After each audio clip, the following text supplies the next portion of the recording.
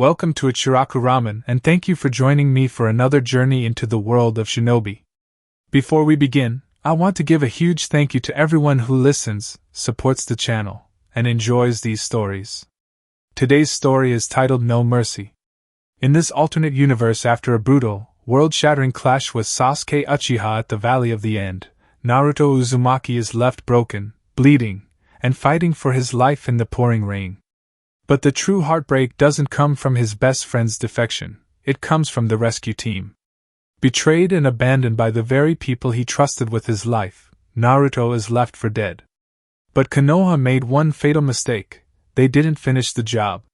Realizing that his blind loyalty was nothing but a chain holding him back, Naruto embraces the ultimate disguise. He lets the world believe the Kyuubi Jinchūriki died that day at the waterfall. Now, completely free from the village's manipulation and the Hokage's shadow, a dead Naruto slips into the underground to pursue his own goals. All bets are off, and the shinobi world is not ready for the ghost they just created. This is a fan-made story inspired by the world of Naruto. All characters in the original universe belong to their respective creators. This narration is created for entertainment purposes as part of a transformative storytelling experience. The story itself was written by VFSNAKE, and full credit goes to the original author. If you would like to read the original version, the link to this story is included in the video description below. If you like my content and want to keep up with future updates, hit that subscribe button and don't forget leave a like if you enjoyed the video. It not only helps me but helps with YouTube algorithm. Now sit back, relax and enjoy. Chapter 1: Getting Bloody. It was nighttime in Konoha, with most of its people asleep, out dining at a restaurant, or if on guard duty, were doing just that. Guard duty. However, there is one dark figure in the quieter, more citizenry area of the Leaf Village that this story focuses on when it starts, as a lone dark cloaked figure wearing a white mask walked to a single residence to fulfill his objective for the night. His objective was nothing more than the pain and suffering being delivered upon the one person residing in that one building, who was responsible for causing him pain years ago, and it was high time this person paid his debts. This person was Hatake Kakashi. Right now that man wasn't home, or at least not yet anyway, having celebrated at a local bar over an occasion the masked warrior hated with a passion. Entering the house was not difficult, as Hatake Kakashi was so well respected that not one citizen in Konoha would have the nerve to break into the man's house, and possibly do something unspeakable to the veteran shinobi. They never met him before, or at least they knew him anyway. The masked figure loved the darkness of this place, wondering why in the world he spent so many years trying to be a part of the side that filled with light. Ha! What a joke that was to him now. It wasn't even funny, making it all the more ironic in the complex mind of the unknown entity. About an hour later, the masked mystery man sensed Kakashi coming home, drunk of course, and his senses dulled from several intakes of sake. If the masked figure had a shred of his old self in him, he would almost pity Hatake, but not now, and he would never show this man mercy anymore. Not even the mercy of death. As expected, Kakashi entered the house stumbling slightly from his intoxication, not caring if anyone saw him in such a state, and tried to walk to the living room to fall on the couch into a drunken sleep. Such an idea was interrupted, however, when a figure appeared from the shadows of the darkened room, and his mask making him look like a spirit of sorts. "Hatake Kakashi," said the figure, his voice a deathly whisper that helped Kakashi's inebriated senses slowly focus on the enigma. "Yes," said Kakashi, as his mind began to become aware of the second uninvited person in his household, and moved a hand in a casual manner to his kunai holster near his leg. "I've come to deliver vengeance upon you in the name of the one you have betrayed for another betrayer," said the masked figure, taking another step forward casually. "May I ask you just who I have betrayed?" said Kakashi while he silently opened his kunai pouch. "Uzumaki Naruto," said the figure, seeing the man's emotions play out on his drunken, half-hidden face. "Naruto? That Kyuubi reincarnated spawn? The same Uzumaki Naruto, who killed my sensei, and so many Leaf shinobi 17 years ago? I didn't betray him, I got justice for those that he killed when in his demon form. said Kakashi, his voice becoming more serious despite the drunken state he was in. According to who? You think I am so stupid as to believe that poor excuse, Hatake? I know the real truth behind your lies, and I think if your sensei knew of your betrayal to Naruto 4 years ago at the Valley of the End, then he would have spit in your face and denounced you in being one of his students, said the masked figure before he moved quickly in dodging several kunai and shuriken aimed at him by his prey. Shut up! You know nothing. Do you know who I am?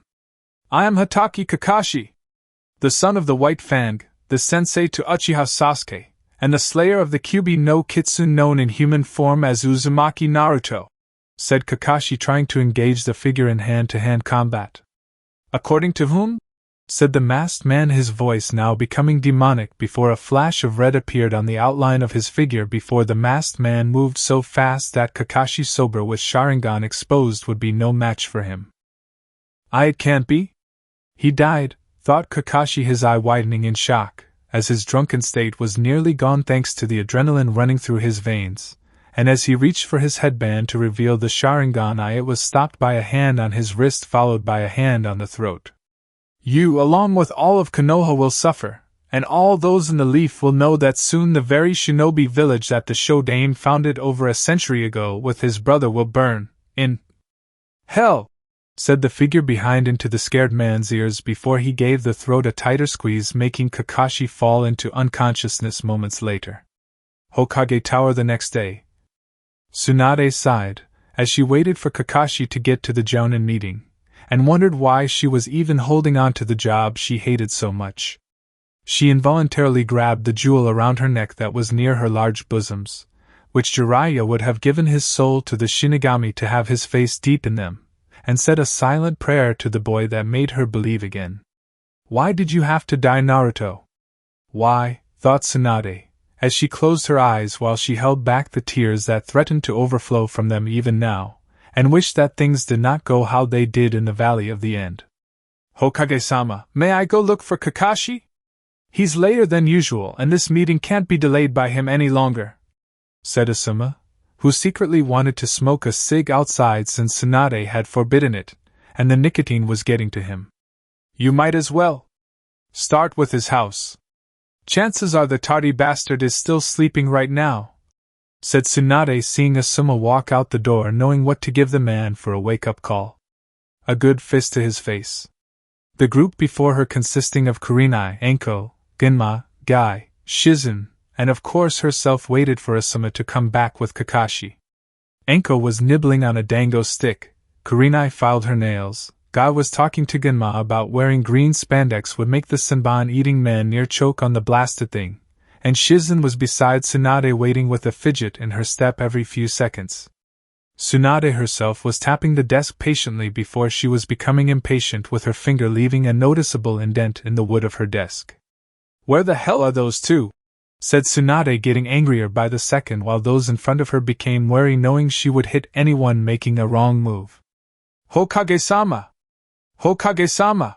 Said Ichiraku, running into the room looking deathly pale, his eyes widened to the point it looked like they would fall out of his eye sockets, and he was sweating heavily, though it was more out of fear than exhaustion.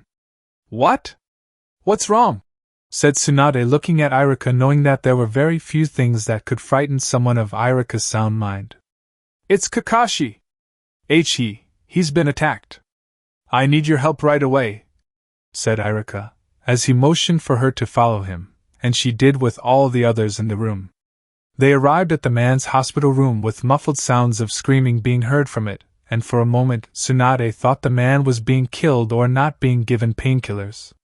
Upon entering the room, the Hokage froze at the sight of the man, as she realized that no amount of painkillers given could stop the muffled cries of pain that Kakashi had endured. Hatake Kakashi's body had, for the lack of a better word, been completely massacred, and was now covered head to toe in bandages with blood coming out of the wounds. Or rather, if he had toes or hands even, but what frightened Tsunade was that Kakashi's body was barely half of what it once was when whole, and had it not been for such a sight of so much blood she would have screamed. His arms were missing just past the elbow, his legs just past where the kneecaps would be, and his mouth was muffled from bandages covering his entire face. "Hokage-sama! We're glad you are here. We've given him as many painkillers that his body can take," said one of the doctors, who nearly lost his lunch at the sight of the man when he was admitted into the hospital by Asuma. "What happened to his body? What are the injuries behind the wrappings?" said Tsunade, though she was afraid to see for herself considering the bandages were quickly being consumed in blood. "I've never seen anything like it.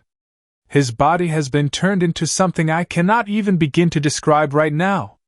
We nearly lost him right when he came in, but at the same time there is something that is keeping him alive that I wish was somehow our work, and it's like the man is hanging to an invisible thread connected to whoever did this to him," said the doctor, seeing the man, or rather what was left of the man, struggle to scream out in pain. "What are his injuries?"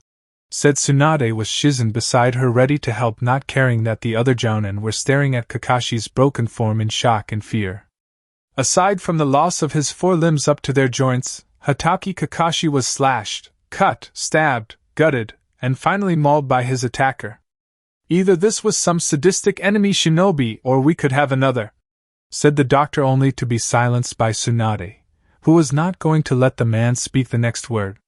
The last thing Tsunade wanted was for rumors to get out of some kind of demon running around. "All of you head to Kakashi's home and get some Inuzuka clan members and Anbu to help you find out what happened there," said Tsunade, seeing the group nod and head off to Kakashi's home to find out who his attacker was. "Hokage-sama, there is something else you should know," said the doctor, seeing her attention back on her once more. "What?" said Tsunade, seeing the doctor looking extremely nervous right now. "There is another reason why Kakashi had to be bandaged up along the face like he is now that I didn't want to say in front of the other shinobi in the room. You see, when we began to save him, we noticed that his Sharingan eye along with his normal eye were missing, and to add further insult to injury, his jaw and tongue had also been ripped out as well," said the doctor, seeing Tsunade's face turn pale as well. "That's not possible," said Tsunade. Her heart was beating faster in fear at just what she was now dealing with concerning this attack on Kakashi. "It is Hokage-sama. I checked myself. Kakashi-san's tongue was ripped right out almost from where it first was, and his jaw was broken in several places before whoever did this to him removed it. Someone or something did this to him that for all intended purposes wanted Kakashi to feel one thing: pain, and lots of it," said the doctor, knowing he was going to need to drown himself in sake to make this nightmare go away. Outside the hospital, the cloaked figure, who had decimated Hatake Kakashi, looked down from the building across the street to see the group of shinobi minus Shizen and Tsunade leaving the hospital towards the victim's home. He cocked his head to the right, wondering if he should pay them a visit at the hospitalized man's home, but thought against it, as they were nothing to him, and his real objective lied with Konoha in general. "It's finally time to set things in motion in making the Leaf Village run red with blood," said the figure before heading out to do what he had planned. "Kakashi's house? Who do you think could have done that to Hatake-san?" said Genma, as the mere sight of the once great Hatake Kakashi reduced to the closest thing to a walking corpse made his spine shiver, and let out a noise to follow it. "More like what could have done that. I've seen my fair share of mangled bodies, and let me tell you, none of them were ever like that. Whatever happened in his house was done to punish the physical body. Kami only knows what happened to the poor bastard's mind from the ordeal," said Anko, reaching the door covered in tape with ANBU guards at the sides of the door. "It's not a pretty sight in there," said the ANBU with an owl mask on, and had the group seen behind the ANBU's mask they would have seen it was greener than Mato Guy's spandex uniform. Nodding, the group entered the house, finding that aside from the taped-up living room, everything else was intact. But when they looked into the said living room area, their faces turned pale, and then green at the sight of it all. Blood was everywhere from floor to ceiling and on each of the walls in between, with words like traitor, murderer, and cheater running all over them in Kakashi's blood. "Holy shit!" said Anko, seeing the group behind her nod their heads in agreement. "We're here!" said Kiba, with Hana behind him with their dogs, only for the said animals to cower in fear at the scent that gripped their noses. "What's wrong, Akamaru?" said Kiba, knowing that the scene was horrible, but not so bad that it would make his partner want to run away. The dog gave a whining sound, as did Hana's dog, and the two Inuzukas looked at each other with worried eyes. Something you wish to share with us, my frightened youthful friends? Said Guy, seeing the look on their faces was not good. Akamaru says that he can smell demonic chakra in this room. It's the kind of chakra Naruto used during the Chunin exams against Neji. Said Kiba, seeing the group around him wince at that, since Naruto's death had been a very sore subject for Tsunade, and no soul in the village was safe from the Hokage's wrath if his name was mentioned in the investigation. Are you sure? Said Kurenai, knowing that Hinata wouldn't stand for anyone smearing the dead boy's name. Sakura had found that out the hard way in nearly losing an arm from one upset Hyuga heiress. Positive. My dog sensed it too. It's faint, but it's there, and it's definitely the same kind as Naruto-san's was, said Hana, wondering what this could mean for the leaf. You don't think that? Said Kiba, only to be silenced by a glare from his older fellow shinobi. We don't know. It's all speculation right now. Let's continue to gather what evidence we can and then report it to the Hokage when the time is right, said Kurenai with the others in full, and began to help the investigative team find out what happened. Hokage's office 4 hours later. Tsunade collapsed into her chair, exhausted from using every medical trick, technique, and jutsu she knew of to fix what she could of Kakashi's body. She was so drained right now she didn't even want to touch sake right now, and that was saying something since she always had sake after a hard day of doing anything. I wish Naruto was here.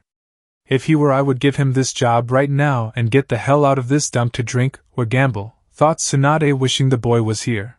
But no, he was dead, according to Kakashi, having given his life to keep Sasuke in Konoha, and the blonde's body was destroyed by the clash of the two powerful jutsus used in that fight, leaving only the blood-stained necklace to return to her. Senju Tsunade, said the masked figure walking out from the shadows, making the woman look up at the figure before her. Who are you? How did you get in here? Said Tsunade, rising to her feet, and hoped she still had enough chakra in her body to still fight. That is irrelevant on both counts right now. However, I am here for a simple reason, and that reason is that you have something I want, said the masked man, pointing to her chest and the necklace she wore. Many have said that, and all those that wear it except me have died, said Tsunade, as she had no intention of giving this necklace up, and she got into a fighting stance. Where in the hell were her ANBU guards? If you are concerned about your ANBU guards outside the door, then I suggest you just don't bother worrying about them since they are dead, and focus more on me, said the masked man, revealing a bloody hand stained and fresh guard of her ANBU, which told the slug princess this guy was telling the truth, and to take him seriously. You attacked Kakashi, said Tsunade, pointing an accusing finger at the figure, who just cocked his head to the side, as if wondering if what she said was true, and then brought it back to normal. The traitor got what he deserved. He betrayed someone close to you and that person's family. Do not pity him. Do not defend him.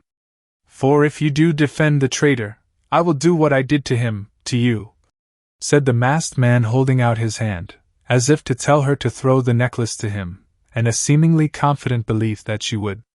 Need I remind you that I am a Hokage, and to attack one will make you an enemy of the other hidden villages, said Tsunade, hoping such a fear, as being hunted by all 5 hidden villages, would make the enigma falter, and give her the opening she needed. He didn't even budge. Nice bluff, Tsunade, but it won't work.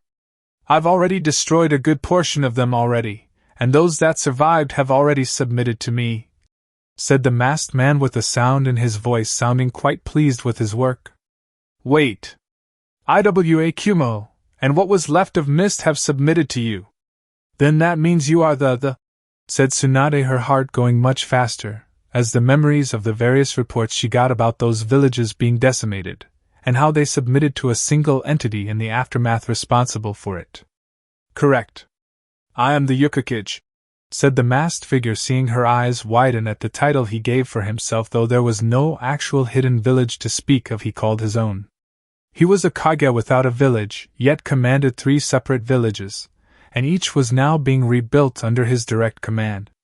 The man that killed 200 jounin from Sound, Orochimaru's right-hand man Kabuto, he was the decapitator of the Tsuchikage, and the Raikage while giving the latter to the Hyuga branch clan in a box with the words, "Guilty," written on the dead bald Cloud Shadow's head.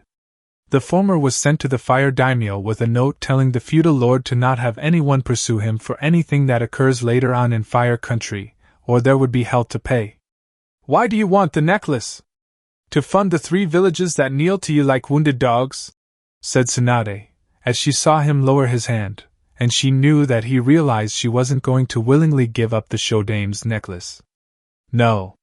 Simply because the necklace you wear is not yours to have," said the masked man, taking a step forward, and Tsunade tensed while getting ready for an attack. "What are you talking about? This necklace has been in my family since my grandfather first founded this village," said Tsunade, wondering what scheme this man was getting at with her. "Yes. However, you bet that necklace against someone, who won that bet, and it belongs to him," said the masked man, taking several more steps forward with Tsunade taking a careful step back. "That person is dead. Killed by the curse of this necklace. Why you claim it to be yours I still don't see," said Tsunade, feeling her body sweating. The tiny hairs on her neck were standing on end, and she felt his unyielding presence made her want to fall to her knees and surrender. "No. That person still lives," said the masked form before her, as he removed his white mask and his hood to reveal to a shocked Tsunade the face of Uzumaki Naruto. "And Naruto?" said Tsunade, seeing the boy before her had grown to be taller than even her, and his face held none of the warmth she remembered when she saw him. His eyes were that of the Kyuubis with fox slits for pupils, his whisker-like birthmarks were more defined, almost like had actually grown whiskers, and his hair, from what she could see, was now blood-red, the light in the room making it look like it had an almost unnatural shine to it, like it was filled with blood. She then saw his hand outstretched again, motioning her to give him the necklace since it still belonged to him. "That's Namake's Uzumaki Naruto to you," said Naruto, snarling at Tsunade, who felt an incredible surge of fear in her again, as this boy was looking at her as if she had been the one to kill him, and right now he looked ready to kill her. "Naruto, said Tsunade, but was cut off by Naruto's growling at her with his eyes glowing with unimaginable hate in them. "That's Namake-sama to you, old hag. Now give me the necklace or I'll kill you," said Naruto, his eyes giving no room for negotiation. Did he just threaten me? The Naruto I know doesn't threaten people and demand things from them. Is this the work of the Kyuubi? Thought Tsunade, looking at Naruto for what seemed to be a new light that she didn't want to see since she last saw him. "Since you seem to be quite reluctant to give me the necklace back, I'm going to ask you a little question concerning my mother," said Naruto, lowering his hand and taking one more step forward, putting him in striking distance of the female Hokage. "What about?" said Tsunade, finding herself almost shivering under his demonic gaze. "Why didn't you come back to the village when she was with me to save her from dying during the pregnancy?" said Naruto, his eyes glowing with so much hate that Tsunade felt like she was going to throw up. "I didn't want to go back because of the bad memories I had of those I loved dying," said Tsunade, hoping he would believe it, only to find his hand wrapped around her throat and her pinned to a nearby wall. "Liar! You think I am some kind of moronic baka? Are these the eyes of a baka to you?" said Naruto, his voice losing all sense of humanity in it, and became demonic. "What do you want me to say?" said Tsunade, trying to figure out what Naruto was getting at. "You don't remember? Perhaps I should just refresh your memory, since the journal my mother kept that was locked away in the old man's desk seems to have slipped your mind. About 6 months into my mother carrying me, the doctors ran some tests showing she was going to have severe complications when I was born, and were more than likely to be fatal if not treated by a top doctor of your level. You were summoned by my father to arrive here in Konoha within a window of a few months to make sure that such birth-giving related problems didn't kill her. But according to her journal, you said no, and for what? All because you owed my mother a sum of 400 raya from an old gambling debt you made with her 2 years prior when she and my dad were still dating. 400 raya! That was the price on my mother's life because you were thinking with your wallet, and just couldn't stand the shame of being in Konoha to not only save my mother, but pay her back the money you owed her. You wretched old drunken whore! Do you think I nearly gave my life just so you could be Hokage?" said Naruto, his chakra now becoming purely demonic before slamming Tsunade from the wall onto the desk, making it collapse upon impact. And Naruto, I am sorry, I just, said Tsunade before she felt his foot slam into her stomach, making her cough up blood. Shut up, wench. I through listening to you plea, moan, and beg for mercy. I'm here in Konoha to take what is mine. Money, scrolls, and anything else that has been marked by either side of M family. However, don't think I won't leave without giving Konoha a proper parting gift, and leave without a proper goodbye. While you were out saving Hataki's remaining shred of a thing he calls a life, I was walking around this dump of a village I used to call home to take care of unfinished business, and I have a feeling it's going to go off well, with a bang, said Naruto before snapping his fingers after lacing his form with Kyuubi's chakra that was now his own. Within a time span of 3 seconds, various explosions were heard throughout the village, with screams of people getting hit hard by the explosions. Naruto, please, please don't do this, said Tsunade, wishing this was all a bad dream for her. But it wasn't, and it wasn't a bad dream. It was a nightmare. I told you, old hag, I'm taking what it is mine by birthright that the stupid council has deliberately denied me since I was born, and I will not have it lost in the hands of your precious Uchiha. Oh, and speaking of him, now that we're on the subject, tell him that I want my rematch, and I want it in 2 years' time. Tell him that I won't hold back this time, that I will kill him, and I'm going to make sure that he along with the rest of the Leaf are remembered as the Hokage's little bitch, said Naruto, leaning down to her ear, whispering it to her with each syllable he spoke, and removed the necklace from her neck. Putting his mask and hood back on, Naruto ignored the crying that Tsunade was now doing, and began walking out of the room, not caring about the explosions all over the village. Konoha streets. The place was in chaos, with people running around screaming and yelling to everyone else that the village was under attack by another shinobi village. They were so worked up that they ignored him amidst the panic he had created, and with shinobi trying to figure out what the hell was going on, it made things so much easier to walk out the front gate after knocking the 2 guards away like they were nothing. Hanging from his waist was a storage scrolls with a blood seal on it, so only he could open it, that contained everything that was his family's legacy and more. With each step Naruto took, he could hear each explosion go off one after the other, and he ran through a list of all the places that needed to be destroyed. The orphanage had been blown up with people inside of it, shops that refused him or overcharged him were now consumed in fire with people in them dead or dying, and the various homes of certain people in Konoha that had made his life miserable were now lost too. Turning to look back at the village, he stared at the 5 Hokage heads, from the Shodames all the way to his Gondame that was the founder's granddaughter, and with just the raise of his hand he made the sky turn red before bringing his arm down, making red lightning to strike all 5 head, making them catch on fire. Satisfied with his work, Naruto turned away, and didn't look back at the village while ignoring the screams of people in pain. Naruto didn't care about people anymore. He hated them with a passion. He had already made an example out of Iwa, Kumo, and Mist in regards to how his mind worked when it came to these things. He just wanted to see the elemental countries burn before he planted new life into them that he alone would command. They were his pawns to play with, his loyal followers that would fight another set if he commanded them to, and so much more.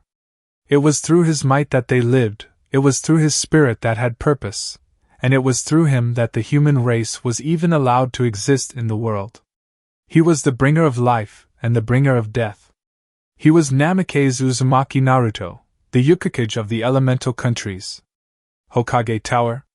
Hokage-sama! Hokage-sama! Said 2A and BU, trying to help the woman get back to the land of the awake, as they had tried to reach her first at the hospital only to look for her the tower, and when they saw the guards dead they feared the worst. "Get away from her, you idiots! Can't you see she's in shock?" said Jiraiya, having come to Konoha as soon as he heard what happened to his former teammate and the village. "Jiraiya," said Tsunade weakly, looking up at the toad Sannin like a frightened child, and the man knew whatever it was she saw was huge. "Tsunade-heim, calm down, everything is going to be all right," said Jiraiya, as he picked up the woman, and putting her on the nearby couch to help get her head together. "I betrayed him, Jiraiya. We all betrayed him and he hates us for it. said Tsunade, her eyes now filled with more tears, as she clung to him, and he held her closely. Who did this to you, Tsunade? Said Jiraiya, knowing that she knew he was really saying. Who broke your spirit? And Naruto. It was Naruto, said Tsunade before she began to weep in his arms, while the man himself was shocked, having believed his student was dead. It can't be. Naruto died at the Valley of the End. At least that was what Kakashi said. Oh Kami, the prophecy. The prophecy is about to come to pass soon, thought Jiraiya, as he held Tsunade tighter, and rocked back and forth slightly to soothe her. Find him, Jiraiya. Find him and stop him. You are the only one who can, said Tsunade, as she looked up at the Sannin, and hoped he understood what she meant. I understand, said Jiraiya, wishing he had not left his godson behind all those years ago, and had actually been there for him when he needed him the most. Now, he would have to kill the once kind boy now turned into a demon. Elsewhere 2 days later. This has become a problem, said Pain, having gathered all his fellow Akatsuki members together. Or rather what was left of them. Deidara and Sasori were dead, having been killed a little over 6 months ago while trying to extract the demon from Sabaka no Gara, only to have them die at the hands of the Hokage. Sasori's puppets had been destroyed along with the man himself, while Deidara was used to get the Hokage into IWA before crippling the shinobi village into submission. If what is flying out of Konoha true, I think I can safely say we're royally screwed, Pain-sama, said Konan, looking at their leader, who looked at her with a raised eyebrow. Really? Just because we lost 2 members does not mean we are doomed. Those 2 were the weakest of us all, and we still outnumber the Kyuubi vessel, said Pain, seeing Kisame looking nervous with Itachi appearing doubtful. I heard he crushed the Raikage and took one of our targets from us as his own personal bodyguard. Does that mean Itachi and Kisame are accompanying us to get the Nibi? Said Haiden, looking at the leader of the organization, who seemed to be thinking at the moment. Possibly. If we can get both vessels, we can accelerate our plans back on track.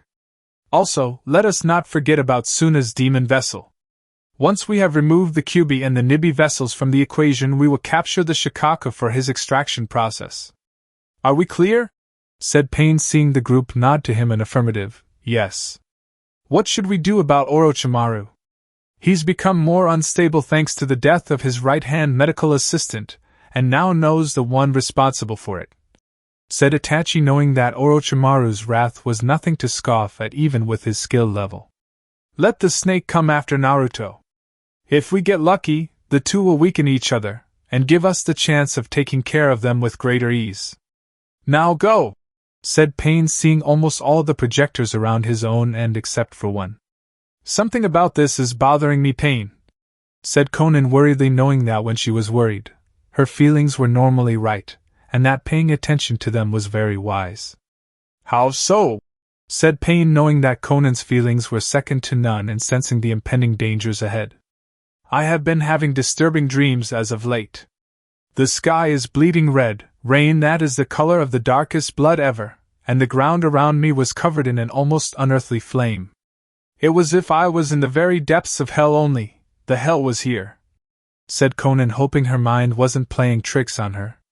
Don't worry about it for now. Let us focus on finding the other demon vessels before we deal with the premonitions that you seem to be getting, said Pain, seeing her nod, and her projection ended. Her dream was interesting, said Madara, appearing in the shadows while looking at Pain's projected form. Is it of things to come? Said Pain, having found Conan's intuition about these things to be very important in his mission. I don't know.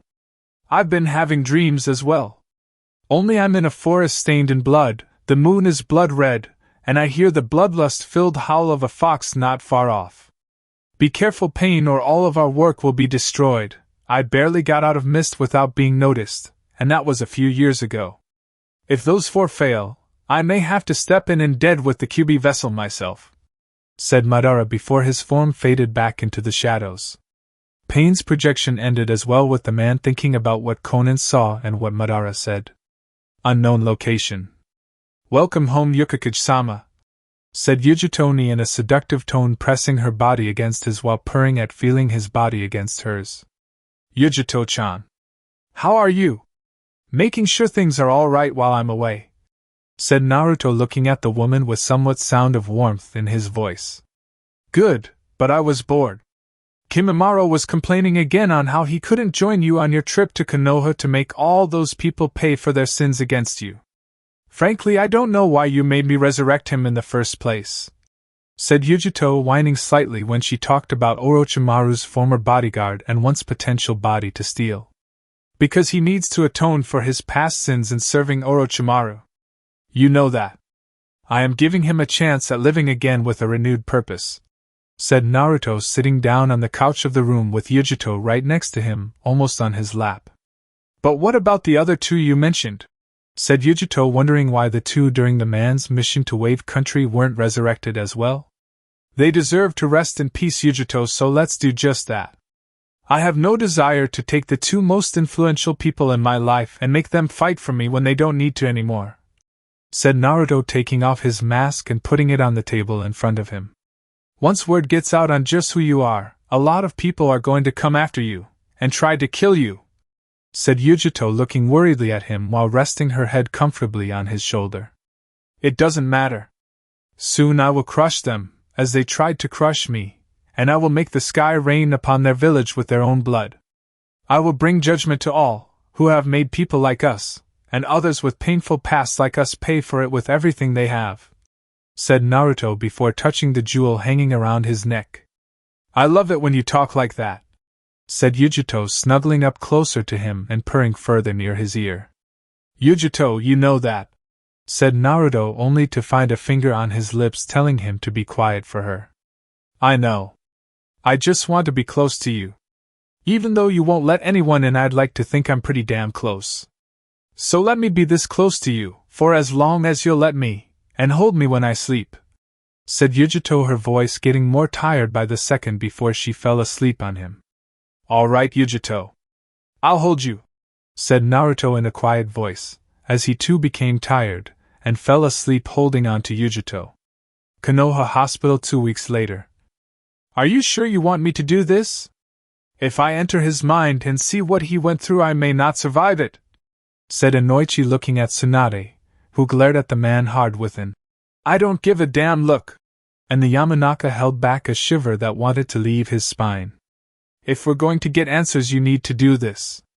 Now stop stalling and do it, said Tsunade, yelling the second sentence, which nearly made the man fumble with his hand signs and screw up his clan's jutsu. Hokage-sama, if I may ask, what caused Naruto to? Said Shizen, only to be silenced by Tsunade, who gave her a death-given glare that she had never given to her in all the years they had been together, and it frightened the younger woman immensely. Never speak his name to me in present tense, Shizen. As far as I'm concerned, that boy is dead to me. All that he was has been corrupted or destroyed by the Kyuubi inside of him. Understand? Said Tsunade, making Shizen tremble in front of her teacher. Why yes, Hokage-sama, said Shizen, wishing the woman had not fallen into such a state of depression and anger. After what happened, the official damage report had been devastating, and it wasn't just the physical damage either the village had suffered. The Namikaze and Uzumaki bank accounts had been drained clean of all their money. The Namikaze compound had been drained of everything in it from scrolls to furniture, and the forbidden scroll had been taken too from its safe with note in there instead with the words, "Not worthy," written on it. The causalities had been enormous for both civilian and shinobi, as homes had been lost, the money those people had been taken, and the multiple lives snuffed out from the attack. The Hokage monument was, according to her ANBU trying to fix it, permanently damaged. The faces looked like they had been beaten within an inch of their lives, as the scars seemed to be laced with demonic energy, and various other marks were on them in the most horrible of designs, making it look like they were crying. Hokage-sama, I have Yuhi Kurenai and her former genin team with her, and they wish to know their mission, said Ichiraku, having left the academy, or what was left of it, since the rooms were badly damaged and having class wasn't an option. He was actually glad Konohamaru and his teammates with Ebisu as their sensei were off on a C-ranked mission to escort a man to one of Fire Country's major ports. Send them in, said Tsunade, not taking her eyes off the form of Hatake Kakashi, who despite being invaded mentally by Inoichi was still screaming out in muffled pain, and the painkillers seemed to have no effect on lessening it. "You called for us, Hokage-sama?" said Kurenai, knowing that whatever it was, it had to be important, and it concerned the one person that no one dared speak of. "Jiraiya told me he thinks he's found NAR the Kyuubi, but needs some backup. At the very moment you are all I can really spare since the village needs to recover, and I need someone to back up my old perverted teammate," said Tsunade, looking at the group of four, seeing their eyes widen, and understood what she was getting at. "You need us to distract the demon so Jiraiya can finish him now that he possesses a mortal body," said Shino, knowing that he was skating along the issue with his old teammate, but knew he was safe since he didn't mention the fallen shinobi's name, and hoped the others would do the same. "Yes. This is an SS-ranked mission, and while we don't have the money to pay for it, I'll do what I can to pay you later down the road, and get you more support when it becomes available. I sent a request to Suna for help, but Gaara turned it down, saying he owed his life to him because of Akatsuki, and refuses to betray him whether he's a demon or not," said Tsunade, knowing the other reason was because the demon had spared Suna any kind of destruction so far. Whether the people in Wind Country would admit it or not, they had already submitted to the Hokage's will. "Naruto-kun, are you still you, or has your spirit been destroyed by the demon you held?" thought Hinata, hoping that the boy she admired for so long and cared for was still in that state he was in. "We will leave immediately, Hokage-sama," said Kurenai, as her team would need just about every single piece of shinobi gear they could get their hands on, and head out to help Jiraiya. If they could help, that is. Inside Kakashi's mind, Inoichi wished he could leave Hotaki's mind right now so he could puke his guts out before killing the man for what he had done to Naruto. Kakashi's Chidori to Naruto from behind at the Valley of the End was the straw that broke the camel's back. No wonder the demon possessed the boy and took his revenge on the man before attacking village that had abused its vessel. Kakashi had on more than one occasion sold out Naruto to a mob during his birthday, and had nearly hit him with a Chidori once had the Sandaime not shown up. The former ANBU captain had ignored his post on numerous occasions, with the two councils getting the man off from any charges the Hokage wished to press against him. "I don't know whether to be glad or frightened by what I'm about to see," thought Inoichi, as he entered the man's memory of being tortured mercilessly by demon, and it was quite a sight. "You have no right to call yourself the slayer of Kyuubi or a student of my father. You are nothing but an insect that needs to know its place in the world, and I am just the person to do it," said Naruto to a tied-up Kakashi hanging in the air, who couldn't move his head due to a neck brace, and his arms wrapped in heavy chains with each of his fingers broken to prevent jutsus from being used. "You are not Minato-sen's son. I am his only son. Me! If that Uzumaki slut hadn't seduced him and made him help her sire you, I would be the only child they would ever need," said Kakashi, earning him a clawed backhand to his face, tearing the mask and flesh from the jounin. "I'm sure my father would love to hear you say that to his face right now. Did you tell him how you felt? Did you call her a slut to his face? No!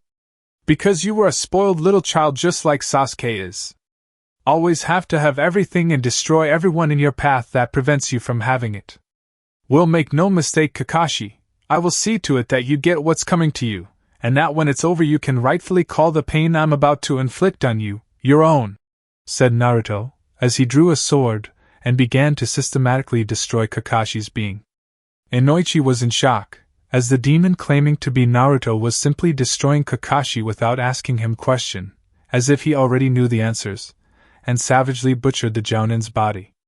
The man screamed for hours on end, with the seals hidden on the walls that suppressed noise from exiting the room staying active throughout the ordeal.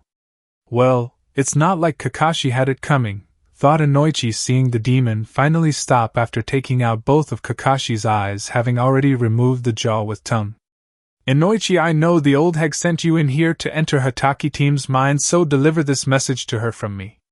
Tell her what I have done here and what Konoha went through is nothing compared to what I have in store for the elemental countries.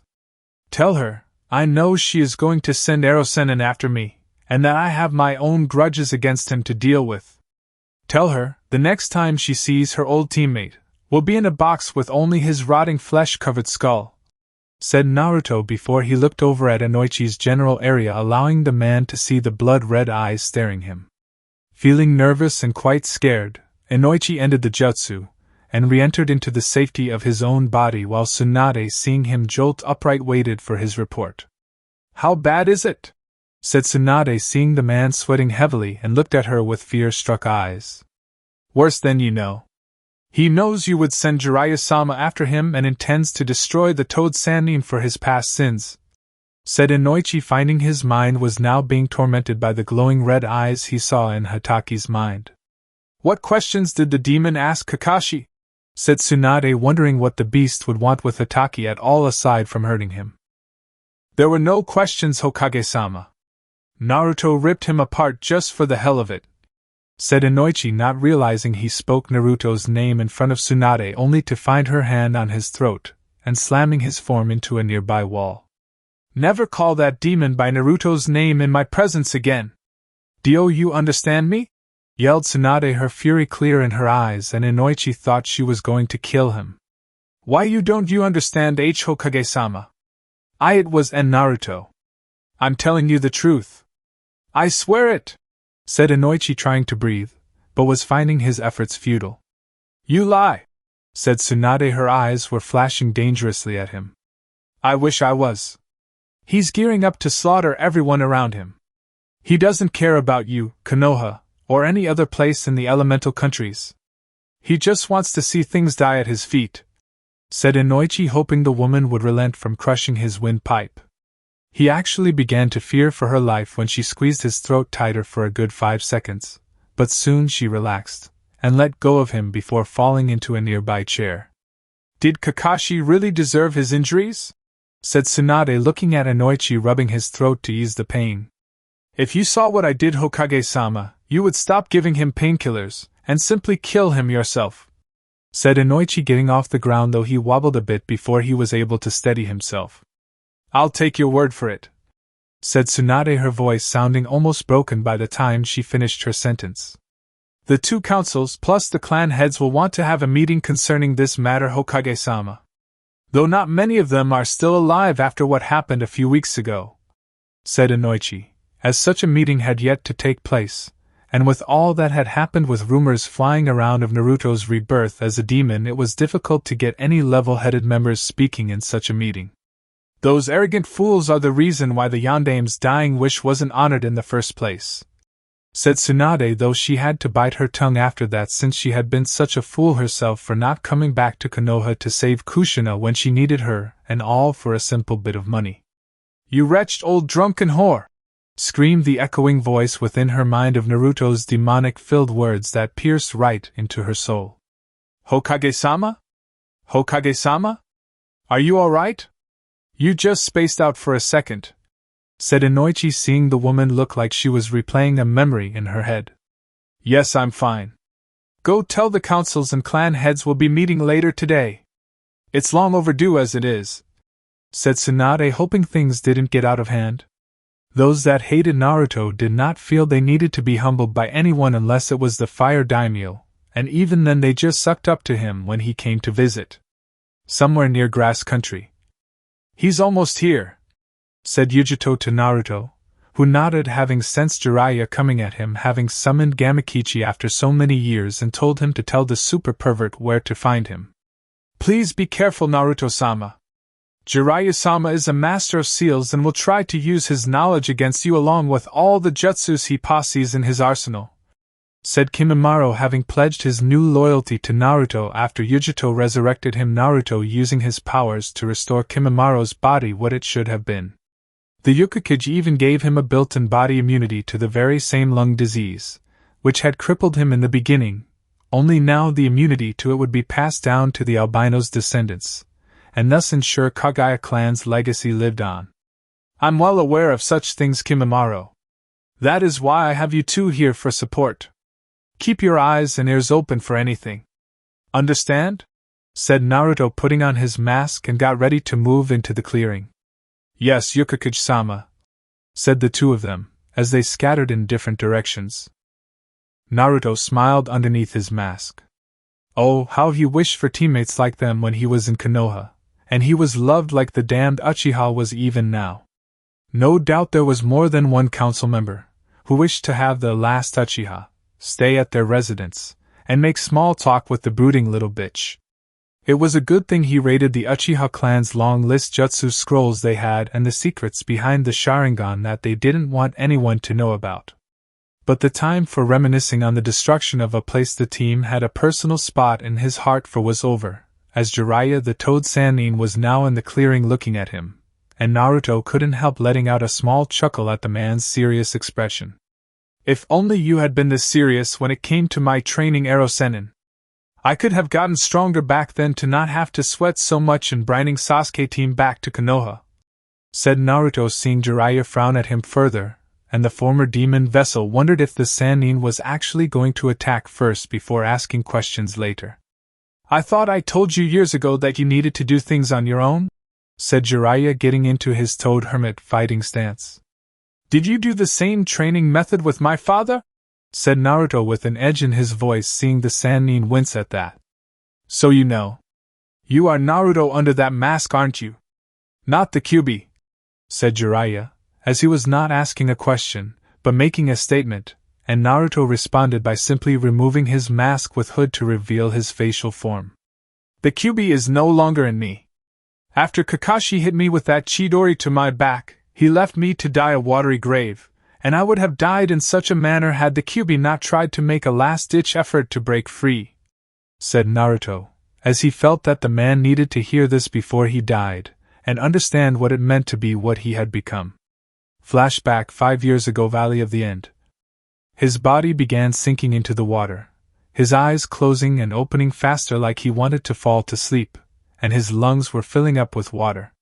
As this happened, Kyuubi was seeing the boy's mindscape starting to collapse, and the demon lord knew that soon his time would be up unless he did something fast. I will not be silenced so easily by being killed while sealed away in a mortal child, said Kyuubi before taking all of his chakra and slamming it against the bars of his prison, hoping for his chance at being free. Sure enough, the gate began to strain and melt under that demon's power before the paper holding it with the word seal in big letters burned off, making the cage doors to break open. Kyuubi reveled in his newfound freedom after being contained in this weak body for over a decade and was ready to return to that miserable shinobi village to get revenge. He was so overjoyed at the thought of causing mayhem upon the world that he didn't even notice his vessel's mindscape form staring at him with serious eyes when walking out of the cage. Where do you think you're going? Said Naruto in a no-nonsense voice, gaining the Kyuubi's attention. Out of the way, you mortal speck! I have no time to be here any longer, as you are about to die, and I am about to be free again. Do not worry though, as I have every intention of attack your precious leaf village again, and this time I intend to be the winner, said Kyuubi, his mouth sporting an evil grin with bloodlust in his eyes. I can't let you do that, said Naruto calmly, seeing the lighting in the room flickering every few minutes. Oh, and why not? Said Kyuubi mockingly, as if he dared Naruto to fight back and try to actually win against the demon lord. Because that privilege is for me to have. Not you, said Naruto, his face a deep scowl and his voice gave no room for arguing. Foolish little ape rat. What makes you think you can stop me from leaving here? Said Kyuubi, ready to kill his vessel and leave the body for freedom. It's simple, really. I can stop you through my mind, said Naruto as blue chains appeared from within the walls of his mindscape, wrapping around Kyuubi, holding him in place, while pipes came out shortly afterwards, piercing Kyuubi's body. This is not possible. How can you do this to me? Said Kyuubi, having never felt fear like this before and wondered how the youth in front of him could even do this. Like I said, it's my mind, hence my rules. The chains are just to hold you down, while the pipes stuck in you are connected to my chakra network to extract your chakra. In short, I'm going to absorb you fully, and become the new demon lord among the 9 to take your place, said Naruto, seeing Kyuubi's eyes widen at this, since he never expected his vessel to do anything like this. You can't handle all of my power and the knowledge I possess in my mind. You will explode, said Kyuubi, knowing that even this boy had limits, and he was in no condition to handle such demonic power. Not unless I spread it around my body evenly. The problem with the chakra network of a human being is that it's so complex that it basically limits human beings in a sense. But not a demon lord's body, since a demon lord's body is made of pure demonic chakra without the need for chakra coils. What I intend to do is rework my chakra system from here, and when I'm done absorbing you, I'll be reborn in a sense, being the new Kyuubi among the 9, said Naruto, seeing the Kyuubi snarl at him, and tried to escape, only for the chains to tighten with the pipes digging into his body further. However, all actions proved to be no use, and the Kyuubi knew now that it was going to die. But at least his legacy would live on in the vessel he had been trapped in. There is something you should know before I die, said Kyuubi, deciding he might as well help his vessel in some manner concerning Akatsuki. What exactly? Said Naruto, seeing the demon lord look at him with a serious look and not a playing one. Beware of Uchiha Madara. He is the founder of the clan, but couldn't share power with others, and was defeated in battle against the Shodaime. He summoned me to destroy Konoha and the reason behind your misery with the leaf. If there is but one person in this world you must kill, it is him, and those bastard descendants of his, said Kyuubi, knowing that the world didn't need more than one Uchiha Madara in the world. When I'm old enough I'll deal with him, but for now, I'm going to do my own thing, and deal with my enemies my own way, said Naruto, feeling the process had already begun, and he was feeling different. Very well. I leave my power in your very capable hands, my vessel. Do me one favor though, if you never do anything else. Kill them all and make them suffer, said Kyuubi, feeling his very being now splitting in various directions, and soon the chains fell with the pipes only touching air. Naruto merely nodded at the space where Kyuubi had been. And flashback. But why attack Konoha? Konoha is your home, said Jiraiya, seeing the boy cock his head to the right, as if thinking about it, and turn it back to normal. Interesting question. Let me ask it with one of my own. Why were you never there for me when I needed you? Godfather, said Naruto, seeing the man pale at that, since he did not expect Naruto to find out about that. How do you know about that? Said Jiraiya, now seeing red demonic chakra in the form of lighting dance around the young man's cloaked body. My mother's diary. She wrote in it every day up until the final moments of her death, giving birth to me. It told me everything I needed to know. Especially about the part where you were supposed to take care of me, said Naruto, his flooding the clearing with a haze of demonic red chakra, making Jiraiya take a step back. I couldn't. After Minato died, the councils forbid me, and sent me off on missions to gather information on the other villages, said Jiraiya, shielding his eyes from the wave of power Naruto was putting out. Liar! My mother heard you one night while you were talking to the Sandaime about you being appointed to being my godfather. You declined it, stating you would rather do your research than spend a single measly second with your godson unless it got you more research material for your stupid books. You chose your perverseness over your own student's son just to peep on women in the hot springs. The Sandaime was right to consider you a loser, Ero-sennin. Even Orochimaru would have made a better godfather than you, said Naruto, knowing that was probably low, but the man had deserved it for neglecting his godson. Jiraiya had become livid now, as he had been insulted big time by his former student that he had only begun training before his apparent death. I'm going to make you wish you never said that, said Jiraiya, with the fullest intent on destroying Naruto, seeing the boy's mind had become corrupted by dead demon's power. And I'm going to make you wish you had never abandoned me when I was a child, like I was worthless, and make you beg me for forgiveness before I kill you, said Naruto, his clawed hands flexing, and he watched Jiraiya carefully, knowing the man was a Sannin for a reason. And so it began. Quick pause, guys. If you are enjoying this story, please take 1 second to check if you are subscribed. I am trying to hit my first massive milestone of 1,000 subscribers, and every single one of you joining the community means the absolute world to me. Alright, let's see what Naruto does next. Chapter 2. Making a Name for Himself.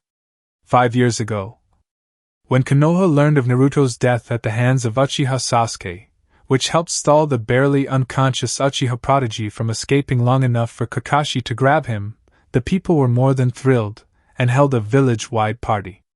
They got their Uchiha back and the demon boy was dead, making the missions a double whammy for those that wanted such results to happen. Had anyone gone back to the Valley of the End, they would have discovered that the boy they thought was dead was in fact very much alive. The sky above him became a very crimson red, with lightning striking the water in the valley at a certain point and staying consistent. Had there been anyone to witness this strange phenomenal event, they would have seen a bloody hand rise from the water, and with the red lightning entering into the outstretched appendage before the hand clenched into a fist. Slowly rising from the depths of the valley water while looking like he had survived the 9th level of hell, Naruto let out long sagging breaths, and looked around at the place that just recently been a battlefield before heading into the forest region. Grabbing what was left of his shredded orange coat, Naruto tore it off, leaving only his slightly better black t-shirt, and headed towards the Fire Country border. One day, I will burn Konoha to the ground, and make them beg for the mercy I will not show them. I will cast everything they hold dear at their feet. It will be like killing their very children, and I will continue to do so until they see that their hands are stained in the blood of innocence, thought Naruto, finding that he had run into a campsite filled with countless bandits having a party with several women held against their will, being tied up and blindfolded. I can't wait to have a go at those women we caught. They'll make good sex slaves that we can sell to any brothel we want once we properly break them in, said one bandit with an eye patch over his eye and giving the scared women looks of perverse intentions. Who gets who though? There are more of us than there are of them, and I want to have my share with them tonight, since I helped catch the bitches, said another bandit with several scars on his face while flipping a knife back and forth in his hands. I get them all first. I break them in, then you guys can have them before they come back to me, said the man, who was clearly the leader of these bandits, as he was the biggest guy around, and had a large gut on him, making him the fattest too. You heard the boss, said another bandit, who took a drink of sake before getting up to go to the bathroom and take a piss. He was heading in Naruto's direction, but Naruto didn't care, as he was so angry right now that he didn't care if they saw him or not, and quite frankly it didn't matter. The drunkard died before he even realized Naruto was less than an inch from him in a very bloody mess. After Naruto killed the bandit, he walked right into the camp, not caring he had the blood of their comrade all over him, and right in that instant they saw his blood-covered form. He struck. The various women that were tied up heard screams of pain and death near them while they themselves were maneuvering in the direction that was away from the screams. They whimpered, shivered, and let out whispery words of mercy to the person or thing that was the source of the bandit army's demise. When the screams from the bandits finally died, the women felt their hands being freed, but they dared not move out of fear of what lay beyond their blindfolds, and only heard the mysterious person's breathing. You are all safe, but do not tell anyone who saved you, as I must stay hidden, and want you to return to whatever families you have left. Understand? Said Naruto in his demonic voice, making the still blindfolded women nod quickly. An hour later, when they removed their blindfolds, they found the bandit camp removed all but a few pieces of tent fabric, and pieces of what looked like clothes. Hokage Tower? Tsunade was crying, as she held on to the damn necklace that killed so many people she cared about, and wished she could just destroy this jewel in her hand. However, every time she tried, her hand refused to squeeze with the necessary power behind it to turn the damn thing into powder, and it made things even worse. Of all the people that necklace would kill, I never thought it would be Naruto, said Jiraiya, sitting in a chair in front of her before looking outside to see the party going on with people happy the Uchiha was back and that Naruto was dead. It doesn't matter. Now I have no reason to be Hokage. I should just get the hell out of here and never return, said Tsunade, as the idea was starting to sound really good to her right now, and the more she thought about it, the more her body began to respond by making her stand up to leave. Oh no, you don't! You can't go now, Tsunade. If you do, then things will get even worse in Konoha, and not even my advice can stay those idiots on the council. If you step now, the council will nominate Danzo to take over, and he'll destroy everything about this village your grandfather built, said Jiraiya, seeing the look she had years ago and wanting to run away. I can't even give Naruto a proper funeral here. The council decided that Naruto should have his existence suspended upon further investigation and his status to be decided when they feel like it," said Tsunade, knowing that Naruto's status would never be determined, thus he would never get the funeral he rightfully deserved. "The people in Wave Country are going to be so upset. If it wasn't for the fact we are in a binding contract with them right now, I imagine they would pull all trading from here," said Jiraiya, knowing that the people there adored Naruto like he was their favorite son. The Kazekage didn't look too happy either. "He told me the alliance with Konoha is now over and can expect no form of mercy should any Konoha shinobi enter Suna. The fury in his eyes makes me shiver even now, and I can barely imagine what is going on inside the young boy's head," said Tsunade, seeing the look of bloodlust in Gaara's eyes at the people loving the news of Naruto's death rather than mourning it. "The other rookies that weren't on the mission were devastated by the news, and I can only imagine how the others will react to it as well. Sakura doesn't seem to care though, since she's just glad the Uchiha's back, not even shedding a tear for Naruto," said Jiraiya, knowing that girl had some serious issues and that she needed a good ass kicking to get her head on straight. "I was going to consider making her my apprentice given her chakra control, but I have decided against it," said Tsunade, since training fangirls was not something she wanted to do. "The council will try to make you," said Jiraiya, knowing that they would use their all-knowing authority on her. "Then they can simply go to hell. I will decide who I train. Not them. I will still have that much control in my life," said Tsunade, looking at Jiraiya darkly before her eyes turned to that of sadness once more. Elsewhere 1 week later. It was nighttime when Naruto entered the village that was just beyond the Fire Country border into Lightning Country, finding the place to be very low-key, which was good for someone like him. The instant he entered, Naruto made himself scarce to the wondering nightlife by ducking into a nearby alley, and made his way around hoping to find some kind of shinobi store that sold various items reserved for shinobi. Naruto, of course, could be one anymore, or even a missing need, since he was no doubt declared dead if Kakashi gave his version of events to the people in Konoha. Following his instincts, Naruto found what he was looking for, as it was an old-fashioned shinobi store that had been closed for the night, and was filled with shinobi-style gear. From the looks of things, it was a family-owned place like that bun-haired girl had back in Konoha, and it became clear the easiest way in was through the second-floor window. After Naruto snuck into the home/shop, he made his way down the steps to the variety of shinobi gear before him, and took everything he needed. Standard shinobi weapons, dark ANBU clothes with vests, combat boots, black cloak, and a plain white mask. ANBU had the privilege of painting into whatever animal they wanted. Naruto, for his part, felt it was pointless for him to paint it at all, as he would be just like this mask was, and use it in a means to strike fear into the heart of everyone around him. He would be blank. An enigma. An unknown. A shinobi, who had no allegiances, as well as had no loyalty except himself, and if he happened to recruit people to his cause, then he would make them his tools. With his gear in place, Naruto got ready to head out the door, but before he could, the boy spotted something of interest on the wall, and made him stop. It was a sword that was an interesting design for him, since it was a rare kind of blade with a long hunting knife as its partner right next to it.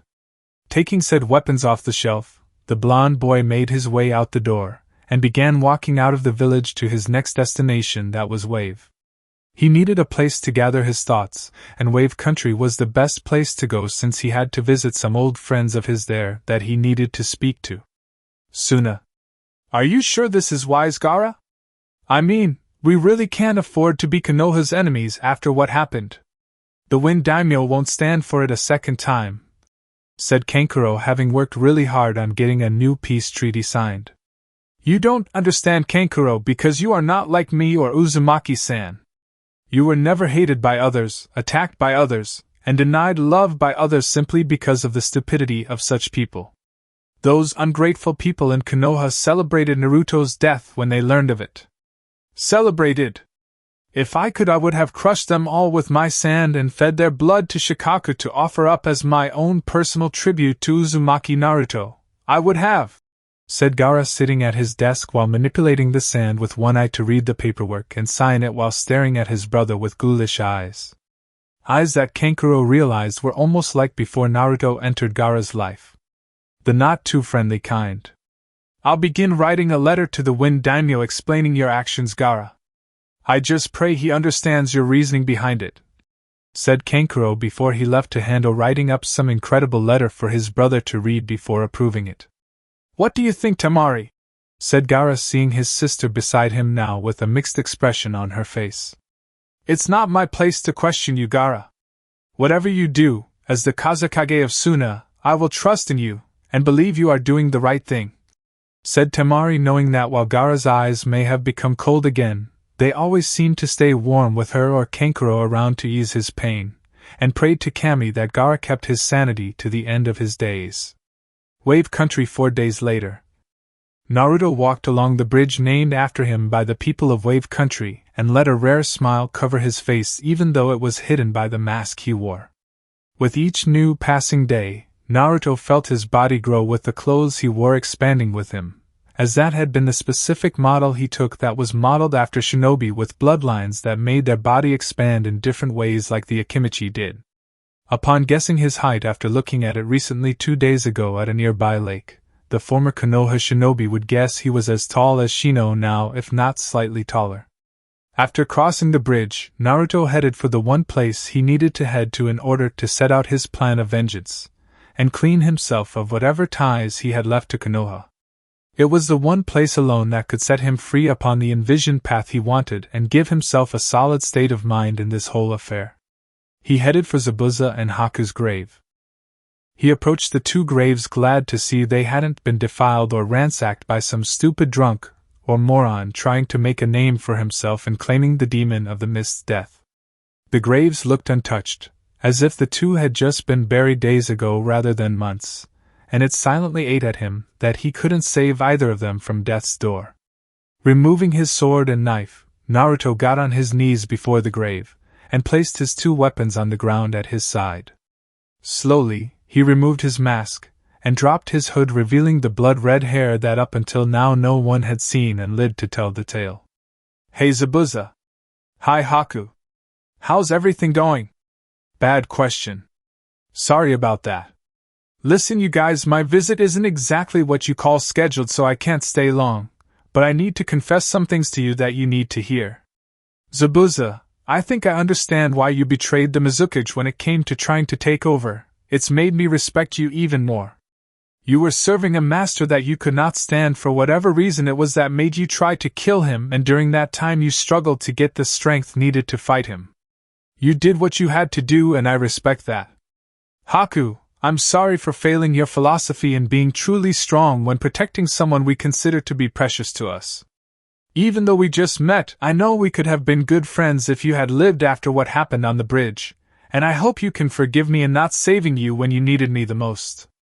I've tried taking your words to heart, using them as my own nindo to honor your beliefs, but no matter how hard I try I find it's impossible since all those I consider precious to me don't return such affection. I've come to a realization about the elemental country's Haku that you're not going to like when I tell it to you, said Naruto before hearing a twig snap behind him and putting his mask on, turned to see it was Inari of all people looking at him in shock. Big brother? Said Inari, seeing Naruto with awe at what the young shinobi had turned into. Hi Inari. Come join me. You need to hear this too, said Naruto, taking off his mask since there was no point in hiding it anymore around the boy. We thought you were dead, but you look different, said Inari, walking up to Naruto and sitting beside him. I went through a lot of changes that were caused by my apparent death at the hands of my own sensei. That was what I wanted to talk to these 2 about, so listen and don't interrupt me, okay? Said Naruto, seeing the boy nod his head vigorously. His sensei betrayed him? That's not the story that came out of the leaf. What's going on? Thought Inari, but his thoughts were interrupted by Naruto speaking again to the 2 grave markers. Ever since the people have become arrogant in Konoha, it has begun spreading outward to the other villages like a cancer, and slowly killing the very things each village stood for. It is because of this, along with my own sensei betraying me, that I will have to do some horrible things that one day, even I may regret doing, but before then I must do this, and I will carry out my objective. I'm going to kill them, I'm going to be the one to kill them. If anyone is going to kill the hidden shinobi villages of the elemental countries, it's going to be me. I'm going to kill what I once held dear in my heart," said Naruto, his yelling before letting out an insane laugh before he felt Inari grab a hold of him, as if to be his anchor, and pull him from the insanity that was plaguing his mind. Big brother, thought Inari, as tears ran down his eyes seeing the older boy looking down at him before stroking the innocent kid's hair while letting out a gentle chuckle. "I'm going to kill them all by injecting each of them with a lethal dose of poison," said Naruto, grinning at the thought, and held Inari closer to his form. How much pain did they actually put Big Brother through, thought Inari, seeing the fury in Naruto's now red eyes, and wondered how his hair got changed to such a red color. "A poison that is simply vulpine," said Naruto before he closed his eyes and reopened them again to gaze down at Inari. "You're going to do a lot of horrible things, aren't you?" said Inari, knowing the answer already, but needed to hear it first from Naruto. "Only upon the wicked people of the elemental countries, Inari. The innocent shall be spared my wrath while the wicked will fall before it," said Naruto, knowing that Inari was a bit conflicted with what was going on since the kid was still so young. "You're going to have to turn yourself into a monster," said Inari, as it was more of a statement of fact than an actual question. "Sometimes, Inari, the only way to take down a monster is to become an even bigger monster. Someday, when you are an older and much wiser boy, I trust that you will understand what I'm talking about," said Naruto, looking at the boy with kind eyes, or what would pass for kind eyes with his demonic red ones. "I miss you," said Inari, having heard the news of Naruto's death, and had cried so hard for his fallen adopted brother. But he was here now, if only for a little while. "You are one of the few that do, Inari. Let's go pay your family a quick visit," said Naruto, knowing the other two would be proud to have him around if only for a few hours. Sound Village 3 months later. "Orochimaru-sama, I bring word of our contact in Konoha, and he tells me in another month there will be an open window for us to strike at Konoha long enough to retrieve Uchiha Sasuke once more," said Kabuto, having gotten his information delivered to him by a trusted Fuma clan member, who got it from a route Anbu from Konoha, and finally from the source that was Danzo. "Excellent. Take 200 shinobi all jounin level to Konoha to retrieve Sasuke-kun. You will lead this mission, Kabuto, so I expect the results of your mission to be that of a successful retrieval. Should you fail," said Orochimaru, letting the threat hang out in the air for the medic Nin to shiver at the potential pain that would be delivered onto him should he fail. "I will see to it that the retrieval is a success, Orochimaru-sama," said Kabuto before he left his master's presence to deal with this mission. "The Kyuubi vessel may have delayed my time in having Sasuke within my grasp, but in the end, I will be the one to have the last Uchiha in my grasp, and when I do I will finally be able to take the next step in knowing all the jutsus in the world," said Orochimaru as an evil smile covered his mouth before letting out a cruel laughter. Rice Country border. "Were you followed?" said the masked black-cloaked figure towards the member of the Fuma clan, who bowed before her master and shook her head to indicate she was not. "No, master. My family made sure I went through the proper route to get to you, but I made sure just in case, and have the information you requested," said the young female Fuma clan member, who wore a mask over her face. "Good. What do you have to report?" said the masked figure, looking down at the young girl he saved not that long ago, and defeating the leader of her clan to gain their allegiance to him. "Orochimaru is sending Kabuto along with 200 jounin-level shinobi to Konoha in the belief that there will be a window of opportunity to retrieve the Uchiha from the leaf," said the girl, wondering if she should look up at her master to see if he would make any physical response. "So the ruse worked. Excellent. You have pleased me well, Sasami, and as a show of good faith on my part of the deal, your clan shall leave Orochimaru's service officially to head after I cripple the Hibi for an undetermined amount of time. Once you leave, I want you to head to Wave Country seeking refugee status there until your clan can be re-established in it. It's high time that the Fuma clan had a chance to breathe clean air in order to grow in greener pastures. Tell you clan head to stay the course with me, Sasami, and I promise to give them a chance to grow strong under a much healthier environment than the one here in Rice Country," said the masked figure, knowing that the Fuma clan had suffered under the Sannin in using them for his twisted experiments. Thank you, master, I will do so at once, said Sasami, as she had seen a sample of the mysterious stranger's power after he killed several masked sound shinobi chasing her, and while heading back she knew better than to doubt this entity she served. He fought like a demon in her eyes, and facing such a demon upon betraying him would not be wise. Soon, Orochimaru, I will take away something that even you hold of value, and I will not stop until I see you eventually laying broken at my feet begging for your own death, said the masked figure before he headed to the route that was planned out in his mind that he knew would be the keen place to strike this army led by Kabuto. The world could use more blood raining down upon it anyway. 1 month later, nightfall. Kabuto and his small army rushed through the forest area to Konoha, intent on exploiting the window of opportunity that was before them down to the second. Orochimaru had made it clear that failure to retrieve Sasuke with so many shinobi with so many things in this mission going in their favor was inexcusable, and if they failed would result in severe consequences involving lots of pain. Head for the Uchiha estates immediately. Do not screw around or interact with anyone in Konoha. Our objective is to get Sasuke out of Konoha to Rice Country and into the hands of Orochimaru-sama. Understand? Said Kabuto to his second-in-command, who nodded, having witnessed what the Sannin was capable of, and did not wish to be on the receiving end of it.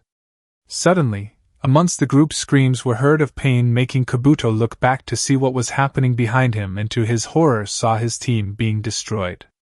The man saw blood was everywhere. His army was being reduced to nothing, as the attacker had begun to slash, stab, behead, and maimed in various ways the medic Nin didn't know was even possible. All Kabuto could do was stay frozen in fear, as his army was reduced down to him alone after the figure viciously slit his second-in-command's throat, and the result creating a fountain of blood to exit, making it rain upon the man's murderer. It's been quite a while, hasn't it, Kabuto? Still being Orochimaru's fuck toy, I see. Let me guess, he sent you to retrieve the Uchiha? I still can't believe he actually bought the info that was given to him, said the masked figure, walking towards Kabuto, who steeled his resolve, and drew 2 kunai into his hands while the figure put his blades away. You seem quite familiar with me and Orochimaru-sama, but I don't know you. Why don't you honor me by telling me your name? Said Kabuto, hoping to get some kind of info to Orochimaru about this person to make up for this mission's failure. Sorry to disappoint you, Kabuto, but I don't give my name to the dead, said the figure in a quiet voice while he walked with an unnatural grace that made Kabuto unnerved, to say the least.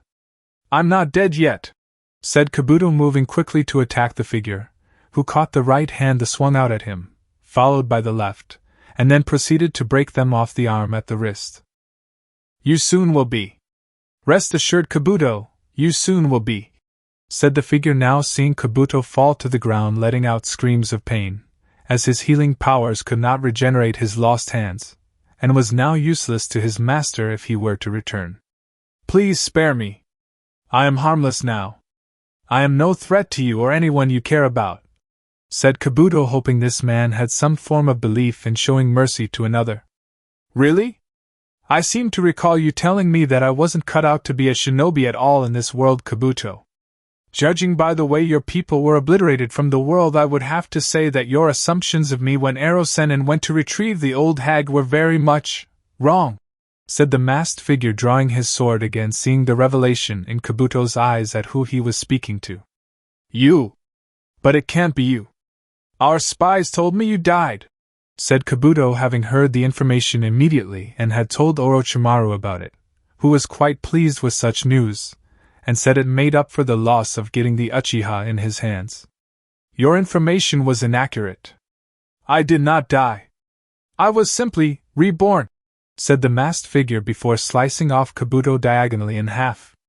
Walking up to the upper body of the now deceased Sannin, the figure sliced the head from the neck before pulling out a sealed scroll revealing a wooden box, and placed the dead man's head in it.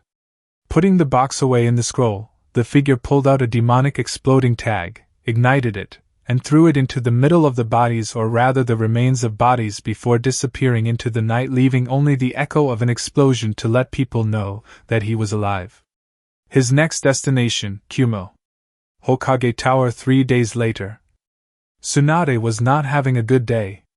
For one, the council was demanding that she train Sakura to be her apprentice as the next Sannin, and have Jiraiya train Sasuke to be the other to keep the Uchiha away from Orochimaru. She had declined both demands, telling them that Jiraiya would never train another apprentice after what happened the last time, and Sakura would never take to training since she was still a fangirl more obsessed with the Uchiha than working on keeping her skills sharp. To make matters worse was that an army of sound ninjas' remains were found not far from the walls of Konoha, looking like they had been butchered without mercy. No one was taking credit for it, no one so much as spoke of it outside of Konoha, and what was confusing her more was Kabuto being the one person amongst the dead sound ninjas had his head missing. "Anything from your spy network, Jiraiya?" said Tsunade, looking at her old teammate, who was looking quite serious at this point since the death of Naruto had taken some of the humor he always had with him. "Aside that, Orochimaru is pissed off beyond belief?" "No. Apparently, the Fuma clan was the one that backstabbed Orochimaru in this ploy by some outside force, and in return for betraying him they were able to leave Rice Country for greener pastures. Though where they are headed I don't know yet, since they could go anywhere at this point," said Jiraiya, as the Fuma clan had left in a hurry, taking everything except the clan house with them, and moved non-stop to their new destination. "Would it be possible to get them to come here?"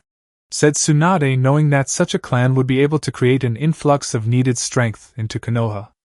"I tried that already. I sent a contact to meet with the clan head, but he hit a snag with someone that guy works for, and well, let's just say that person said no," said Jiraiya, as he didn't want to explain to her that his contact was sent back to him without limbs, and his chest having the words "N.O." carved into his flesh. Like that would bring a heartwarming feeling to her insides. Damn! So the Fuma clan is under the protection of someone skilled. He must be Sannin level to do what he did without breaking a sweat, and killing Kabuto so easily tells me that even Orochimaru will think twice in fighting person. Yeah. I'm going to continue digging around, but I doubt it's anyone significant that could threaten our old teammate, and what's more is I even doubt he's on Akatsuki's radar for potential recruitment," said Jiraiya before he left via window, much to the Hokage's own protest. Kumo 2 years later.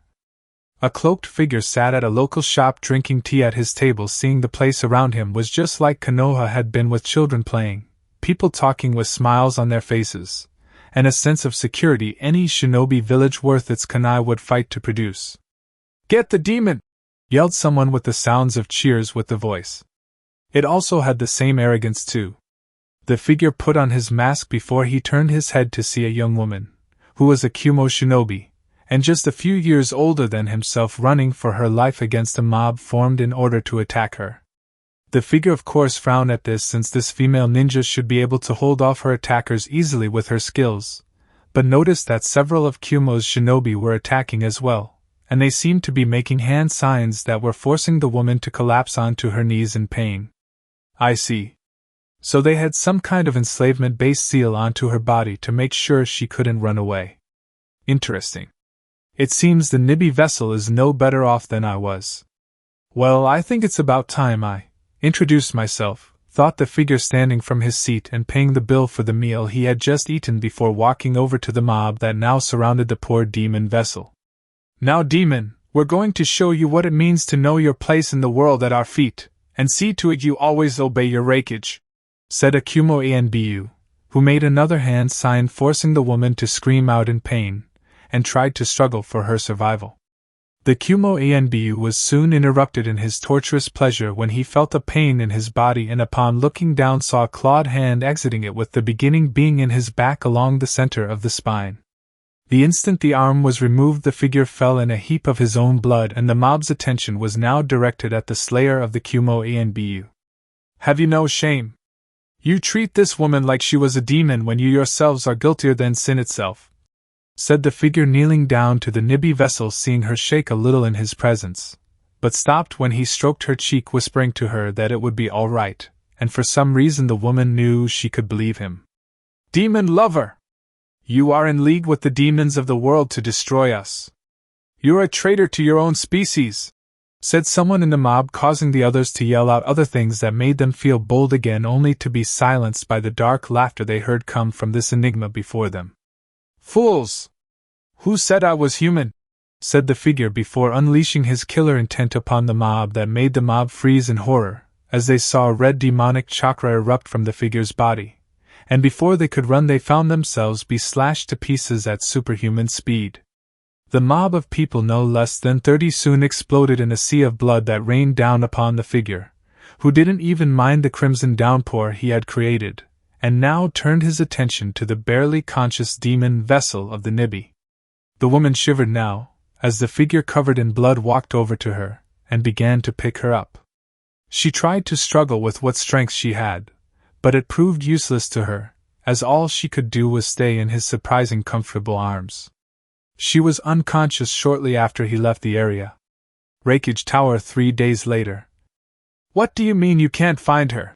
Said the Raikage, looking livid at the Anbu before him, shaking like a frightened rabbit. We looked everywhere, Raikage-sama, but she is nowhere to be found. Her seal we used to keep her in line is no longer giving off a signal to where she is, and there we can't seem to locate the individual that was responsible for the destruction that saved Yujito from her beating. I think someone removed that part of her seal, said the Anbu, who could see that his Kage was infuriated by this, and that someone's head was soon going to roll. You think? That part of her seal was also her limiter seal in order to keep Yujito from reaching her true potential with her demon. If someone has removed it, she'll be able to handle all the power of her demon, and come back here to kill me for all those years I let the people of this village hurt her, said the Raikage, who was secretly sweating bullets, and wondered how he was going to defeat his once prized weapon. We will double our effort, Raikage-sama, said the Anbu before leaving to find his tracker team to hunt down the Nibi vessel once more. My weapon will not betray me. I will see to it such betrayals are met with my unmerciful wrath that will make her beg to be my loyal weapon once more, thought the Raikage, as he took out some sake, and began to drink heavily from the bottle. Unknown location. Yujito awoke with a start, finding she was only in her underwear in a bed that was not her own, and for a moment she feared she had been raped. Fortunately, the Nibi had told her that was not the case, as the demon inside of her had been awake the whole time, making sure that she was not touched inappropriately. The blonde-haired woman looked at the bed she was in one more time, finding it was very soft against her skin and that it was huge enough to fit several people on it at once. Looking around the dark room, Yujito spotted some clothes on a chair next to a desk, and would have gotten up to grab them had the door to her room opened. Instantly, she covered herself while pretending to be asleep, and if need be she would try to attack him when his guard was down. The figure walked towards her bed carrying a tray of food and put it down on the nightstand next to the large bed before turning to face the sleeping figure before him. You can stop faking now, Yujito-san. I'm perfectly aware of you being awake right now since your chakra signature combined with the Nibi inside of you increased upon you awakening, said the figure, waiting for her reaction, which he sensed from another spike of chakra, and in an instant she moved to attack him. I will not be your slave or weapon like I was the Raikage, said Yujito, who if she had been paying attention would have remembered she was in her underwear, and tried to cover her figure rather than expose it during her attempt to hurt her rescuer. I never wanted you as my slave or personal weapon, Yujito-san. If I did, I would have made your limiter seal stronger rather than simply removing it, said the figure, grabbing one of her fists before grabbing the other and bringing her closer to his masked form. Yujito was so shocked by his words she didn't struggle against him being so close to him before it took her a moment for the mind to sink in that she was in her underwear, and very close to a man, if his voice was anything to go by, that could do anything to her at a single moment. Letting out a squeak, Yujito managed to free herself from the man's grip, and ran back to the covers to hide her figure while glaring at the man like it was his fault things happened this way. Pervert! Said Yujito, hissing like a cat at him with some of the Nibi chakra filtering out of her body, only to stop when she felt his crimson one flash, making her recede back into her own. If I were still human, then maybe I would be, but as you can tell from my pulse of chakra I released, I'm not. I saved you, Yujito, because you and I are similar, said the figure, walking over to a light switch and turning it on so she could see him perfectly.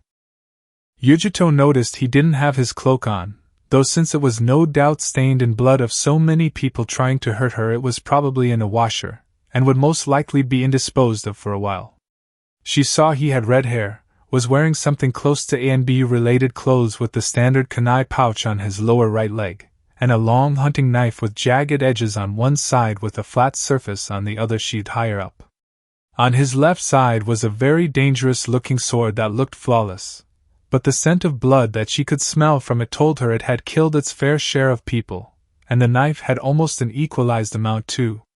At least he's ripped if his arms are any indication, thought Yujito, who fought down the blush that threatened to arise on her face, and looked over at the tray of food the man had brought in.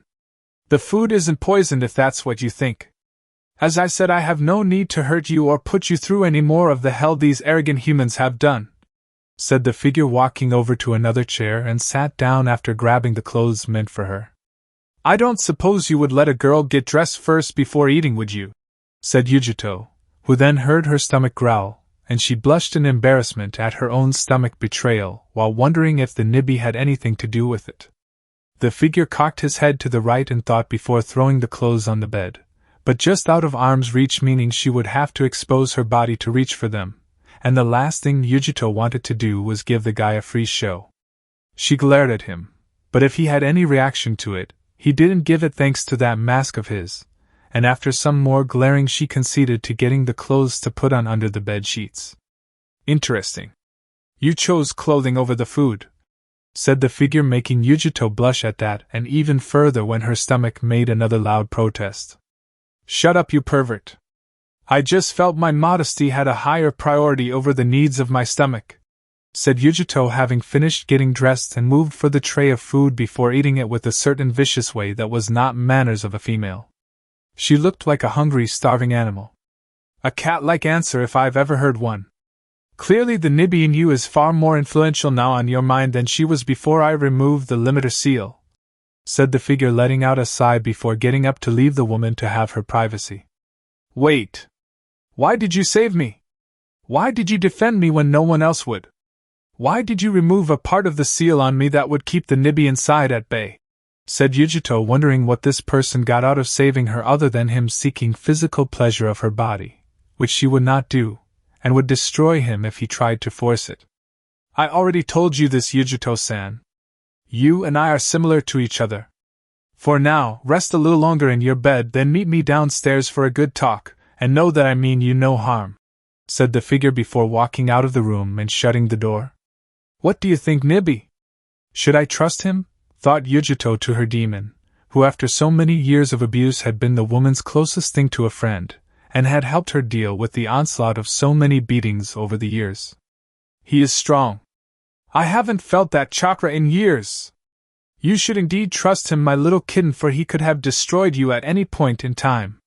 He once held the Kyuubi inside of him, said the nibby, purring at all the memories she had of her with the Kyuubi doing things together.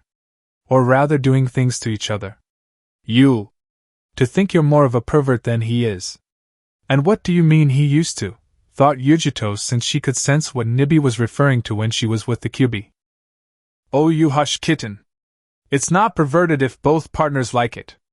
As to what I'm referring to, I mean that Kyuubi is no longer held within that man, but rather has absorbed my nine-tailed hunk, and has become just like him in his place. Did you see those muscled arms of his? If only I could be free so I could take my human form, I would rock that hard body of his until next, said Nibby, who was stopped by Yujito telling her to stop, as the fantasies were being projected into her head, and were not helping her either that the nibby was involving her into it too with him. Figures you would be this horny for the fox all this time, considering how long you were sealed up inside of me, thought Yujito, having decided to face this unknown person, who possessed the power of Nibby's former love interest, to see what he had to offer. Oh, it's more than that, my kitten. You are so young now to understand what it means to lay next to someone who can take you in such ways that it makes you shiver with excitement, and even though he is gone does not mean his true spirit does not live on in his vessel. Get to know him, my kitten. Trust me, as you always have, and I promise you that following him will lead you to a much better life. said Nibi, knowing that her vessel would listen to her about this since Yujito did in just about everything else. Nodding at her demon's words, Yujito finished her meal at a much slower pace before putting the tray down on the nightstand, and headed downstairs to speak to this enigma that was her potential savior. Raikage Tower 2 weeks later. You still can't find her? Said the Raikage, looking more infuriated than he had ever been in his life, and it was making the ANBU team in front him nervous to be in the room with him. No, Raikage-sama. We've been looking everywhere for her, but we still can't find her, and we are finding it hard to keep the people calm about this since almost everyone in Kumo has treated the Nibi vessel badly, said the ANBU captain, who saw the Raikage looking at him with lots of hatred, and if one looked carefully they would see fear in them too. Of course they should be panicking, you fool! She has no doubt recovered from her last attack and will seek to destroy us with the very power we gave her at birth to do as we saw fit, said the Raikage, who would have said more, but couldn't since the screams outside his office were erupting from behind his doors. His doors soon exploded towards his ANBU team with a trail of blood from those that had been screaming from in the halls. When the Raikage looked at where the doors had been, he saw Yujito standing there next to a cloaked masked figure covered in the blood of his shinobi guards. You are the Raikage, correct? Said the masked figure, looking at the man while Yujito was in front of the nervous ANBU squad that had been trying to find her. So what if I am? Who the hell are you? What have you done to my weapon? Said the Raikage, sensing Yujito was generating several times her usual chakra output, and she seemed to be more feral like a cat. She not your weapon anymore. I took the chains of bondage you had placed on her, and broke them to give her freedom. It's humans like you that make the good ones lose favor with Kami. No matter. You are just the beginning in this village, as I intend to make all those that hurt Yujito from you down to the lowliest of villager pay for their sins, and I'm going to make sure your trip into hell is a memorable one, said the figure before forming a crimson Rasengan in his right hand, making the Raikage back against the wall at seeing the technique. It's not possible. Beyondame only taught that technique to one person, that was his sensei, and that man never took on an apprentice after that fool of a Namikaze died, said the Raikage, trying to think of who the identity of this man was behind that mask. Namikaze. So that is my father's last name. Thank you for telling me that before I send you into the depths of hell, said the masked figure to the shocked Raikage, who saw the figure disappear before his eyes, and then reappear right in front of him, slamming the jutsu into his gut. The man screamed out, as the blood in his body came alive, exiting every pore on his body, his eye sockets, his ears, nose, mouth, and every other hole that existed on a human being. The blood stained the wall the Raikage had backed up against, along with the walls to the side of the two, and the ceiling above, before the man exploded into 1,000 pieces, leaving only his head intact, landing on his desk. It was a gory sight to behold. Please don't kill us, Namikaze-sama. We were only following orders from the Raikage to hurt Yujito-san with the seal his predecessor placed on her years ago, said the ANBU captain, kneeling before the man, who had annihilated the Raikage, and was in truth the new Raikage in the process. If that is what you wish, then I won't kill you, said the man, walking towards the door, and stopped when heard the sigh of relief from the ANBU team. Such stupid humans, said Nibi, giggling like a little schoolgirl in Yujito's head, while Yujito herself was fighting back her own smile at what Naruto just said.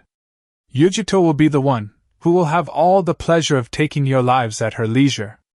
Enjoy giving them their much-deserved pain, my dear, said the figure before walking out of the room, as he proceeded to find other arrogant fools to punish, and see to it they got what they deserved. I told you, my kitten, he's a keeper. Now let's show these humans what it means to mess with a female demon, said Nibi, purring in delight at the bloodlust she was going to feel in these frightened humans before her vessel. Screams of unspeakable pain were heard from the late Raikage room for hours on end, and it was music to the mast. Namikaze. Ears. Konoha 2 weeks later. Kumo has fallen? To who? Said Tsunade, seeing Jiraiya looking at her nervously since she was giving him the I'm going to hurt you look. I don't know, Tsunadeheim. No one knows. Most of the people there were slaughtered by someone that was wearing a black cloak with white mask. Those that saw him are just calling him the Hokage since he single-handedly killed the Hokage. Some say this guy took the head of the Hokage and sent it someplace. This guy could be a mercenary of some kind that's been lying low until now for the right moment to take out some of the more influential people. Hell, even the Akatsuki are turning their eyes towards him to be a new member, since anyone can take down a village like he did deserves to be a member of their organization, said Jiraiya, who found out that shortly after Kumo fell that the Akatsuki organization wanted this guy to join up right away. Hokage-sama! Hokage-sama! Come quick! Said Shizen, running into the room looking pale like she had seen something horrifying. What? What is it, Shizen? Said Tsunade, getting up from her desk, seeing her student looking like she had seen a ghost. It's the Hokage's head. It's been dropped off right in front of Hyuga Niji's room at the Hyuga Compound Branch Member Complex, said Shizen, not knowing what that means for the village or for the Hyuga clan. What? Let's go, said Tsunade, rushing off to find out just what it meant for Konoha with the Hokage's head in the Hyuga compound. Elsewhere. Why do you want me to revive him, Naruto? I mean, he served Orochimaru with loyalty that went unquestioned since he was a little kid. Why bring someone like him back? Said Yujito, knowing that Nibi's powers could grant this person that Naruto wanted brought back to life with his own demonic powers to restore the resurrected person's body. Because we need him to pay for his sins in serving Orochimaru. He will serve us loyally without question like he did the Sannin once we have resurrected him, said Naruto, as the two stared at the decaying remains of Kage Kimimaro, and wondered if the man would serve them loyally or fall back into loyal servitude of Orochimaru.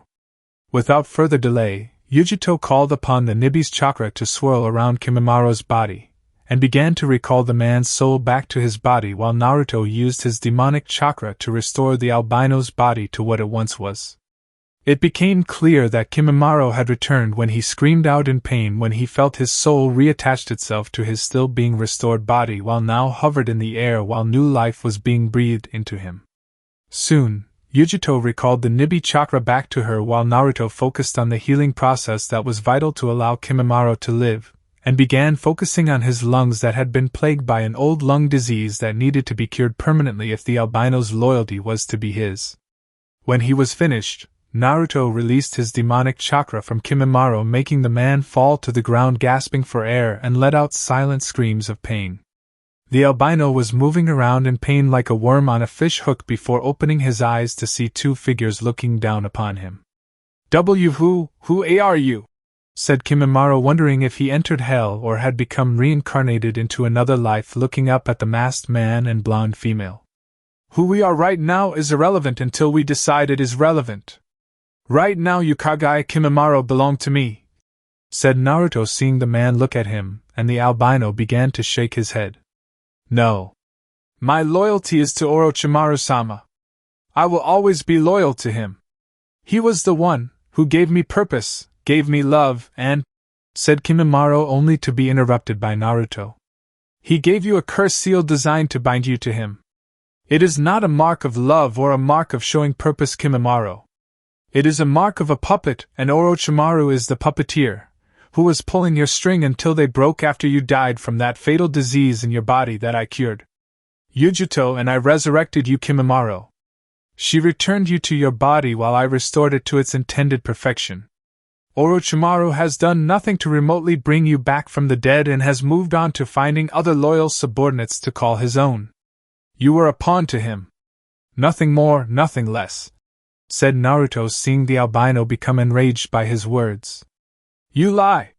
He showed me love, devotion, and gave me a reason to fight, said Kimimaro, trying to summon his bloodline to his arm to strike out at this dishonorable man that dared speak out against his master. He showed you wanted to see Kimimaro. It is you who is the fool in not seeing that, but after so many years of loyalty to him, how can you not? I gave you new life, Kimimaro. Do I not deserve some of that fanatical loyalty of yours that you showed to the Sannin? Said Naruto, seeing the albino narrow his eyes at him and stop trying to summon bones out of his body from his bloodline. He speaks the truth, Kimimaro-san. He removed the disease from your body and gave you a permanent cure to it, so it will never appear in your family ever again. said Yujito, having repeated the words Nibi said since the cat demon was sensing what Naruto was doing. Why? Why did you do that? Didn't you know that my first thoughts would be to return to Orochimaru-sama?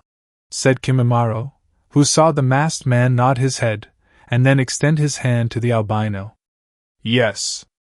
However, I feel that while your loyalty to him is admirable, it has been regrettably misplaced, and needs to be redirected to a cause worthy of your incredible talents, said Naruto, seeing the man take his hand to get him off to ground onto his feet.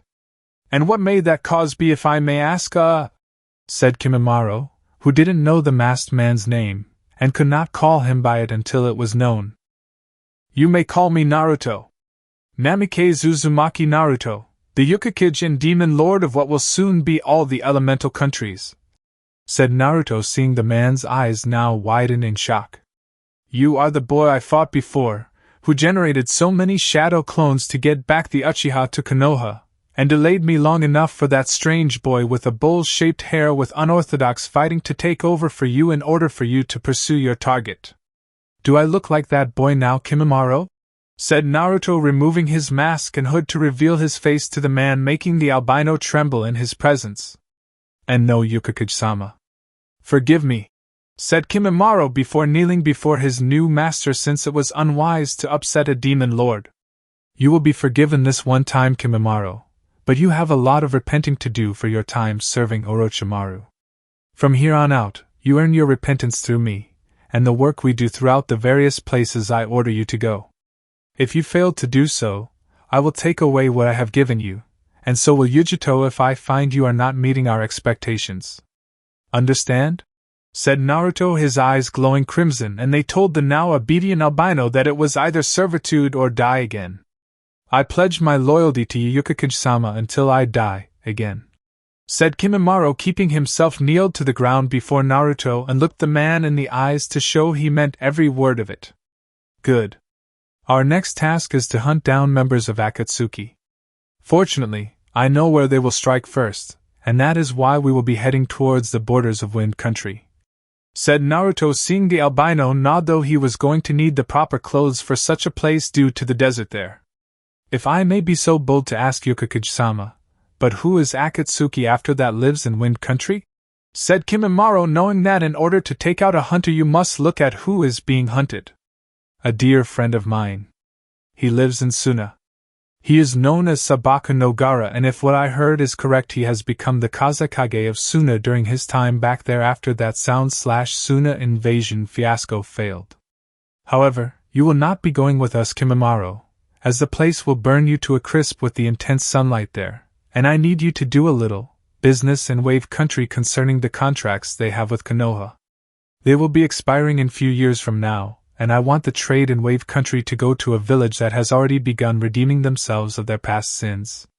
While Yujito and I save Gaara, I am entrusting you, Kimimaro, to write up new trade contracts for Wave Country, and have them begin trading with Suna right after the contract from Konoha expires. Can I trust you with such a mission? Said Naruto, seeing the albino look at him with sheer determination that he would succeed no matter what. I will begin at once, Hokage-sama. Who should I speak to in terms of handling the contact? Said Kimimaro, since he needed to know who he was dealing with and how to approach it. Find the man named Tazuna. He is the master bridge builder there, and the people named the bridge after me. You will treat him respect and kindness along with his family. Tell them I am alive and well, they will understand what I mean. Also, while you were dead, I have successfully relocated the Fuma clan to Wave Country, so if they spot you they will most likely see you as an enemy. Take this, said Naruto, handing Kimimaro a pendant with the kanji for Kyuubi on it, which the albino took without question, and looked at it for a good moment. This will show them I am with you, Hokage-sama? Said Kimimaro, looking from the pendant to Naruto. Yes. Never lose that, Kimimaro, for it is the only thing that will show them that you are loyal to me unless I am with you directly. Said Naruto, knowing that if that fell into the hands of someone else, then someone might suspect that he was still alive despite what was told in Konoha by his traitorous sensei. I understand, Hokage-sama. I will head to Wave Country at once, said Kimimaro before bowing to his master and then heading in the direction of Wave Country after Naruto pointed in the direction to go. "Can we trust him, Naruto?" said Yujito once Kimimaro was out of hearing range. "Yes. I saw the look of pure loyalty in his eyes. He will serve us with the same fanatical devotion that he did Orochimaru, and that is what matters. We gave him new life, and we cured him of his disease forever. He would kill Orochimaru himself if I asked him to, and I have no doubt he would be the Sannin easily," said Naruto before he put his mask and hood on before leaving this bone-covered place with Yujito right behind him. So many things to do, so little time. Chapter 3: Broken Ties.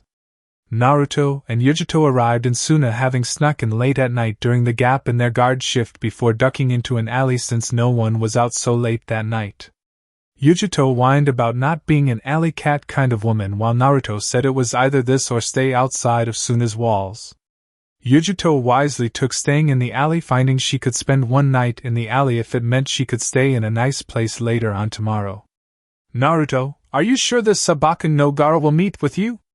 I mean, I know you two were just starting to develop some kind of friendship, but will he be able to keep a secret like yours from the general populace until you want it to be known?" said Yujito, having heard about Gaara from her time in Kumo, but never actually met the man. "I saved him from becoming something he was not meant to be. I gave him the respect and love that his village should have given him, and like mine should have given me. He has long since believed I was dead, and now I have to make my own penance for that by paying him a visit," said Naruto before resting his back against wall and began to fall asleep, not caring that Yujito was sleeping right next to him with her head on his shoulder, purring slightly every few seconds. Next day, Gaara was not having a good day. The Suna Council was asking him to reopen ties with Konoha again, to consider the neutral rather than hostile. However, Gaara would hear of it, and told them to let him handle things with Konoha his own way. After that, he had to deal with paperwork that kept coming in, and quite frankly it was getting tiresome. Next, he heard reports of the Akatsuki making their move thanks to the Sannin Jiraiya, who wished to help rebuild the bridge between the Leaf and Sand so they could fight this threat to the shinobi villages, and once more be allies. While Gaara was grateful for the information, he was not about to have some lackey from Konoha use free information to barter alliance ties for the near future. Alliances were meant for those that could be trusted to bring help when it mattered most. Konoha was not a place he could trust to ally with. Not anymore with Naruto gone. "Sabaka no Gaara," said a voice that made Gaara frown a fraction of an inch before he summoned his sand to attack, only to be repelled by a wave of demonic chakra. Chakra that Gaara and Shikaku remember only too well. "You cannot be him. I was told he died," said Gaara, looking at the masked figure, who removed his hood first before taking off the mask to see Gaara's eyes widen in shock. "Reports of my death were greatly exaggerated, my old friend," said Naruto, seeing rise from his chair in shock while Shikaku was whimpering in fear. "Gaara, what's going on? We felt a wave of demonic chakra and," said Temari, who took one look at Naruto and blushed several shades of red that could match either boy's hair. "You! Who are you and what are you doing in our brother's office?" said Kankuro, as he got ready to use his puppets, only for a hand from Gaara telling him to stop. "It's all right, Kankuro. Leave us," said Gaara, seeing Naruto's red eyes looking at him, and then at Temari. "But Gaara, said Kankuro, only to be silenced by a glare from Gaara that said, "Do it or die." And Kankuro decided to do as he was told. "Temari, you stay," said Gaara, turning his head back to Naruto and prevented from seeing Temari's face turn redder at being in the room with this incredible handsome individual. Hello? I am Sabaka no Temari, Gaara's older sister," said Temari, bowing to the man, who seemed to look at her with a calculating gaze that made her face heat up faster than the hot springs. "It's a pleasure to meet you, Temari-san," said Naruto, walking up to Temari, took her hand, and gave it a kiss, making the Suna woman finally faint into the chair behind her with Naruto's help. "She'll want your name when she wakes up," said Gaara, having seen that face before with women and learned from Baki about it. "By the time she does, I'll be gone. Though I doubt she would believe it was the same person she saw years before at the Chunin exams," said Naruto before walking over to the seat next to her and sat down. Indeed. I take it your return to the land of the living is not a social call, or you would have done it sooner, said Gaara, seeing Naruto nod before putting on his hood and mask just in case someone else came into the room. Akatsuki is moving. They are targeting you first before they hunt down Niyujuto, who holds the two-tailed Nibi in her. I can assume you've heard what happened in Kumo, said Naruto, seeing the man nod since the other villages did too. Yes. I don't have to be a genius upon seeing you were the source of its destruction and now reconstruction, said Gaara, seeing Naruto nod while he poured them both sake from the private stash.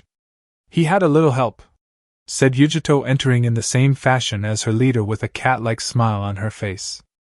Gaara, this is Yujuto. Yujuto, this is Gaara, said Naruto, properly introducing them both to the other. Naruto's told me a lot about you, said Yujuto, giving him a cat-like smile, while Gaara simply nodded.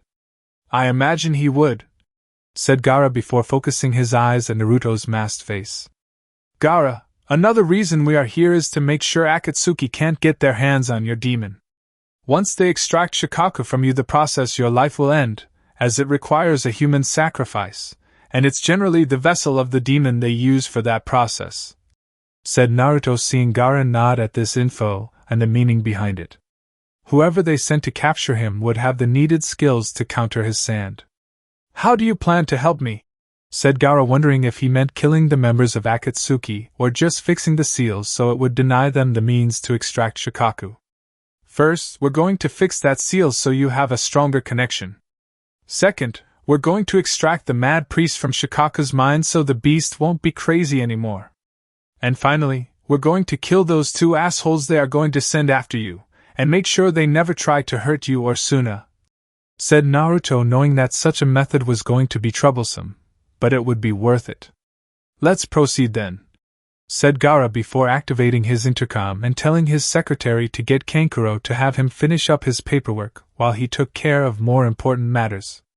By the time Temari woke up, Kankuro had entered the room, only to be trampled by his sister, who was now in hot pursuit of the hot blood redhead, and was determined to learn his name. Wave Country. The Great Naruto Bridge! They named this huge bridge after him? Said Kiba, his jaw now officially dropping to the floor. He's considered a hero here, Kiba-san. As such, heroes are honored for their exploits by having things like bridges named after him, and loved by its people. Konoha could learn a thing or two from this place, said Shino, having seen the way people celebrated his old classmate's death while loving the Uchiha even more in the process. I would very much rather live here than in Konoha, said Hinata coldly, having already slammed Sakura into a wall on several occasions for saying Naruto deserved to die in order to bring the Uchiha back to her like he had promised. Oh, don't be like that, Hinata-chan. I mean, sure, the village has its moments, but it's not like they don't have a reason for celebrating, said Kiba, who expected Hinata to agree with her on this. Much to his surprise, that Hinata turned around, Byakugan blazing with untold fury, and then slapped him right across the face. The village has no right to celebrate Naruto-kun's death. If you say something like that again, Kiba-san, I'll kill you, said Hinata before walking off over to the bridge. Kiba, a word of advice I suggest you take to heart before you regret the next thing you say to her about Naruto. She loves Naruto. Always has and always will until her life ends in this world. Even then, I doubt her love for him would leave her when she met him in the afterlife, where they could meet again, and could be happy together. Don't try to make any moves on her, Kiba, or else she will make sure you are crippled where your male pride matters most, said Shino, walking towards the bridge while Kiba paled and Akamaru simply whimpered in fear, since the now big dog had seen the fury of such women, with Kiba's mother being a prime example. When the group entered Wave, they saw the various people give them cold looks like the way the people in the Leaf Village gave Naruto when he was younger, and it was making the trio nervous. They were only here to see Tazuna to finally receive payment for the C-A-ranked mission Team 7 went on a few years earlier. They don't seem to like us very much. When Team 7 was here, the Leaf was practically worshipped, said Kiba, seeing a butcher shop with a mean-looking butcher with a look in his eyes that were aimed at Akamaru. It wasn't Team 7 that was worshipped here, Kiba-san. It was Naruto they worshipped. They know that Konoha celebrated Naruto's death without bothering to state a reason, and because of that they feel that the Leaf are nothing but scum to them, and since we are from the Leaf I have no doubt such hatred is now going to be aimed at us," said Shino, as his bugs became worried with all the angry hostility aimed at them, and would have to report this to the Hokage upon their return. Making their way to Tazuna's house, they stopped to see the simple home that belonged to the elderly client that took in Team 7, and wondered what the family of 3 would think of them. Would they say glare at them like the others in Wave Country, or would they understand they had no part in the celebration of Naruto's death? There was only one way to know, and it was to find out. Upon knocking on the family's door, they were met with Tazuna, who simply gave them a neutral look, and let them enter his house if only for a few minutes. They saw that the family had sitting down and eating lunch with a hooded figure looking at them with a measure of disgust in his eyes at seeing Team 8's headbands. "We don't wish to intrude too long, Tazuna-san, but the Hokage sent us here on a simple mission to collect the payment from a few years ago, and once we have it we will leave," said Shino, seeing the little boy's eyes filled with hate towards them, and wondered how could a child like that give them such a hateful look. "Good. I'll get what you need and then you can get the hell out of my house. Last thing I need is for Leaf scum in Wave Country any longer than they should be," said Tazuna, who walked out of the room to get the envelope with the money.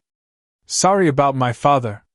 He hasn't been very cheerful after he learned that the Leaf was actually celebrating Naruto's death," said Tsunami, who to her credit was at least being courteous to them, and wished to be at least be civil in some manner. "Did you hate Naruto-ni-san too?" said Inari, glaring at Team 8 with a passion while the figure in the robes narrowed his eyes, carefully reading their response to the question. "What? No! We could never hate Naruto-kun. He was a good friend and, said a now teary-eyed Hinata, who ran out the door with a need to get out of the house, and not let them see her like this. "Contrary to what you might think of us, we did not in any way celebrate Naruto-san's death. In fact, Hinata was, and I imagine still is in love with Naruto. Her father has tried to ease her pain by going so far as to allow her to see other people, but she turns them all down, and I'm quite certain she will long after her time being young is over," said Shino before turning his head to the hooded figure. "Be as that may, you can tell your Hokage that right when the contract we have with the Leaf expires we're going elsewhere for trading," said Tazuna, having walked in with a fat envelope filled with money and handed it to Shino. "She'll be saddened to hear that. She thought of Naruto like a little brother," said Kiba, hoping that they would see that not everyone was happy with Naruto's demise. "Well, she did a piss-poor job of being a big sister. Now get out of here before I lose my patience with you," said Tazuna, not having any tolerance for Konoha shinobi anymore. "Where's Inari?" said Tsunami, looking around for her son. "Outside." "Naruto-kun, why did you have to die?" said Hinata to herself, letting tears run down her face in sorrow over her lost love. "You really care for him, don't you?" said Inari, seeing her tears and hearing her words. "He was everything to me. During the Chunin exams, he gave me the courage to fight when I was so terrified to do anything, and I wanted to prove I had changed from being so weak. He made me believe in myself when very few people could," said Hinata, now looking at Inari, seeing his eyes soften at her words. "I'm sorry for glaring at you in there with the others. It's just that, when we heard that Konoha had betrayed Naruto in celebrating his death, we were shocked and demanded an explanation. When we got none, my grandfather became upset, and like him I wished for Konoha to one day burn to the ground. It's good to see that at least one person within the Leaf still cares for him," said Inari, giving Hinata a hug, which she returned, and said her thank you to him. "Hinata, it's time to leave," said Shino, seeing the moment, but said nothing since Hinata would need this to help mend her heart. "Thank you for talking with me, Inari-san," said Hinata, giving the boy another quick hug before she got up from the deck steps before heading over to her team waiting for her. "Do you really think they were sincere in what they said about Naruto?" said Tazuna, seeing Inari smile at Hinata while she walked away. The Hyuga was indeed sincere in her feelings for Naruto-sama, as was the Aburame with what he said about the Hokage, but the fact that someone of the Hokage's position could let her own people celebrate a hero's death is not someone I can't respect, and I look forward to the day Konoha burns to the ground by his hands," said Kimimaro, as he turned to Tazuna, who nodded, and offered the albino a drink. It had not been easy for Kimimaro to get into Wave Country with the Fuma clan keeping an eye out for enemies, since they still being careful should Orochimaru wish to find and hunt them down for their betrayal. When they learned that the Sannin would not pursue them out of caution for the man that killed Kabuto, his small army of shinobi, and the Raikage may retaliate back, they were pleased. However, when they saw and noticed Kimimaro, they surrounded him before preparing to attack. Had the albino Kagaya not shown them the symbol of the Hokage to them, he would have been torn apart by the justice they were going to unleash upon him. After the Kagaya member explained that he was in Wave Country under the orders of the Hokage, the Fuma clan let him pass, and wished Kimimaro not mention this to their shared master. When Konoha Shinobi Team 8 arrived, the Fuma clan spies immediately reported to Tazuna's house to tell Kimimaro, who was given a cloak to hide his form from the Leaf Shinobi, and prevent the team from reporting him to Konoha. The last thing they needed was to destroy the Hokage's ingenious plans after giving them what they all desired. Now looking at the liquor in front of him, Kimimaro decided to have some, since he never did before, and wished to take in some of life's little pleasures. "Suna, will this hurt a lot?" said Gaara, standing in the middle of one of Suna's currently empty training grounds. "Possibly. I am taking something out of you. It all depends on how much what I take out is connected to you," said Naruto, preparing his own extraction seal on the Kazekage, but meant for something else inside of him other than Shikaku. "Then I should prepare for a great deal of pain then," said Gaara, seeing Temari eyeing him worriedly. "Not necessarily. Since I'm extracting the monk, not Shikaku himself, there should be a significantly less amount of pain. And while I can't guarantee that, I am sure that the pain will not be as bad as you think," said Naruto, who looked at Temari, seeing her blush red in embarrassment after she confronted him with Gaara and she was told his name. The poor girl, though quite strong, did a very good impression of Hinata by turning red and fainting in embarrassment. "One can only hope," said Gaara, as Naruto finished the seal around his tattoo on his forehead, and worked to connect it with the imperfect one sealing the sand demon away. Can I ask you something?" said Temari, looking at Yujito, who looked at the Suna girl with a raised eyebrow. "What's the question?" said Yujito, though she had a pretty good idea what it was. Are you and Naruto-kun an item?" said Temari, a faint tinge of red on her cheeks when she asked that. "Oh, I wish. The Nibby in my head keeps putting images of us together like when she and Kyuubi were together. I swear she keeps getting more perverted with every day and night that passes," said Yujito, telling Nibby to mentally stop doing that, and possessing her body to put her in various suggestive positions when the two woke up. The Nibby just told her to give into it, and the two would hit it off well. "We are ready, Gaara. Let's get started. Demon unsealing art, extraction of the insane release," said Naruto, going through hand signs and slamming his palm into Gaara's head where the tattoo was while sending chakra into the seal. Gaara felt nothing at first, but within seconds pain hit his skull, and he felt something leaving his body that refused to leave. At the same time he heard Shikaka howling in pain with him at feeling something leaving its mind as well. "Gaara!" said Temari, nearly rushing to help her brother, but was stopped by Yujito from doing so. "Seems the monk doesn't want to let go of Gaara so easily. It seems that he's developed an Orochimaru complex in the fears of death and what awaits him in the afterlife," said Naruto, pulling away from Gaara, revealing a struggling bald-headed priest-like man with a chakra hand around the spirit's throat. "How dare you do this to me? Do you know who I am? I command you to release me back into my demon at once," said the monk, trying to break the demonic chakra hand to no avail. "You have been making my friend's life miserable, monk. Through you, Shikaku went insane, and because of your actions Gaara's old man wanted to use the sand demon as a weapon of immense power channeled into his own son. You're a disgrace to your very priesthood and have every right to fear your death, knowing that what awaits you is hell and purgatory for you in the afterlife," said Naruto, pulling the monk completely out of Gaara, who had now collapsed onto the ground unconscious. And after the Namikes took several steps away from the fallen Kazekage did Temari run to her little brother.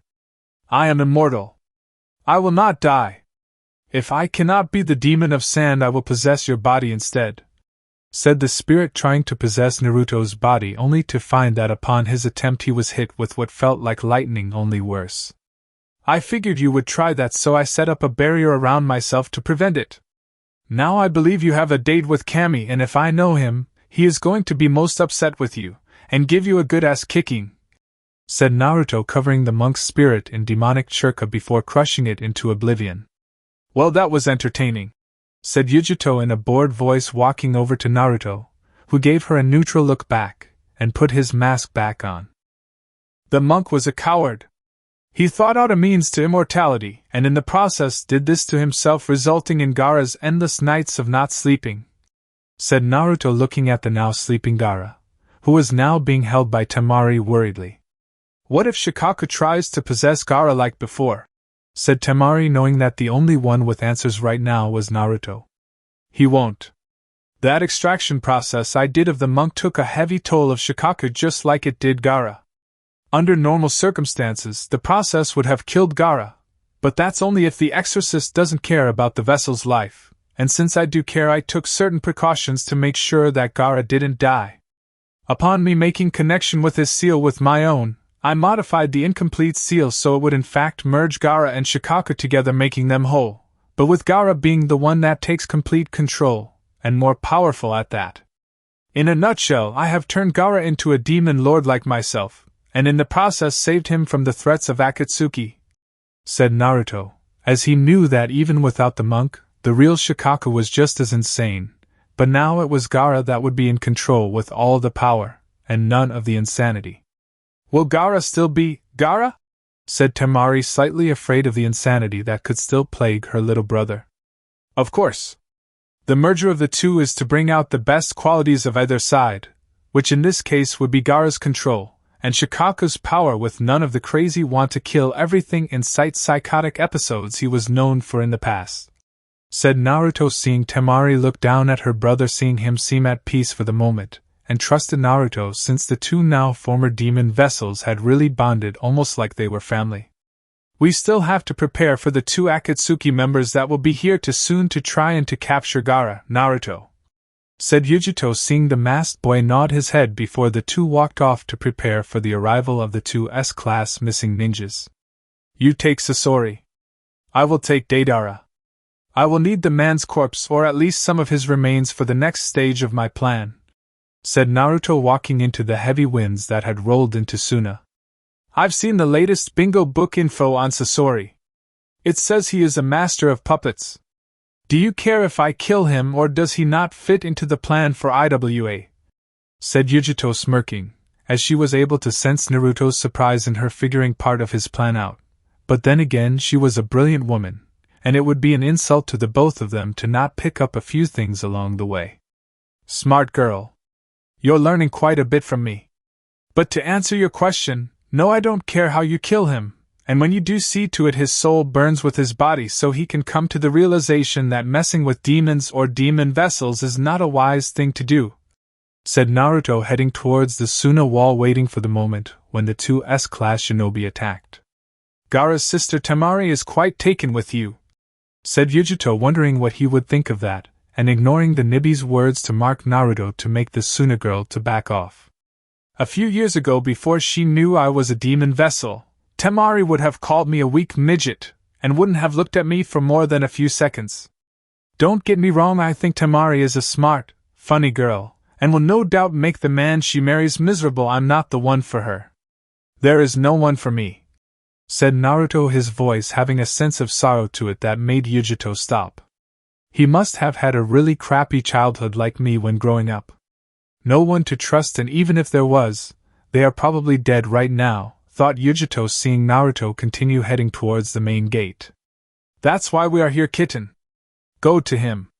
Show him how much you care.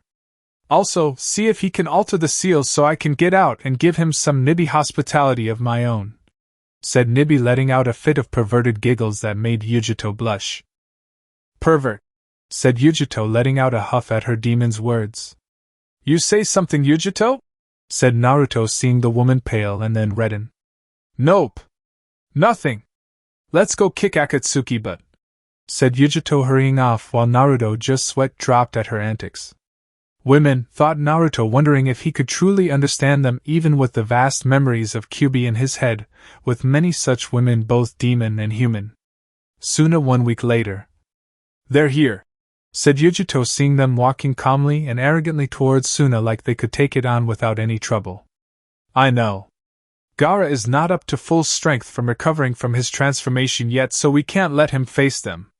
Not that I intended to anyway, but all the same I wanted to be us to face them, and then kill the two assholes for causing so much misery in the world, said Naruto, his body now radiating bloodlust in his body. If this wasn't such an important situation right now, I would possess your body, and mate with him, said Nibi, making Yujito blush at that statement, and thanked Kami that Naruto was a few inches in front of her looking out at the dunes so he wouldn't see how red her face was. Damn it, Nibi! We're going into battle and all you want to do is get laid, thought Yujito, who thought she could see the cat demon grin at her, and let out a cat-like laugh. You say that now, but you saw his muscles earlier when you peeped on him in the hot springs here with that Suna girl, and you saw his physique. Tell me you didn't want to jump him then and I'll let it go for now, said Nibi, seeing her vessel's face turn redder while holding back the sputter that threatened to get Naruto's attention. Yaroniko, thought Yujito, though the Nibi had a point, and it was only the fact that Temari had moved dangerously close to the wall between the two divided sides to jump over it did it prevent the former Kumo shinobi from doing it herself. I rest my case, said Nibi, laughing again in victory over her vessel, who was mentally mumbling about making her demon pay somehow or someway. It is time to strike Yujito, said Naruto before moving with great speed towards his intended target, while Yujito snapped out of her mentally feud with Nibi and rushed off to catch up to him. Deidara and Sasori were surprised by this sudden charge forward into battle by these two unknown shinobi that were coming at high speed towards them. Sasori immediately went to summon his puppets while Deidara used his exploding clay-making abilities to make several animal bombs. Each bomb was the shape of a wolf, tiger, and large unidentified type of bird that took to the air before zooming down on them. The bird exploded, but missed hitting its targets after the two split, with Yujito going after Sasori, and Naruto going after Deidara. The wolf and tiger made of explosive clay leaped at Naruto, who leaped higher than them, and planted two explosive tags on them before kicking them towards Sasori's puppet army. Yujito easily burned up half of Sasori's puppets using the Nibi's deadly chakra, and after Deidara's two clay bombs exploded on the other half, the power behind the unexpected attack sent the Akatsuki member flying. Seeing her chance, Yujito channeled more of the Nibi's chakra into her next attack that turned the puppet master to dust, only to find that whatever soul the man had was no longer there. Somehow, Sasori had turned himself into a living puppet. Turning her attention to Naruto, the former Kumo shinobi saw him slam his fist hard into the former IWA shinobi's gut, knocking him off the ground, and taking his hunting knife with his left hand before he begins what could only be described as the dance of death. Naruto moves around the stunned Deidara, slicing through muscles in his legs, arms, and stomach before stopping with his back to his opponents. Who would have thought that there would be an art in using just a knife? Said Deidara before his body fell apart on him, head and all. That was incredible, said Yujito, not believing the complex dance of death Naruto just did that she doubt even the Uchiha's Sharingan could copy, much less keep track of. Thanks. Now let's collect the head, burn the body, and say goodbye to Gaara before we head to IWA, said Naruto, picking up the head of Deidara, putting it in a scroll, and then headed back to Suna to tell them the good news after Yujito burned the remains of the missing Nin from IWA. IWA 2 weeks later. Can you believe we got guard duty today? Said an IWA Chunin with a scar under his bottom lip that curved to the left before going down soon afterwards. Don't blame me. You're the one who just had to complain to the Tsuchikage about not getting any decent missions, and decided to stick you here with my own sorry ass here because I was with you when you complained, said the other IWA Chunin on the other side of Village Gate. Well, ever since word spread throughout the elemental countries of the Raikage's death, Kumo's rebirth, this rumored shinobi known as the Yukikage floating around, and the organization Akatsuki losing 2 of its members makes me think that we're losing out on some good action, said the first IWA shinobi with a huff of frustration.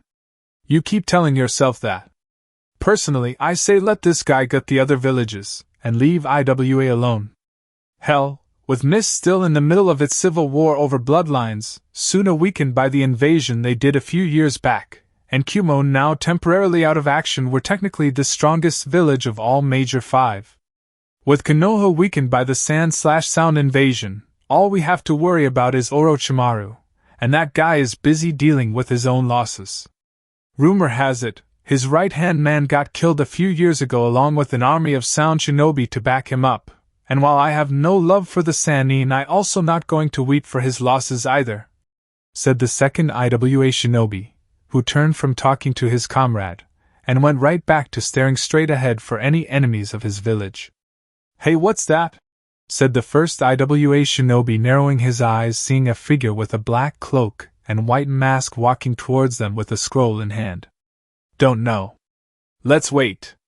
Last thing we need is to piss off some important agent of the Tsuchikage and get stuck working the quarry for the next 3 months, said the second IWA shinobi, who shuddered knowing how many had been sent to the quarry, and had come back dead or wishing they had been. Let me pass, said the figure after walking up to the gate with the 2 Chunin shinobi looking at him like he was crazy. First, why should we? And second, who the hell are you? Said the first IWA shinobi looking at the mysterious figure like he was an idiot. I am here to see your Tsuchikage about receiving money for a bounty on the head of former IWA shinobi known as Deidara. As to who I am the Yukikage, said the masked figure, seeing the 2 shinobi in front of him tense at his given title and the name of the man he had come to collect the bounty on. The Yukikage doesn't exist, pal. He's just silly little rumor going around to frighten village kages into submission, said the one of the shinobi before the Yukikage, who tilted his head to the side before turning back to normal, and before either IWA shinobi could react the 2 of them had their heads removed. Silly little rumor indeed, said Naruto before walking into IWA unchallenged. Konoha 3 weeks later. This is inexcusable, Hokage-sama. How can you not let the Uchiha gain more power to ensure he stays in the village? Said Hamura, seeing the woman glare at him. Because if we do, the Uchiha will take what we give him, and then go to Orochimaru to get even stronger. What's more is you want him to go to the Namake's estate to learn all the jutsus in that library, including the Hierishin jutsu, said Tsunade, knowing that only someone of Namake's blood could enter that house.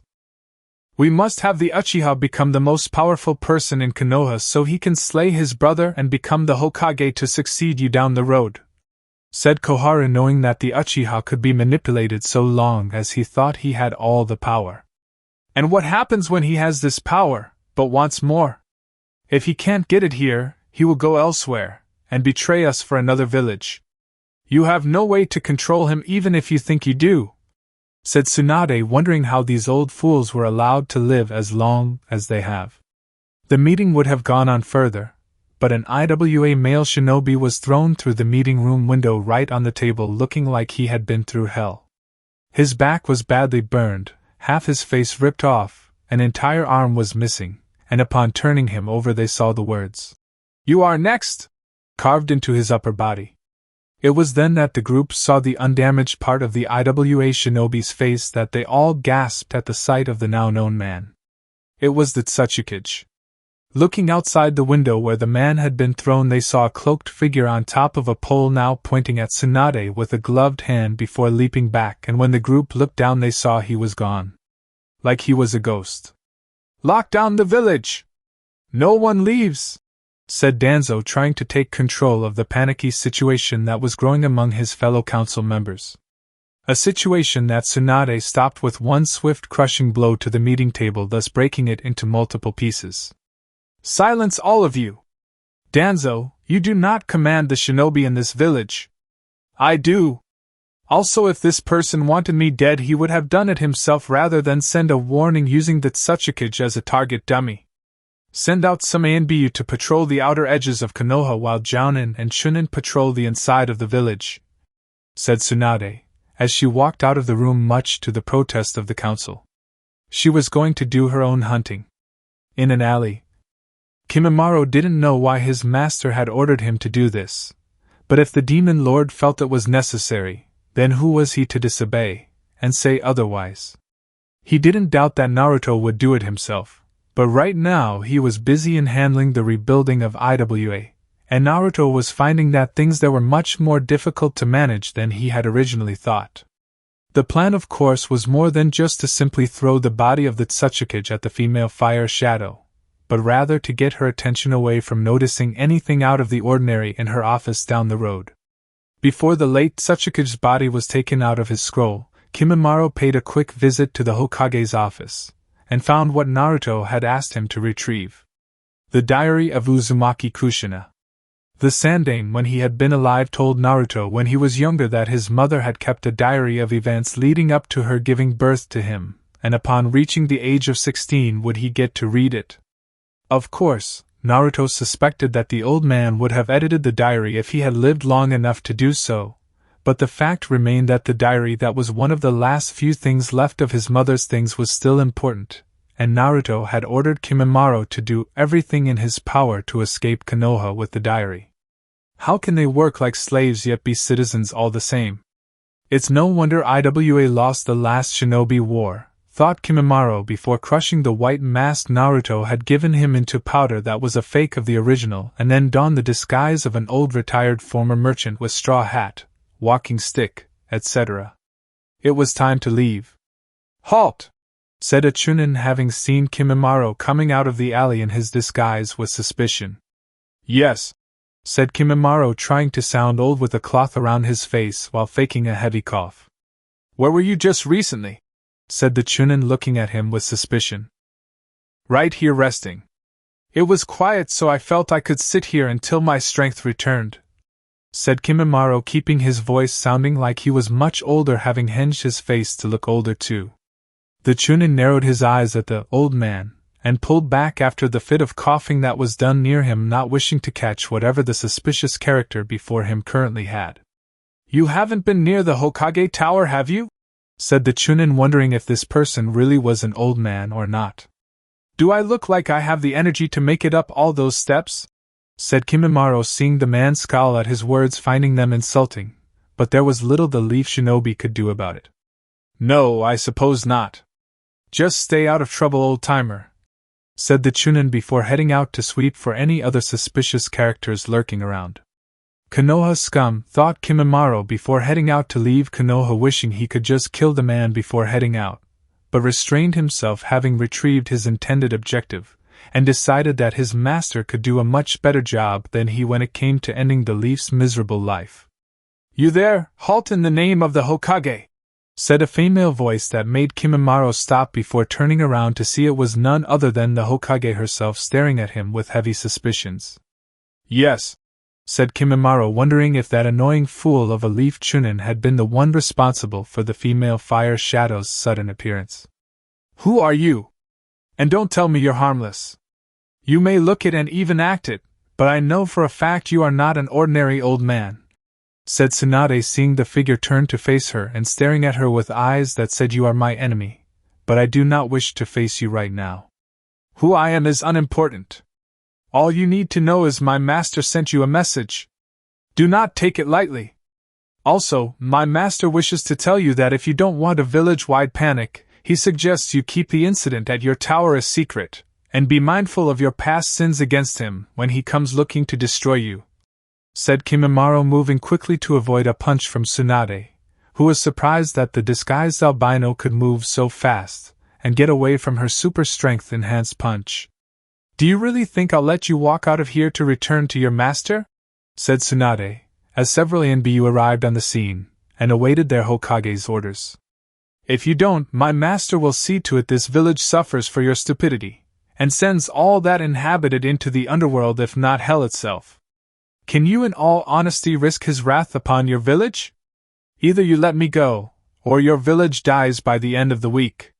You must choose," said Kimimaro, knowing that while it would take more than just a week for his master to arrive, the Hokage didn't know that, and his bluff was too risky for her to ignore. "Get out of here. Hurry! Before I decide to change my mind and send an army of Anbu after you," said Tsunade, seeing Kimimaro nod his head before disappearing with his ever-blinding speed. Was that really wise, Tsunade? Said Jiraiya, appearing next to her, wondering if she had sensed how truly powerful the figure was. The man was strong, Jiraiya. He was around Sannin level. Just imagine the power of his master if that foe were unleashed upon the village. If we managed to have him restrained, I doubt he would have told us anything and simply killed himself or waited for his master to come here to destroy us, said Tsunade, knowing the village came first. That was probably a good move on your part, since I have some interesting news you might not believe concerning a rumor about the Kazekage, said Jiraiya, knowing that such talks were meant for her office and not where a potential spy could hear them talk. Insuna at the moment. So Doc, can you tell me why Temari has been feeling nauseous as of late? Said Kankuro with Gaara next to him, looking at Temari before looking at the doctor. Well, I don't know how to tell either of you this, but if you could guarantee me that I won't be killed, I think I will find it easier to say, said the doctor, who looked at the two brothers while Temari looked almost expectantly at the doctor. What? What happened to Temari? Said Kankuro, while Gaara remained calm as usual, and like Temari he seemed to know the answer. In Konoha. Okay, Jiraiya, what's this big thing you have to tell me that concerns the Kazekage? Said Tsunade, plopping into her seat with Jiraiya across from her into his own. It was something I just learned recently. Hell, even the doctor that found hasn't told him yet about his sister, said Jiraiya, seeing Tsunade getting impatient with the Toad Sage. Insuna. You have our promise not to kill you no matter what the results are. Now please tell us, said Kankuro, getting peeved at the man's reluctance and telling them the reason behind Temari's condition. Well, you see, Kankuro-san and Kazekage-sama, it seems that, said the doctor, now sweating up a storm, knowing that even with the promise made the two brothers may try to kill him regardless. In Konoha. Spit it out, Jiraiya, I don't have all day, said Tsunade, knowing that the longer he too, the longer it would take to deal with the growing pile of paperwork. Since you asked so nicely, it seems that Sabaka no Temari is, said Jiraiya, as he was wondering if Tsunade was going to punch him out of Konoha for telling her this, thinking it was something perverted. She usually did. Insuna. Sabaka no Temari is, said the doctor, still feeling nervous from the look of murder in Kankuro's eyes. In Konoha. Is what? Said Tsunade, now ready to pound the Toad Sage into paste for not telling her right away. Sabaka no Temari is, said Jiraiya, taking a deep breath and prepared for the beating of his life. Insuna. Pregnant, said the doctor, seeing the now wide-eyed expression of Kankuro with his jaw having hit floor and his eyes bugging nearly out of their sockets. I'm sorry, can you repeat that again for me? Said Kankuro, taking his jaw off the floor and looking at the doctor with serious and deadly-looking eyes. In Konoha. She's pregnant. Sabaka no Temari is pregnant with a child, said Jiraiya, who almost found it humorous in seeing the female Hokage's shocked face, if not for the fact it turned to anger, and she grabbed him by the scruff of his neck, ready to pound him into paste. Insuna. She's what? Yelled Kankuro, now chalking the life out of the doctor, while Temari blushed at her brother's reaction, while Gaara simply nodded to Temari, giving her his own private congratulations to her. She's pregnant, Kankuro-san, said the doctor, gasping for breath the puppet master was now depriving him of before falling unconscious from the lack of air that returned after the man let go of the medical professional. In Konoha. Is this some kind of perverted thing for you? Said Tsunade, her eyes looking deadly serious at Jiraiya, who shook his head many times in a "no" fashion, and hoped she didn't punch him through the wall again. Insuna. How did this happen? With who? When I find out, I'm going to yelled Kankuro, only to be silenced by Gaara's sand. If you want to know how this happened, read Ika Paradise. As with who, that is a private matter that I discussed with an old friend, who I asked for a favor I can probably never repay, and I will leave it with that, said Gaara, looking at Temari, who held on to her stomach, and smiled fondly at the life growing inside of her. A favor? What favor? Who was this guy? Said Kankuro, looking from Gaara to Temari, who looked at her red-haired demon lord of a brother, and saw him nod to her to tell the middle child of the trio. "It was Yukikage-sama," said Temari, blushing at the memory of how the event took place, and moved her hands delicately over her stomach. Flashback after Deidara and Sasori's defeat. "Thank you both for helping us in our time of need," said Temari, though she looked at Naruto more for a split second than Yujito, who let out a silent hiss at Suna woman to back off her man. "I appreciate it, Temari-san. How are you feeling, Gaara? I trust you'll find the sand is less resistant to you now?" said Naruto, seeing the man manipulate the sand around him easily like he was a master of it for years. "It's feeling better, thank you, Naruto. Once more you have given me more than I could ever ask of anyone around me in doing. However, there is one more thing I need to ask of you, and I am hesitant to ask," said Gaara, seeing Temari's face blush a little since she had discussed it with Gaara beforehand. "What do you want me to do?" said Naruto, now seeing Temari's face turn full-blown red, and had he looked to his left he would have seen Yujito red in the face, only it would have been red with anger. "He's not going to ask what I think he is he, Nibi?" thought Yujito, hoping that this wasn't the case. "I don't know, kitten. Either way, calm down. If he does, there is nothing you can do, and besides it's not like he'll marry the Suna woman," said Nibi, seeing Yujito calm down a small fraction, but the anger still remained. "I wish you to help Temari sire a child," said Gaara, sensing Naruto's slight shock at this unexpected request, though from the way Temari's face was, the now new demon lord of Suna suspected his friend saw it coming. "Before I give a response to this, I wish to know why," said Naruto, since he wanted a valid reason for this. "Because there is no other I can trust. You know me, Naruto. Only the best may be with my sister. I am not asking you to marry her. With everything that is going on, the best thing for both of us is if Temari is with child, and continue on the Sabaka legacy with a strong push forward into the future.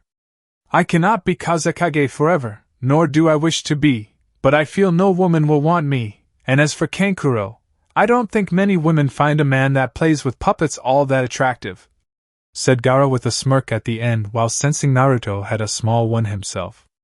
"Will you do it? Please, Naruto-kun," said Temari, knowing that she was pushing it and asking him, but she felt she needed to.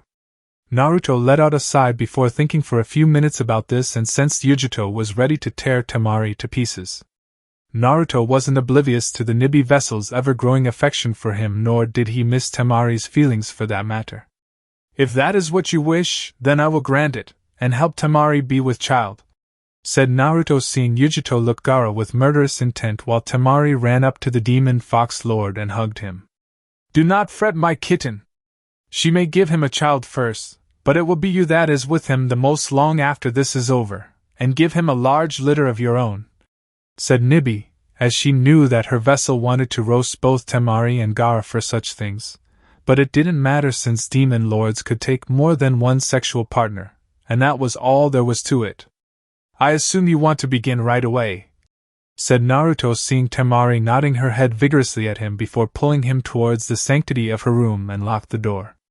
"Before we begin, I just want to say thank you, Naruto-kun.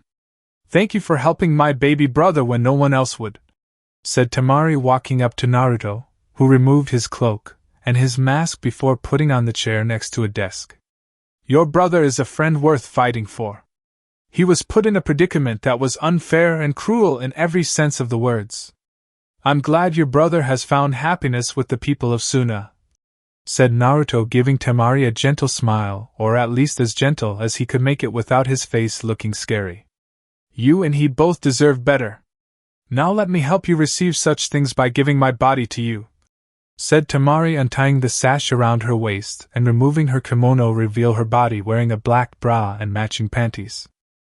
"If that is your choice, Temari," said Naruto, moving in to kiss her on the lips, with Temari immediately returning the kiss with her own and loving how Naruto's tongue seemed to hit every exciting spot in her mouth while moaning for more. Lemon starts. As they kiss, Temari loved the feel of Naruto pressed against her, and she quickly moved her hands to get his shirt off to feel his ripped muscles. The man-turned-demon lord was using his own hands to unclasp the bra Temari had before he successfully removed the womanly item from her body and threw it across the floor, landing randomly in the room. Naruto then began to kiss her jaw with a delicate manner that made Temari gasp at his touch, as his hands moved on their own with one touching one of her breasts, and the other groped her rear end.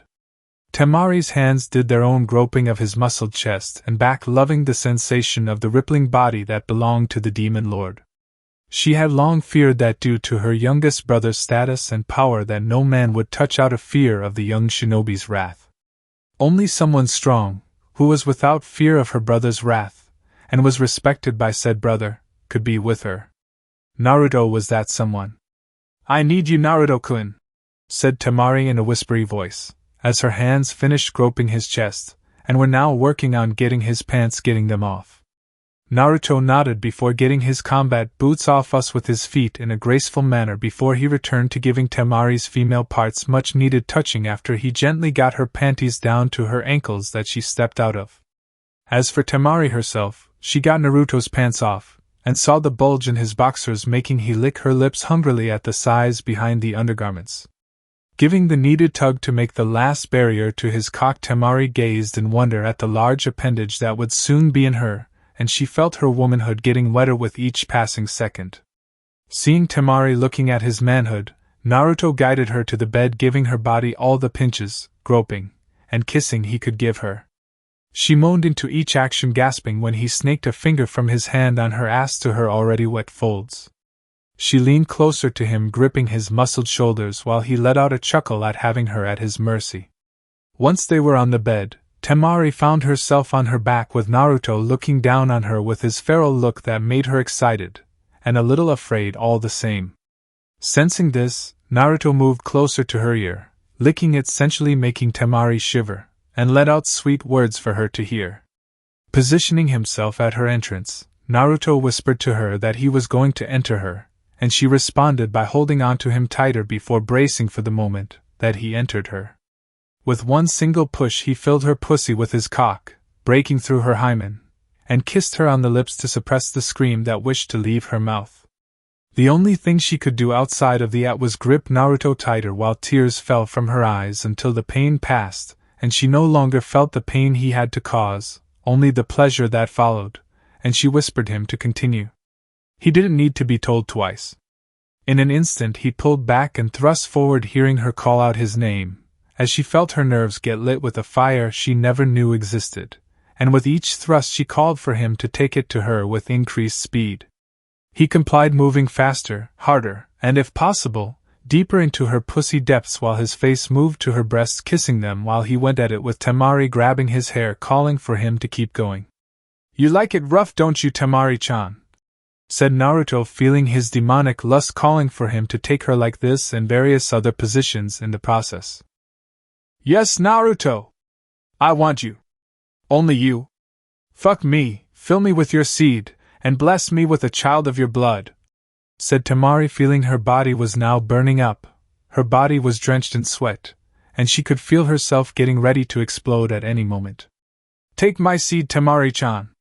Use it to bring life into the world," said Naruto, thrusting faster into her pussy, feeling her climax just before he stopped with his cock filling her all the way in, and released into her to fill her womb with his seed. "Naruto-kun," said Temari, feeling his seed enter her, and she could almost picture the child that would be created from this union. But Naruto was done yet. After both their orgasms lifted, Naruto lifted Temari so she would be supported in his lap with his cock still hard inside of her, and he thrust into again, making her gasp once more.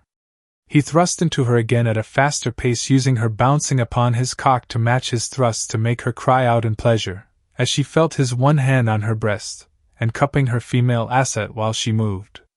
Their juices were leaking out of her, staining the bed sheets with each thrust he hit her with, finding her screaming his name was music to his ears. "Tell me you want my seed, Temari-chan. Tell me how you want my child," said Naruto, moving faster with each thrust, loving how her breasts bounced in a sexy manner. "I want your seed. I want your child. I want all that you can give me, Naruto-kun," said Temari, as her eyes were glazed over and her body felt like jelly. "Then take it. Take it all," said Naruto, moving harder with inhuman speed, seeing the glazed look in Temari's eyes and knew that she would be out of it after this. With one final thrust, They both climaxed together, filling the Suna woman with his seed, knowing that his seed's potency and was enough the first time. However, given his own original nature, the demon lord liked to go beyond normal requirements, and felt that once more couldn't hurt for the woman to have a child. Holding on to Temari, he felt her heavily sweating body could take no more, and looked around to see the stained sheets were flooded with the mix of various liquids. Getting up while still holding her, Naruto made a shadow clone, and had it remove the sheets while getting new one from Temari's closet before covering her with them after disconnecting from her body. And Lemon. After getting redressed, Naruto made a new clone after having the previous one go poof, and ordered it to take the dirty sheets to the laundry room while the original went to see Gaara. When he saw them, Naruto saw Yujito looking at him with sad eyes, and Gaara with understanding ones before telling them that it was done with Temari now asleep in her bed after removing the dirty sheets for new ones. Thank you for your help, Naruto. Once more I ask something of you that is your choice not to do and yet you do it anyway, said Gaara, knowing that what Naruto did with Temari went above and beyond favors in helping the Kazekage. Friends are rare to me, Gaara. You are a shinobi of honor, and I know you're a guy I can count on when the time comes to ask for the favor repaid. If it's all right with you, I would like to be in the child's life every so often when I can, said Naruto, knowing he didn't have to ask, but in this case he felt it was the polite thing to do, and asked anyway. You are always welcome here. I heard what you did to Kumo and the Raikage.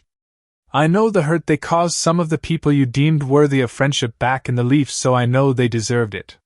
Whatever happens in the near future, rest assured that you have Suna's full support, and will aid you in any way we can, said Gaara, knowing that he couldn't tell Kankuro yet about this since his big brother had a big mouth when hit with shocking news. With that being said, the Hokage and the Kazekage bid farewell to each other before the former left with his female comrade. Yujito-chan, I take it you are not happy with me? Said Naruto, fully cloaked, and his face hidden by his white mask, sensing her feelings were mixed despite the Nibi trying to soothe her inside. It's just that, you know I like you. I mean I really like you, but you never made a move to express that further, and when the Kazekage asked you to impregnate his sister to have your child with you agreeing, I just, said Yujito, finding herself at a loss for words. Yujito-chan, I didn't do this to make you upset, and if I did I am sorry. However, you must understand what I did for a dear friend, who trusted me with something that no other individual could do, and was trusted by the Kazekage in bringing about the next generation of Suna shinobi. While I admit I like Temari like I do you, the reason I didn't become intimate with you is because I cannot risk having you in that type of condition, and lose you should we ever be on the move. If you were attacked while pregnant, the stress of having the child, much less the using of Nibi's chakra, could ultimately kill any child in your womb, said Naruto, knowing that as much as he would like to be in such a relationship with Yujito like he had been with Temari, the timing was not right. And if the opportunity arrived where I could be with you that way and give you a child, would you let me? Said Yujito, now walking in front of him, and turned to look at the pale white mask with her intense stare, all the while wishing she could see through it. For a moment, Naruto said nothing before he reached up and removed his mask, showing her tired red eyes filled with pain in them. She gasped at the sight of the emotion, and again when he cupped her face before kissing her on the lips, knowing it spoke volumes. Without a single word spoken, he put on his mask and walked around Yujito with the woman running after him, knowing what the kiss meant. Good things come to those who wait. Flashback ends. You mean the guy that turned our brother into a demon lord? So that means, aw crap!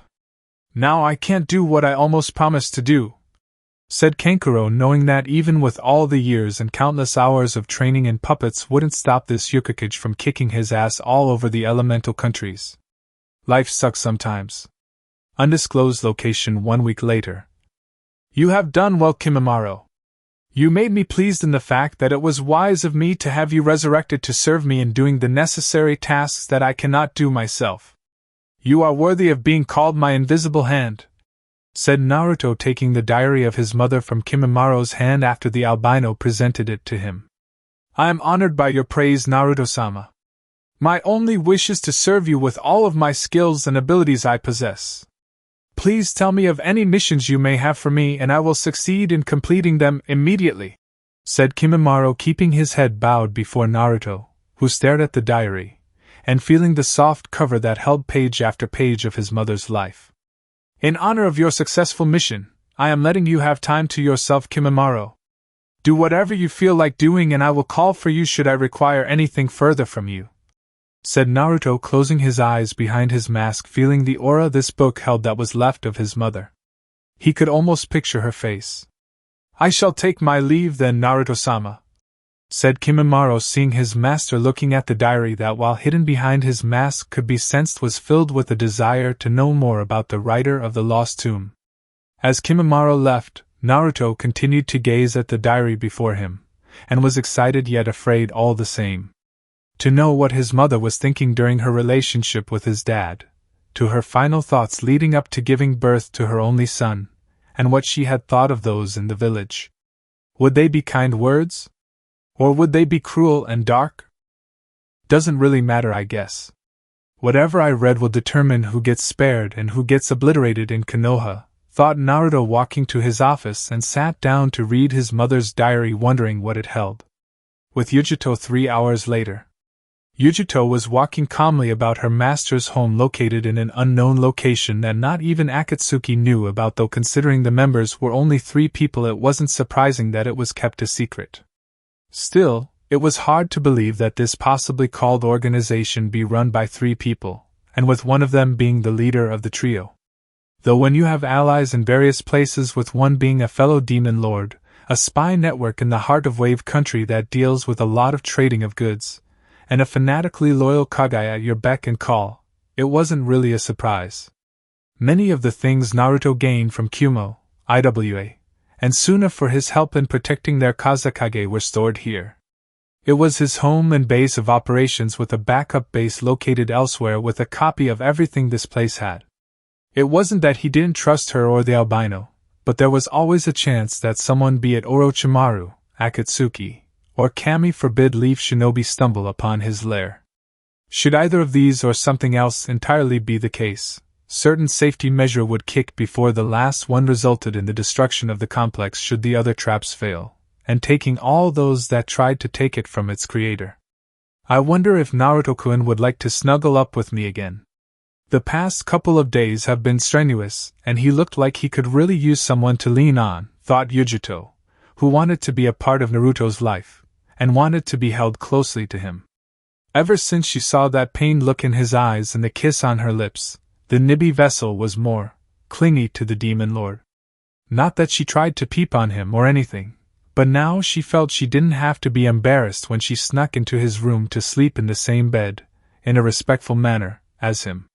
His childhood had been much like hers, with keeping one eye open for demon-hating villagers or shinobi that wanted to take a piece of their hide to get back at the demon they held. To be alert for any chance or hint of danger that could rise from within the room they slept. It didn't surprise her that the first time she even tried to sleep in his bed that he let his crimson chakra pulse silently, as a defense mechanism, which covered his bedroom to sense who was there, and learn if they were friend or foe. His body stiffened at her touch the first couple of times when she wrapped her arm or half her body around his until she purred in content at being near him. Only then did his body seem to relax, as if knowing she could be trusted, and let down its guard just for her. Her thoughts were interrupted by a demonic howl from Naruto's office, as a blast of his crimson chakra flooded the base of his operations, and she thanked Kami that the seals on the outer walls of the complex blocked out any form of detection from outside sources and sensing Naruto's power. Whatever was now upsetting Naruto was something that made Yujito worry, and sure enough Kimimaro was right beside, also wary to even get near his master's wrath-filled power. "What is he so upset about?" said Yujito, looking at Kimimaro, who had a look of fear, and she suspected that whatever it was concerned whatever the albino retrieved for the demon lord in his last mission. "I do not know, Yujito-sama. Whatever it is, it must have to do with the contents of his mother's diary, and her past relationship with Konoha. She must have written something in the book that has made Naruto-sama angry," said Kimimaro, feeling another wave of Naruto's chakra wash over him and made the albino fearful that he had upset his master. Suddenly, the tantrum the demon lord created seemed to stop, and the crimson chakra retreated back into Naruto's body with the individual breathing heavily. The two loyal to him stepped into his office carefully seeing the anger-filled eyes of Namake's Naruto, and the two knew that speaking the correct words would be the difference between walking out of here in one piece or in many pieces. Naruto-sama, may I respectfully ask you what has made you upset, and if it is anything that I did in branding you your mother's diary? Said Kimimaro, kneeling before his master to await the punishment the demon lord would unleash upon him. Rise, Kimimaro. You did nothing wrong concerning your last mission, said Naruto, his voice now demonic along with his breathing the two noticed.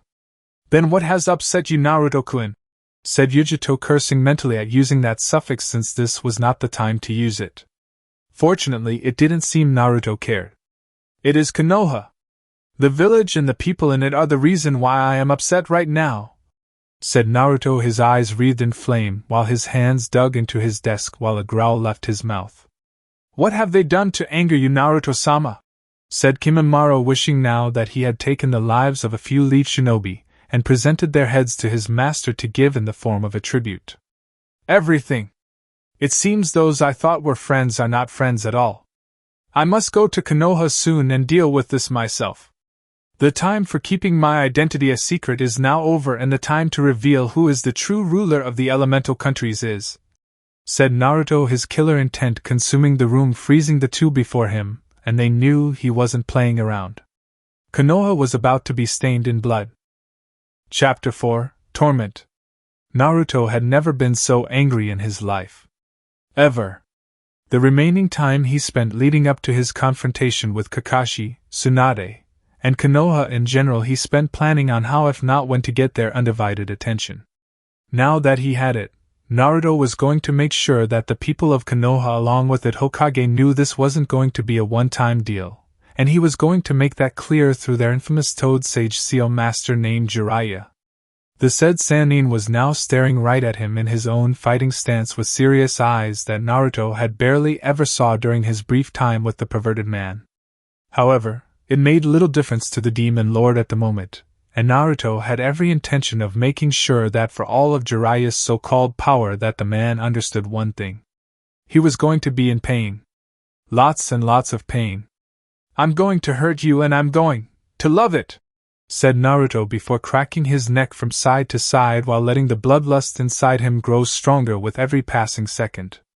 I don't doubt it, said Jiraiya calmly, as he held steady waiting to see if he was the one going to make the first move, or if Naruto was going to do that first. Not since the Kyuubi appearing over a decade ago did Jiraiya question whether or not he was going to live through the day. Deep in his heart of hearts, Jiraiya knew the answer was no, and for a moment the person before him was not Namake's Uzumaki Naruto. The person before him was his old student. Listen to me, Jiraiya. You have to take care of my son when I die. I'm counting on you, echoed the words of Namake's Minato before the soon-to-be dead man went to face the Kyuubi. Minato, I'm sorry, thought Jiraiya, as the image of Minato faded to show the man's flesh and blood turned demon lord. A single leaf fell from a tree landing on the ground not far from either of them. In less than a kami-given second, the two vanished from sight to engage the other, and go at it in an all-out slugfest of epic proportions. For the two combatants, it was as if they were moving normally, blocking or landing punch after punch, and kick after kick from the opposition. There was no point in using jutsus in either opponent's mind, as it would only give the other a chance to attack, and neither fighter had any intention of giving the other an edge. Naruto blocked a fist to his face before he countered it with a high kick aimed at Jiraiya's own, which the Sannin blocked, and then countered with knee to the demon lord's gut. The attack missed when Naruto leaped over Jiraiya before performing a spin kick that Jiraiya ducked, rolled away from his opponent, and deciding now was a good time to use a jutsu.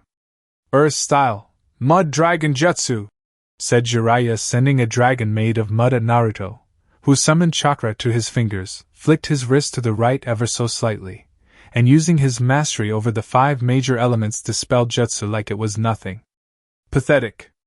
You should know fully well that all of the elements of the world are under my complete control, said Naruto looking at Jiraiya, who smirked with his hand behind his back, and moved faster than Naruto expected to unleash a fully powered Rasengan into the demon lord's chest that sent him into the trees. "I see that the arrogance of the previous Kyuubi has merged with you too," said Jiraiya before getting ready to fight yet again, though he wondered if his attacks slowed Naruto down at all. "Arrogance? It is you who is the arrogant one here, Jiraiya. If you think that your simple little incomplete Rasengan can cause me any damage, then you truly are one of the many unintelligent ape rats like the previous Kyuubi thought humans were," said Naruto, as he got out of the mess of trees that had buried him temporarily, and removed the remains of his shredded cloak. "We'll see, Naruto. I may not be as strong as you currently are now, but I can at least slow you down long enough for Tsunade to plan a strategy to fight back against you, and that's what matters," said Jiraiya, since he knew that even if he were to fail in killing his best student's son, he could at least wound him somehow. "You always were the stupid one of your group when it came to intelligence, Jiraiya. You think this will delay me? I've been expecting you for some time to arrive here when you learned of my location. You came here through my design. I willed you here. I have set things in place so every single bit of my timetable has fit in accordingly.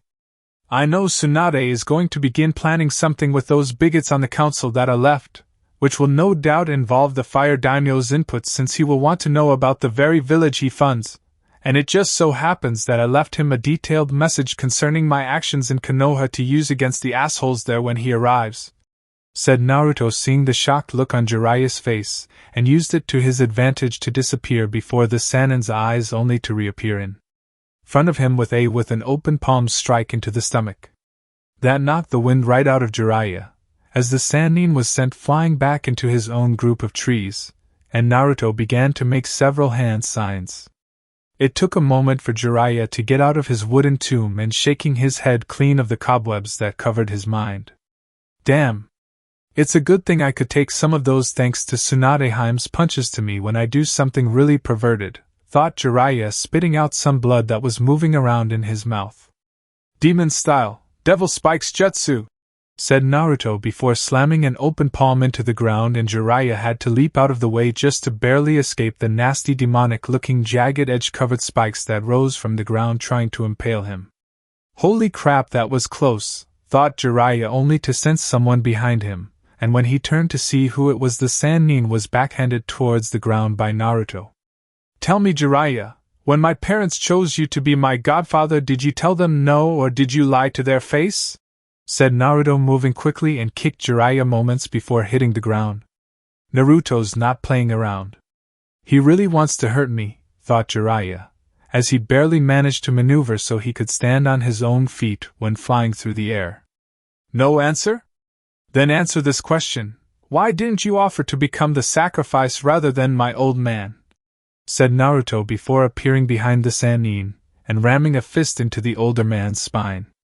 Jiraiya could only fall to his knees in pain, screaming out from it, before Naruto grabbed him by the neck before pulling him back so the man could speak. "I did offer. I begged Minato to let me do it. I told him I could perform the sealing and allow him to be the Hokage. He looked at me like I was crazy.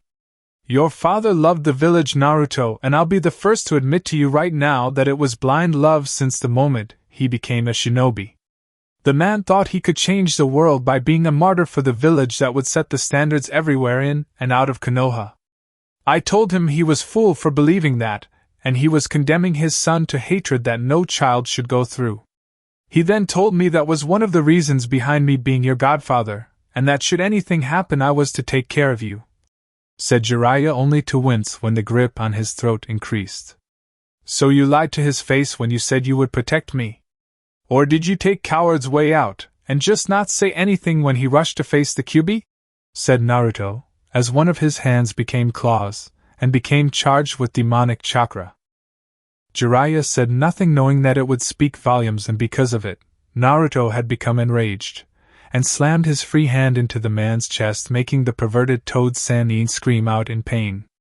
To the Sannin it felt like his body was on fire, and at the same time felt like he was being electrocuted like a lightning jutsu would do. When it stopped, Naruto threw the man onto the ground on his back, and proceeded to go through hand signs once more. And Naruto, stop. Please stop. I am sorry for leaving. We all were when you were hurt in some shape or form, said Jiraiya, who would have said more to the Demon Lord, but the man went silent from the spike of killer intent, and the look in Naruto's eyes told the Sannin that he just said something wrong. You're sorry? All of the people in Konoha are sorry? You can't speak for the people of Konoha, so how would you know if they are truly sorry? Said Naruto, his body generating massive amounts of demonic chakra that was swirling around his body like some great god. I know enough of them are, said Jiraiya, wondering if this was what it was like for his student when facing the previous Kyuubi. Then perhaps you can tell all those that are not they should have when they are all dead. Demonic style, devil's crucifix, said Naruto, finishing the hand signs and slammed a palm into Jiraiya's chest. Instantly, the demonic chakra spread out across Jiraiya's form onto the ground before wave after wave of demonic chains erupted from the ground that tied Jiraiya up. The thick chains had metal spikes that pierced the Sannin at the wrists, shoulders, neck, chest, waist, knees, and ankles, making Jiraiya scream out in pain. Reaching into the ground to the right of Jiraiya's neck, Naruto lifted up a heavy crimson bar that was connected to the chains, and lifting it all the way up with Jiraiya attached to it. Whoa, thought Yujito and Kimimaro, seeing what Naruto had done to the poor Sannin, though in a way the man deserved it for neglecting his duties to Naruto. Time to take you home, Arrow Sennin. Shadow Clone Jutsu, said Naruto, making a team made up of a dozen clones that picked up the crucified Sannin and left. Moments later, Kimimaro appeared, followed by Yujito, and both were a little concerned with the rage that existed in the Demon Lord's heart. Are you all right, Naruto-sama? Said Kimimaro, seeing his master look at him for a few seconds before closing his eyes and nodding a silent yes. You really let him have it, Naruto, said Yujito, while the Nibi inside of her had been cheering on the Demon Lord to tell that perverted Sannin a lesson. Would you prefer I just let him die a merciful death? Said Naruto, looking at the two for an honest answer. He got what he deserved, Naruto-sama, and more, said Kimimaro, with Yujito in full agreement, though she decided not to tell him that Nibi was calling for him to do it again. More would have been said had Yuhi Kurenai appeared with her team, ready for a fight with Naruto's two allies in front of him, ready to defend their Demon Lord of a master. Where is Jiraiya of the Sannin? Answer me, Kyuubi, said Kurenai, seeing the bodily form that was Namake's Naruto looking at them with piercing red eyes, and suspected that the boy was lost to that of the actual Demon Lord like Tsunade first suspected. How dare you speak to Naruto-sama in such a fashion? I shall enjoy making you suffer in the Hokage's esteemed honor, said Kimimaro, summoning Spike from his arms, legs, and his back, ready to fight for his master with all the fury he could conjure. Ditto, said Yujito, summon her power to this battle, making Kurenai and her team wary of both of them. I think we need to make a tactical retreat, sensei, said Kiba, who now on his dog, and meant to grab Hinata when a wave of Nibi fire made the two leaped out of the way, with Kimimaro focusing on Kiba, Yujito on Hinata, and Naruto facing off against the final remaining two. You're a Hyuga. The Raikage spent years trying to get your clan's eyes. It became an obsession with him. He kept saying that if Kumo had your eyes, that the village would be unstoppable in battle and could bring the village back to its former glory after the last shinobi war, said Yujito, shocking Hinata that this woman that followed Naruto was from Kumo. But then she remembered how the head of the late Raikage was left on the Branch family doorstep. What is your relationship to Naruto-kun? Said Hinata, hoping her fears weren't a reality at seeing this beautiful woman that had a cat-like appearance to her. Naruto-kun? So she has feelings for him too, huh? Damn. What is it with people trying to get a piece of my man or wanting to have his children? Thought Yujito, angrily thinking back to Temari and how she got the gift of being a mother to Naruto's first child. It wasn't fair. Look at her eyes, my kitten. She adores him even now. She must be one of the rare few that actually cared for him when they were growing up, said Nibi, though she too was feeling a little territorial right about now. My relationship is none of your business, Hyuga. Besides, what does it matter to you anyway? Aren't you one of those arrogant humans that despises anything that's different to them? Said Yujito, sending Nibi chakra to Hinata, who dodged each attack, and then activated her Byakugan to see what power the woman held. "You're wrong! I cared about Naruto-kun since I first saw him at the academy. He was always mistreated, but he still continued on, and never backed down from anything. He gave me a nindo I could believe in, he gave me the strength I needed to become better, and he even helped make me believe in myself when all I did was question everything I did. I love Naruto-kun," said Hinata, charging forward ready to take the fight to Yujito and prove to Naruto that she was strong even if he was the enemy. "Ready to die, Inuzuka?" said Kimimaro, the bloodlust of his clan now kicking in, and he was prepared to go all out. "I heard about you from Shikamaru and Lee. You're that crazy bone guy that is loyal to Orochimaru," said Kiba, getting ready to attack the albino with his partner Akamaru. "I serve Orochimaru no more. My loyalty is to the Hokage, and I will prove it in my fight against you," said Kimimaro before charging at the master and Ped, ready to show these two from the leaf what he could do. "I will give you just this one chance to surrender, and if you comply I will let you live to return to Konoha to see the fate of one Jiraiya of the Sannin," said Naruto, as he let his demonic chakra spike further, making Shino's bugs go crazy and Kurenai began sweating up a storm. "There is no such act of mercy unless it has a price," said Kurenai, wondering what it was that Naruto wanted, and almost shuddered at the darker thoughts that ran through her head at the moment, while the others fought in their respected battles. "Correct. What I require is one of your team members of my choice to be my hostage should you try to waste my act of mercy, and send an army of shinobi with the intent to harm me or any of those loyal to me," said Naruto, walking towards the two with while Shino commanded his bugs to create some kind of protective barrier around him and his sensei. "I'll go," said Shino, not wishing to endanger his teammate or his former sensei. "You must have too many bugs in your ears, Shino." "I said I would choose," said Naruto, snapping his fingers, creating a circle of hellfire to cover the area, blocking off the two in front of him and Kimimaro from Kiba and Akamaru, leaving just one choice for them all to see.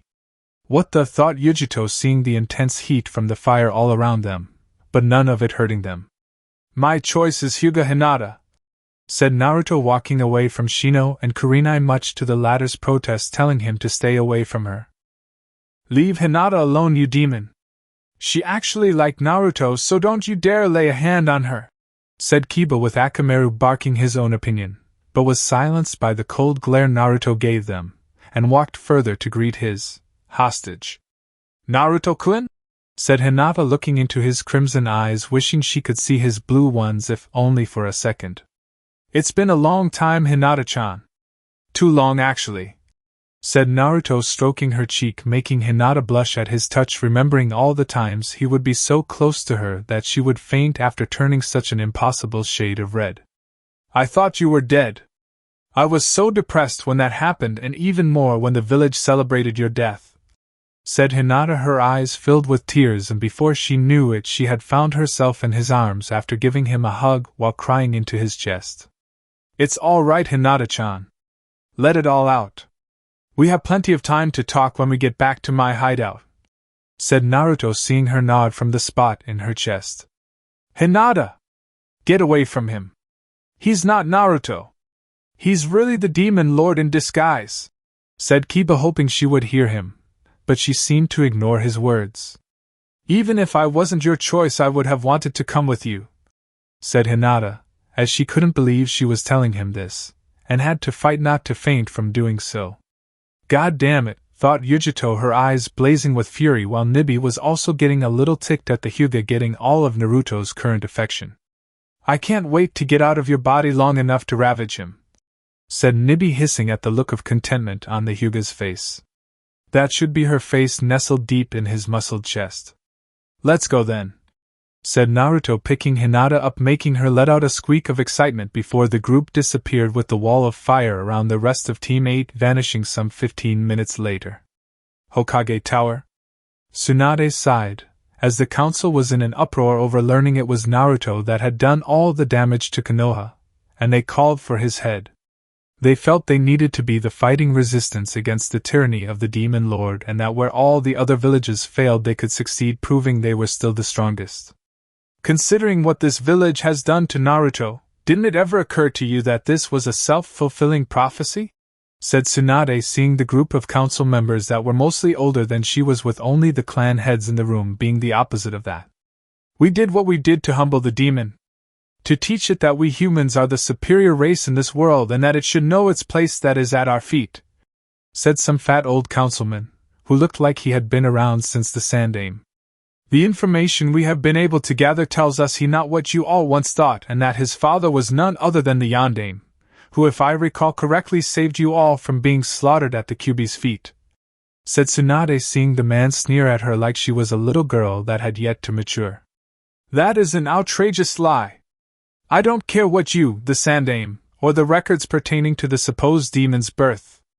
That boy was a demon made human, and we had a chance to finally get rid of him, only the Sandaime show mercy that the monster took advantage of, said the fat councilman, getting nods from several others.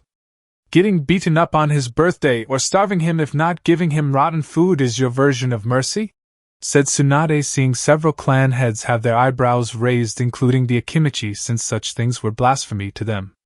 As I said before, it was done to humble the beast, said the fat councilman, who Tsunade sensed had a sense of pride in knowing that happened to Naruto. Humbling someone through starvation and beatings. I think I see your point. Umbu. Seize all this man's assets, his home if it's not destroyed, and any place that still sells food, to give him and his family little to nothing with the little they get being rotten, said Tsunade, seeing the Anbu nod and leaving, seeing the fat councilman protesting her actions along with other members that believed what he did. What are you doing? You can't do this to me, said the councilman, rising from his seat in protest to her actions, while the woman herself just smiled a little too sweetly for his taste. You said it yourself? You tried to humble Naruto by starving him. So I'm using that on you to see if it works. I'm also issuing that anyone who wishes to beat the crap out of you, and going so far as to kill your family, will not be punished. I think this is perfect way to humble you, wouldn't you say? Said Tsunade, seeing the man pale and sputter more protests at her words, knowing she had turned his against him. You are going beyond your authority, said Hamura, who received a nasty glare from her, and he knew that he had unknowingly directed her wrath at him. Like you did when you wanted Naruto to be banned from most stores? When you denied the Sandaime the power to watch over Naruto after Jiraiya and I left? How many times did all of you overstep your bounds and hide it from the Fire Daimyo? Said Tsunade, seeing the various members of this council looking nervous, knowing that if the Daimyo of Fire Country learned of what happened, they would be royally screwed. Like the Fire Daimyo would let the demon run around unchecked, said Koharu, but it was mostly to herself, and didn't know Tsunade heard her. It's funny you should say that, Koharu, because it turns out from my sources that the Fire Daimyo is coming here and he apparently wants answers to this situation, said Tsunade, seeing the older woman pale at that information, as did the others, and they wondered how the Fire Daimyo knew so fast about their situation. Tsunade-sama! Come quick! It's Jiraiya! Said Shizen, looking deathly pale when she ran into the room, while the other council members mistook her voice of worry for that of relief. So the Sannin did it. I knew he would be able to kill the demon, said Danzo, smiling at the council despite his crippled condition. No, he didn't, said Hayashi, seeing the look on Shizen's face, as did the rest of the clan heads, and they knew it was no victory for the Toad Sannin. What do you mean? You heard her. Jiraiya has returned, meaning he killed the demon, said Hironoyasha, who was happy the Namikaze was dead, seeing how the Yondaime passed her over for that Uzumaki tramp. Look out the window, said Shizen, her voice near hysteric levels, making the once happy council stop being happy when they looked, while Tsunade having already left to find Jiraiya. They all gasped, and when Tsunade reached him outside in the middle of Konoha Square, she fell to her knees and began to cry. Before her was a crucified Jiraiya, wrapped in thick pointy chains, and was bleeding all over while looking like he was near death from the way his eyes looked. The sight of his blood-covered body brought back memories of Dan, Nawaki, and Naruto when they were near death. Acting quickly, Tsunade tried to get her fellow teammate free, but when she tried to pull on the chain, he screamed out in pain, and she realized that all of the chain length around Jiraiya was done in a way that trying to free him would cause him further pain. Tsunade, let me die, said Jiraiya, as his voice was raspy, tired, and broken down from the far cry from what his voice was normally like. What? Jiraiya, what the hell are you saying? I need you.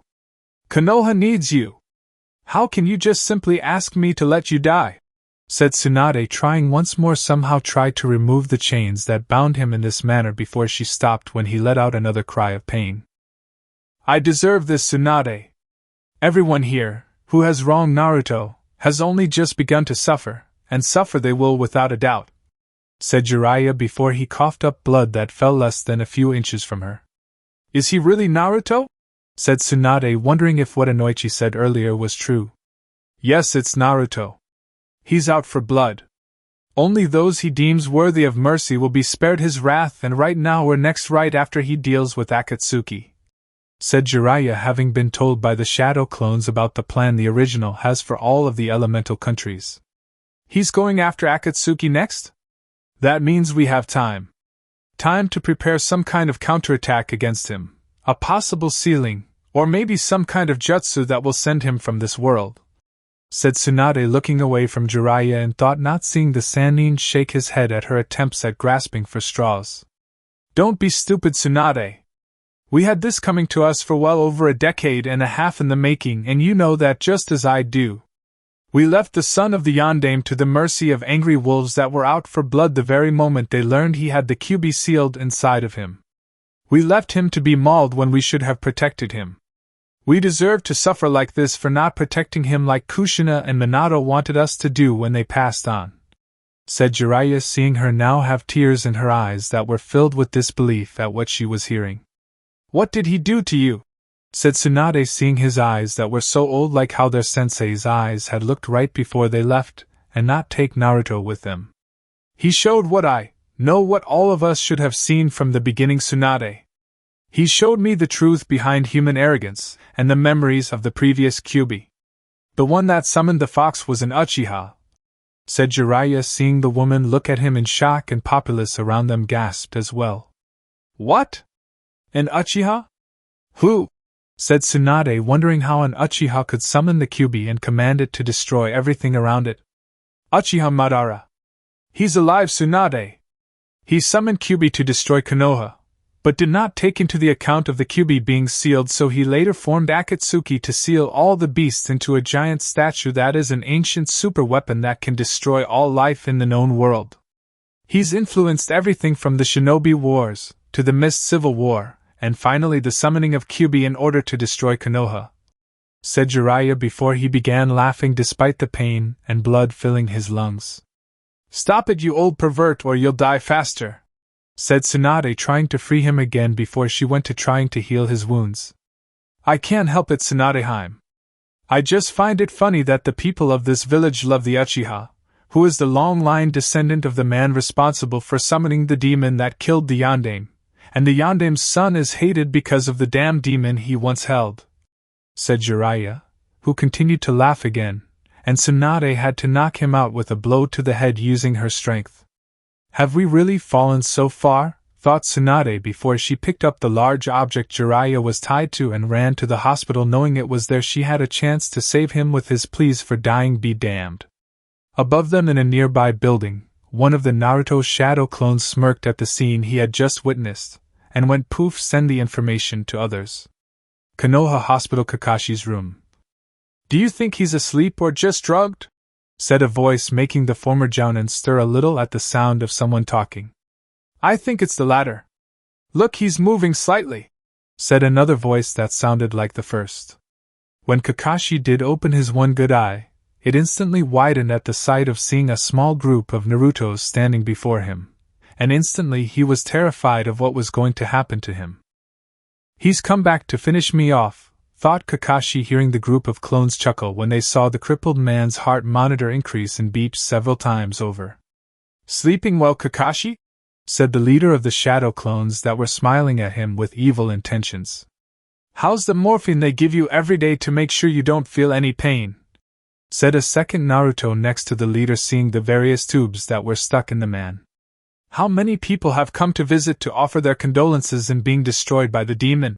said another. Naruto was the closest of them all to his face, making the now literally one-eyed man shiver in fear. Why don't they just kill me like I know he wants them to, thought Kakashi, wishing he could speak, but considering how mauled he had become from the original's attack, it was kind of impossible, and even if there was a possibility that he could speak, the former man doubt anything he got out would be correctly pronounced. You're probably wondering why you aren't dead yet, Kakashi, and for good reason, since according to your medical charts here you should have died long before Asuma found you. They've called it a miracle from Kami that you survived my wrath, and no doubt the teachers at the academy have had students go on field trips to visit you for your supposed heroism. What they don't know is that you are allowed to live not by the medical skills the doctors possess, not by the will of Kami, and certainly not your own determination to survive, since the original distinctly heard you begging for death. You are alive because our creator wishes it so, said the leader of the clones, seeing the silver-haired man's eye widen in shock. What did he say? Thought Kakashi, his eye widening in terror, knowing that he was alive through the power of a demon lord. Or rather, you were until our creator thought otherwise. Right now he's gotten quite sick and tired of having to use his powers to sustain your life. So he sent us to tell you that when you die, you're going on a one-way trip straight into hell where you belong, said one of the Naruto clones, seeing the man's monitors begin beeping rapidly while trying to struggle in some way, regardless of how futile it may be to escape. Now you're probably thinking that because of your so-called noble deeds concerning our boss makes you think that you are going to go up there with angels and fluffy clouds. What you don't know is that because of your betrayal mixed with the invisible demonic chakra string tied to your body grants you a one-way trip in the opposite direction. Did you really think you were going up after betraying the original like you did at the Valley of the End? Your sensei's own son, no less? Your beliefs in that you did the greater good and what you did to the real Naruto was greatly misplaced, and now you are going to pay for fully when he sends your soul into hell to be tortured for all eternity by countless hordes of demons that you hate so much, said a Naruto shadow clone to Kakashi's left that let out a wicked laugh that made Kakashi tremble further before they all went poof in front of him. For a second, nothing happened to him, and for a moment Kakashi thought it was just a scare tactic done by the demon to make him more afraid to die. Then it happened. His heart began to constrict like he was having a heart attack, but felt even worse, and felt like someone was gripping his heart from the inside before squeezing it. The machines that monitored his vitals were now blaring all around him, yet none of the medical staff had come to check up on him, and had he been calmer he would have understood why. The hospital alert system that was connected to his room had been disabled, with the two guards outside his room under a genjutsu thinking everything was fine. The security that were watching the security cameras in the former Jounin's room for that wing, however, had been killed, with the very monitor showing the room turned off, and smeared thickly in crimson red. Who said shadow clones couldn't multitask? Within a matter of minutes, Hatake Kakashi, son of the White Fang, and the student of the Yondaime Hokage died a painful, agonizing death that was painted clear as day in his one remaining eye. By the time anyone had come to check up on him or learn of what happened to the others, it would be too late to do anything, and when Tsunade learned of this she knew instantly the one that was responsible for it. Namikaze Uzumaki Naruto, the Hokage of the elemental countries. Undisclosed location 2 weeks later. This has become an even greater problem than I originally anticipated, and a new plan needs to be devised, said Pain, with the remaining Akatsuki that were Konan, Zetsu, and Uchiha Madara making himself known to the other two, much to their surprise. Any word from our sources on the whereabouts of our fallen members? Said Konan, looking at Zetsu, who looked a little more out of it than usual, and she wondered what was going on inside his head. No. What's more, I think we could consider having Orochimaru brought back into the organization. We need all the firepower we can get our hands on, said Zetsu's nicer side, while his darker one nodded in agreement, which in itself was rare and somewhat scary. I agree. Orochimaru may be a prick and a pedophile at times, but he possibly has the power we need to remotely stand a chance against him, and those that follow him, said Zetsu's darker side, twitching slightly after when he spoke. Do you agree with this, Madara-sama? Said Pain, knowing that the man was the true leader of the organization and his say was what would influence the decision to have the Sannin brought back. Regrettably, what Zetsu has just said is the truth, and we need to bring the snake Sannin back into the Akatsuki organization, said Madara, wishing he didn't have to. But right now the situation had gotten completely out of control, and they needed all the help they could get. I agree as well, said Konan, looking at Pain, who nodded, knowing that if they were to stop the premonition she kept dreaming about from happening, they needed to deal with the vile Sannin. I'll make the arrangements, said Pain before they all vanished from their holographic projections.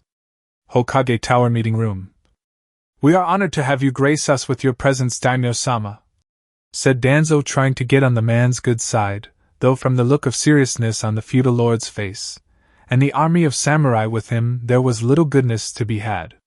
Do not even attempt to flatter me, Danzo.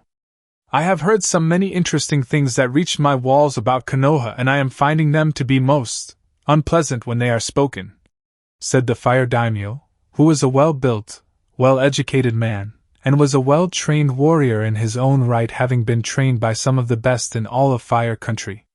My apologies for Danzo's stupidity, Daimyo-sama, but as you can see, Konoha has not been what it once was during the days of the Sandame, and the years of the Yondame had running the leaf, said Tsunade, sitting at the table with the other council members, clan heads, and Shizen beside her waiting for orders. Ah yes! The Yondame, who I believe was the one that sealed Kyuubi, and into his own son no less.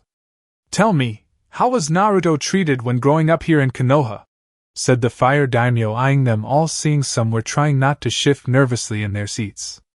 He was treated well, Daimyo-sama, said a council member, lying right though his teeth, which the daimyo noticed immediately, and narrowed his eyes slightly. Are you sure? Said the fire daimyo, looking at them all while keeping his tone neutral before looking at Tsunade for a response from her. But when she said nothing, he saw the look in her eyes, and he sighed before shaking his head. Is something wrong, Daimyo-sama? Said Hamura, wondering what Tsunade had done to make him sigh and shake his head. Everything is wrong, Hamura-san. I left this village go unsupervised from my watchful eyes because I had believed that the Sandame could handle it when his successor died. Now I find this council has lied to me, lied to its people, and has manipulated events for their own benefit rather than that of its people. Through your actions you created a new demon lord that hates you, despises you, and wants to see you all burn in the lowest levels of hell. Quite frankly, after what information was brought to me, I am inclined to agree with him, and simply let him kill this village in one swift stroke, said the fire daimyo, surprising everyone in the room. You can't be serious, Daimyo-sama. Where will you go for hired help when you need shinobi to assist you in delegate matters or retrieval missions? Said Kohara, looking at the fire daimyo, who barely batted an eye at her, and looked at a tired-eyed Tsunade, knowing she knew the same as him about the village. There are other villages that I can hire. Like Suna, for example? Yes, they seem to have a powerful Kazekage that was like Naruto, only unlike the people here. They love him, and are honored to call him their Kazekage, said the fire daimyo, as he hit a nerve with the council members. What must we do to regain your favor, Daimyo-sama? Surely, there is something we can do to appease you, and show that we still have the will of fire that the Sandame told you we have, said Hayashi, having decided to say something, though his eyes were tired after learning that Naruto had taken Hinata as his hostage. Niji was surprised and upset at first, and the same time by that, since Hinata was so in love with Naruto even after they all thought he was dead. Flashback. Where is Hinata-sama?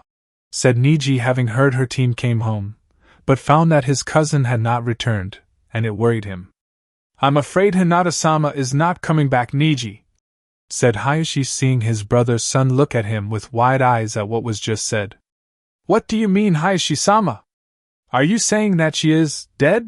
Said Niji, finding that his heart was hurting inside because of all the past years of abuse he delivered to her, and had spent the last half a decade on up to make amends for it. From what I just learned, it seems that Namake's Naruto has spared Team 8 in exchange for having her as his hostage, so the Leaf would be less ambitious to hunting him down, said Hayashi, seeing Niji's worried eyes soften a little, but they still held worry, and it was for a good reason. Naruto had turned into a demon lord, was angry at Konoha, and could take it out on Hinata if he wished without worry. She may be his hostage, but I think she will be okay, Hayashi-sama, said Niji, seeing the man turn fully to him with a questioning eyebrow raised. Please explain, Niji, said Hayashi, seeing Niji's mind working on the events in his head, and knew the boy had a reason for thinking what he did. Hinata-sama has never harmed Naruto, never belittled him, and never once thought of him like the villagers did when he was growing up. I think Naruto just wants to have her by his side rather than possibly against him when he returns to Konoha to finish the rest of the village off, said Niji, seeing Hayashi think on this and nodded in agreement at his nephew's words. Do you think the Hyuga clan will feel any backlash from Naruto? Said Hayashi, as he knew of several elders in the clan that didn't like Naruto, whether it was because of being the Namikaze or because of the Kyuubi. I know that there are some in clan that do not deserve his mercy, and I'm sure those of our clan know this. I think those that are guilty will be slaughtered while the rest of us will be allowed to live in hopes we remember not to make the same mistake twice, said Niji, knowing that if Naruto's current action were anything to go by, then the Hyuga clan could still live, and learn to change properly with the times. I hope you are right, Niji. For the moment, we must have faith in Hinata that she will in fact survive this and come back if she so wishes, said Hayashi, knowing that all he could do was wait and prayed for the best. End flashback. Now Hayashi sat in his seat once more, praying his oldest was safe and that her past actions of being nice to Naruto would allow him to show mercy upon her innocent form. For the next few days after he had heard about what happened, Hayashi had waited for the moment that someone would come tell him that they had found Hinata dead, or possibly alive yet crippled forever, to be a reminder to the village that no one was safe regardless of those that loved him. You have little you can do to regain my favor once more, Hayashi-sama, but I am inclined to consider this one option, though if the council all agree on this, then I'm afraid that the village will never ever receive work from me, again, said the fire daimyo, seeing the group around him looking at him somewhat anxiously to know what it was they could do. What do you propose, daimyo-sama? Said Tsunade, wondering what the man's idea was to possibly redeeming themselves from future damnation. Not that they were then likely headed that way, no, regardless. First, I want the entire story behind the Kyuubi attacking Konoha with the Fox Demon's connection to the Uchiha clan. Second, the reason behind Itachi killing off his fellow kin. And the final condition is to the Yandame's dying wish to become revealed, since it's clear you didn't let that become public knowledge at all. Agree to do all of that and I will not pull the funding from the leaf, said the fire daimyo, seeing that many of the collective council members were looking nervous right now, and he knew they didn't want to say anything. Daimyo-sama, please, you must reconsider such a request. If the public ever found out about the Uchiha clan or Uchiha Sasuke knowing the real reason, then he will try to take his revenge on us, said Hamura, not wanting to face the public or Uchiha Sasuke for that matter. Not only that, but the public will find it to be our fault for the Yandame's dying wish not being fulfilled when Jiraiya of the Sannin didn't live up to his expectation of being the Demboy's godfather, said Danzo, knowing all the power he had been gathering to take over Konoha would be lost along with the public support in what he was doing if they knew the truth. Would you prefer it if I told them? When I first explained my terms, you all seemed very surprised that I knew about it. Why do you suppose that is? Said the fire daimyo, putting his hands together on the table, looking at them for an expected answer to his question. We didn't know that you knew the truth, said Tsunade, getting a glare here and there from various members of the council. Correct. Meaning that even after I arrived here, you all planned to keep me in the dark about your past actions, and knew that if I became aware of them it would get you all in serious trouble. Now I believe, given the people here have studied the laws of Konoha very thoroughly to a point where you could name half of them by memory, I can do the same, but there is one law since the days of the Shodaime that I think you all should remember by heart, and I'm going to recite it right now. All major events concerning the village must be shared with the reigning fire daimyo by the Hokage, and if anything or anyone prevents him from doing so must be punished accordingly by the fire daimyo himself. Now, can any of you explain to me how the appearance and sealing of Kyuubi did not fall under that law, or should I just begin punishing all of you now?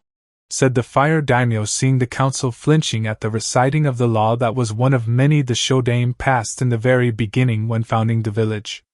It was Uchiha Fugaka's idea. He felt that such matters were not meant for you since the matter had been settled, said Aburaim Shibi, seeing why the man became so zealous and wanting to keep things in the dark about the situation. I see. Unfortunately, he is dead, so punishing him like I want, but I think I can another way, and it pertains to one Uchiha Sasuke, said the fire daimyo, seeing more council members stiffen since they had hoped to mold the Uchiha into a puppet of a Hokage when Tsunade stepped down. How is that, daimyo-sama? Said Tsunade, seeing as how the people had always given Sasuke the spoiling type treatment. It quite simple, Hokage-sama. I hereby order the boy's bloodline sealed up and never to be passed down the line of his clan until further ordered, said the fire daimyo, now getting an uproar from the council, saying it was unfair only to be silenced by a hand slamming down and the man's bodyguards taking a step forward with swords ready to be drawn at the feudal lord's command. Now there's a punishment I can get behind. Besides, I doubt Sasuke will want to rebuild his clan, considering he's never once looked at a girl, much less taken one on a date, and I wouldn't be that surprised if he stayed on his side of the fence when it came being in a possible relationship, thought Tsunade, holding back a smirk, while Danzo, Hamura, and various other council members now pleased for the fire daimyo to rethink his actions. We need the revival of the Uchiha clan, said Harino Yasha, as she had been having high hopes in having Sakura be married to Sasuke, and it wasn't possible if the young man's prized bloodline was sealed off. Those eyes could help us in the future against the demon that threatens to destroy us, said Danzo, knowing that if the Uchiha's Sharingan could control the old Kyuubi, then maybe Sasuke's eyes could control the new one. Your choice of words speaks volumes, Danzo-san. It seems I was correct in my beliefs that the will of fire has indeed died out in the leaf, and I should look elsewhere for a competent shinobi village. If I cannot have proper shinobi that possess the will of fire in Konoha, then I will hire shinobi that possess the will of the wind in Suna, said the fire daimyo, getting up from his seat and left with his bodyguards, much to the pleas from the council, while Tsunade sat back in her chair and sighed. It seemed all hope was lost. Undisclosed location. Uchiha Itachi was many things, with murder being a part of his shinobi resume, but he had never in his life outside of training with Uchiha Madara been so utterly defeated in his entire life like he had at the hands of Namake's Naruto. Upon fighting the demon lord, Itachi tried to use his Sharingan immediately to make the demon in human form submit to him like Madara did the first Kyuubi, and found that it had no effect on the demon lord, much to the Uchiha's surprise. His surprise had cost Itachi dearly, as he remembered Naruto grinning wildly at him before appearing in front of him, and then all went black when a clawed hand came at his face before being taking a beating unlike any he had ever been hit with in his life. Now here he was, beaten up, bleeding heavily for well over a week now, tied up, and was stuck in some unknown place awaiting his death. Still alive, Itachi? Said a voice that Itachi knew could only belong to Naruto. Barely, said Itachi, knowing that while the body could heal naturally, it could only heal so much, and the Uchiha prodigy was fairly certain that he had a couple of broken ribs, with some of them sticking into his lungs. Good. I have just received word from my spies that the feudal lord of Fire Country has ordered your brother's bloodline sealed up, and I've decided to speed up my confrontation with your team of a brother. Before we head out, I'm going to have my medic specialist stabilize you long enough to make the trip and watch the fight that I intend to have with Sasuke. You may not be able to see the fight, Itachi, but I'll make damn sure that you'll be able to recognize your brother's screams of agony when I get him open with my sword, said Naruto before leaving the room and shutting the door. If I could feel pity for my weakling of a brother, I would, said Itachi to the darkness and to himself before he did something he hadn't done in years. He laughed. Uchiha Itachi, the slayer of the Uchiha clan, the former member of the Akatsuki, and now just broken shinobi, laughed right into the darkness, knowing what awaited Konoha with its soon-to-be destruction. With Naruto.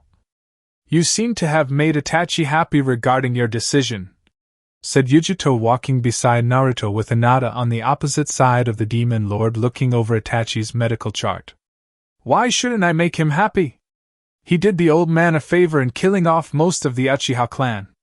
It should be fitting that, aside from Uchiha Madara, that the last person from that clan to die would be the one that crippled it, said Naruto, knowing that he would have to hunt down Uchiha Madara again after decimating the man in mist and letting the man escape, so he would know there was someone stronger than him that was higher up on the food chain outside of Kami.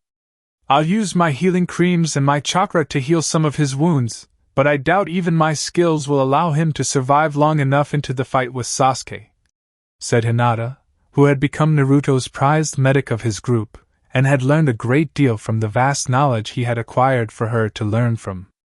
Do not worry about that, Hinata-chan. I have faith in your skills in keeping him alive just long enough for him to hear Sasuke scream out in pain at least once. How goes our snake Sandine these days? I take it he's not exactly being bold to venture outside of his territory knowing that he'll have to deal with me, said Naruto, turning to Yujito, who nodded and blushed when she saw that look of approval in his eyes that he gave Hinata. Naruto even called them the blushing sisters, on account their faces got red so much around him that they looked like they were family if their eyes or hair weren't different. According to our spy network we took from Jiraiya, we learned that the titled leader of Akatsuki, known as Pain, if what Kisame told me before he died is true, is meeting with Orochimaru to discuss bringing him back into the organization to fight you, and he is brining his partner named Konan, said Yujito, wondering what Naruto was going to do about this. This could become an annoyance. We'll interrupt this little meeting, kill those three, and then refocus our efforts back on Konoha before we deal with the remaining members of Akatsuki. Contact Kimimaro and tell him to meet us on the borders of Rice Country so we can all go deal with this together. Knowing Orochimaru, he'll use some forbidden jutsus that will become a nuisance to us, and I don't want to have them get an edge over us in any way, said Naruto, seeing the Yujito nod before heading off to contact the loyal albino, but gave a fierce look to Hinata, who retuned it, and went so far as to stick her tongue out at the Nibi vessel, making the said vessel let out a hiss. He's mine, thought both women, glaring at each other before Yujito reluctantly has to retreat to carry out her mission for her demon lord. The two of you are never going to get over this territorial thing with me, are you? Said Naruto, having watched their display of something close to a fangirl stare off. Sorry, Naruto-kun, it's just that I really do care about you, and when I learned you were the father of Sabaku no Temari's child I thought I lost my chance to be with you. I know demon lords don't consider women they mate with and have their children to be that of illegitimate status, but I do feel that having your child would be an honor in itself for me, and I was hoping that, said Hinata, blushing up a storm, as she couldn't believe she was even saying this out loud to him. Hinata was beginning to wonder if she was in some kind of fantasy dream she normally has during the week. That you would be one of the women I chose to give me children, said Naruto, finishing her sentence, and increasing her blush 1,000 times over. Would you? Said Hinata, her heart beating in her chest, and in her mind she was praying to Kami that he would say yes, with the possibility of taking her right there on the spot. Such was the way of her fantasies. I would, but the dangers present require that such actions be done after our enemies are destroyed, said Naruto, seeing Hinata nod, though she was slightly disappointed, but she shrugged it off, and knew when the time was right she would get her chance. What about Yujito-san? Said Hinata, knowing that in her good nature she had to ask, and hoped slightly the woman would get her share of Naruto too. If only a slightly smaller share.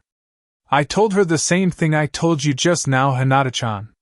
She will be one of the worthy like you, but she will have to wait a little longer, and I will see to it that it is worthy the wait, said Naruto, his eyes holding a hint of mischief in them that made Hinata blush further, and made her have a small nosebleed, indicating she was having some perverted thoughts again. Had Naruto or Hinata been paying close attention, they would have realized Yujito was hearing everything that was said between them. See, kitten. The Hyuga is not getting any right now either. Just be patient for now, and you will be rewarded in the end. Do you really wish for his enemies to go after you or her while with child to get to him? Said Nibi, having heard what Yujito did while her vessel went to get Kimimaro. No, Nibi-chan, you're right. I should trust in the fact Naruto wouldn't have her before our enemies are killed, but why did he do it with Temari when she was just in greater risk if it's discovered the child is Naruto's, and turned down the request by Gaara? Thought Yujito, wishing she had been Temari at the moment, wishing she had been the one that was carrying Naruto's child right now. Because Temari has her brother of a demon lord protecting her, and no one outside of the Sabaka family knows that the child is our sexy foxes. So long as no one tells anyone else on their end or us on our end, the woman should be safe long after she gives birth," said Nibi, though she, like Yujito, wanted to be Temari right now, giving Naruto a whole litter of children to call their own. "Okay, you got me there. I can barely wait in killing off the rest of Akatsuki like we did with Haiden and Kakuzu with the help of Kimimaro. Immortal, my sexy kitty ass," thought Yujito, remembering how she barbecued Kakuzu and Kimimaro sliced off Haiden's head using a whip made from his spinal column that, while gross, was still pretty effective. Granted, Haiden didn't die right away, but a mixture of Naruto's churka combined with the Nibis later did the trick in breaking the spell Haiden's god Jashin had on him, and they melted the man down into ash. "My favorite part was you letting me come out to play and tearing through a surprised Kisame like a fish I just ripped out from the lake," said Nibi, licking her lips sensually at the thought of tearing into Naruto when the time was right, but her being in pregnancy would affect Yujito as well with unstable flowing of chakra. The others, Nibi would have to wait, but considering how horny she was now at thought of being claimed by Naruto was making things difficult, and wished she could just jump the demon lord right now. "I feel glad knowing I'm not the only one that suffers from not being with Naruto-kun," thought Yujito, who got a hiss at by Nibi, and blushed when the cat demon retaliated by creating images in her head of them all being together going at it. "If I suffer, I make sure it's way worse than it is for me," said Nibi, laughing at Yujito's blushing face with nosebleed and the yelling of the cat demon's name. Regardless of their increased horniness, life was still good. "Oh, make day Temari give birth." Temari screamed out in pain, as the contractions were hurting more with each second that passed by, and she had broken all 5 fingers of Kankuro's hand while the said man was pleading for her to let go. Gaara watched amused at Temari hurting their brother, and he couldn't help but wonder when Naruto was going to arrive and say hi to them all. "As long as I have this child hurting me, I'm going to use this time to hurt you," yelled Temari before she screamed out again, feeling this baby being difficult to get out, and had a renewed respect for her late mother giving birth to all 3 of them. "Did I miss it?"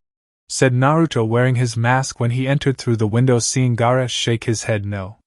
"For the love Kami, get her hand off mine. She's going to tear it off," said Kankuro, seeing the man that should be the one to have his hand crushed right now and not him. Seriously, what did the puppet user do in another life to deserve this, and be treated like a doormat? Ignoring Kankuro's cries for help, Naruto walked over to the other side of the bed, and took hold of Temari's other hand. "I can't believe I let you do this to me. When I have the chance, I'm going to neuter you," yelled Temari, while the doctor in charge of this had wisely put earplugs in so not to be given nightmare of angry pregnant woman. "Almost there, Temari-sama. Just a little more. Push with everything you got," said the doctor, who was sweating a little when he noticed Gaara was looking at him to make sure the good doc wasn't getting a free show, and the man made a note to have lots of sake later to give him memory loss.